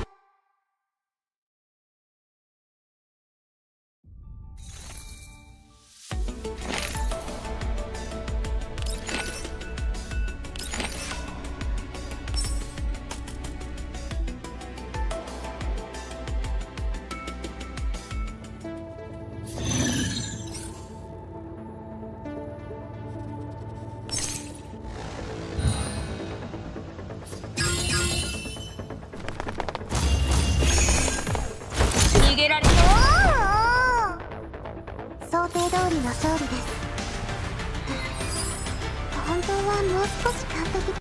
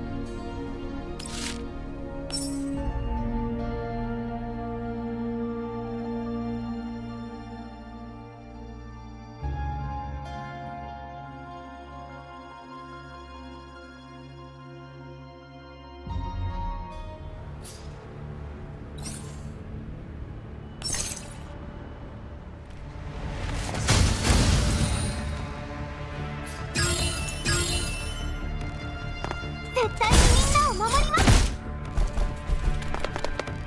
みんなのために。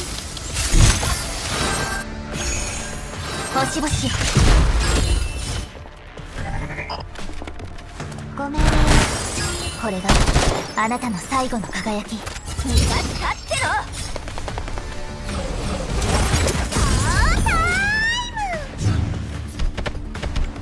ごめんね。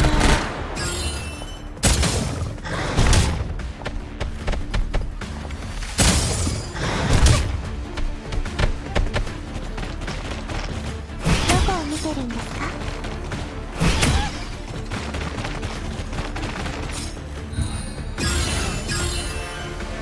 ごめんね。誰も犠牲にはさせません。配置完了。射撃禁止。ごめんね。墓地隕石のように私が終わらせる。みんな元気を出して。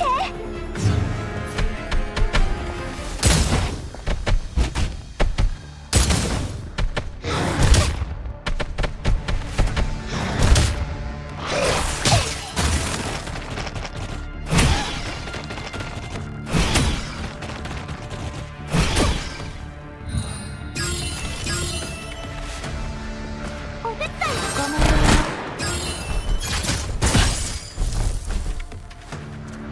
みんなのために。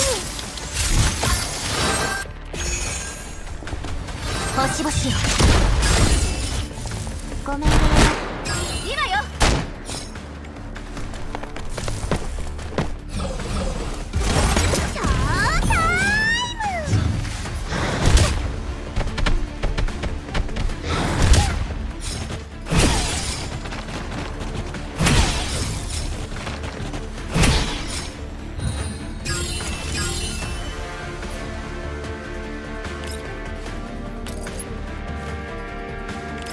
ごめんね。これがあなたのサービス確認。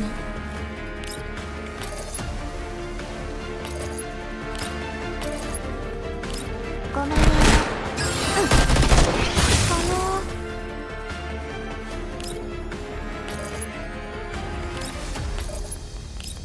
戦うことは私の使命です。私が終わらせる。突撃。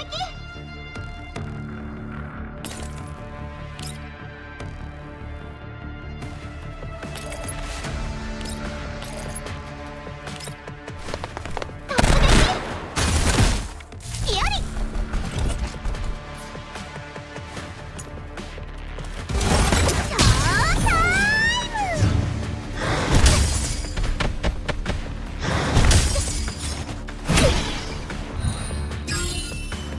絶対にみんなを守ります。戦うことは私の使命です。ごめんね。星々よ、逃がしたってろ。ショータイム。ごめんね。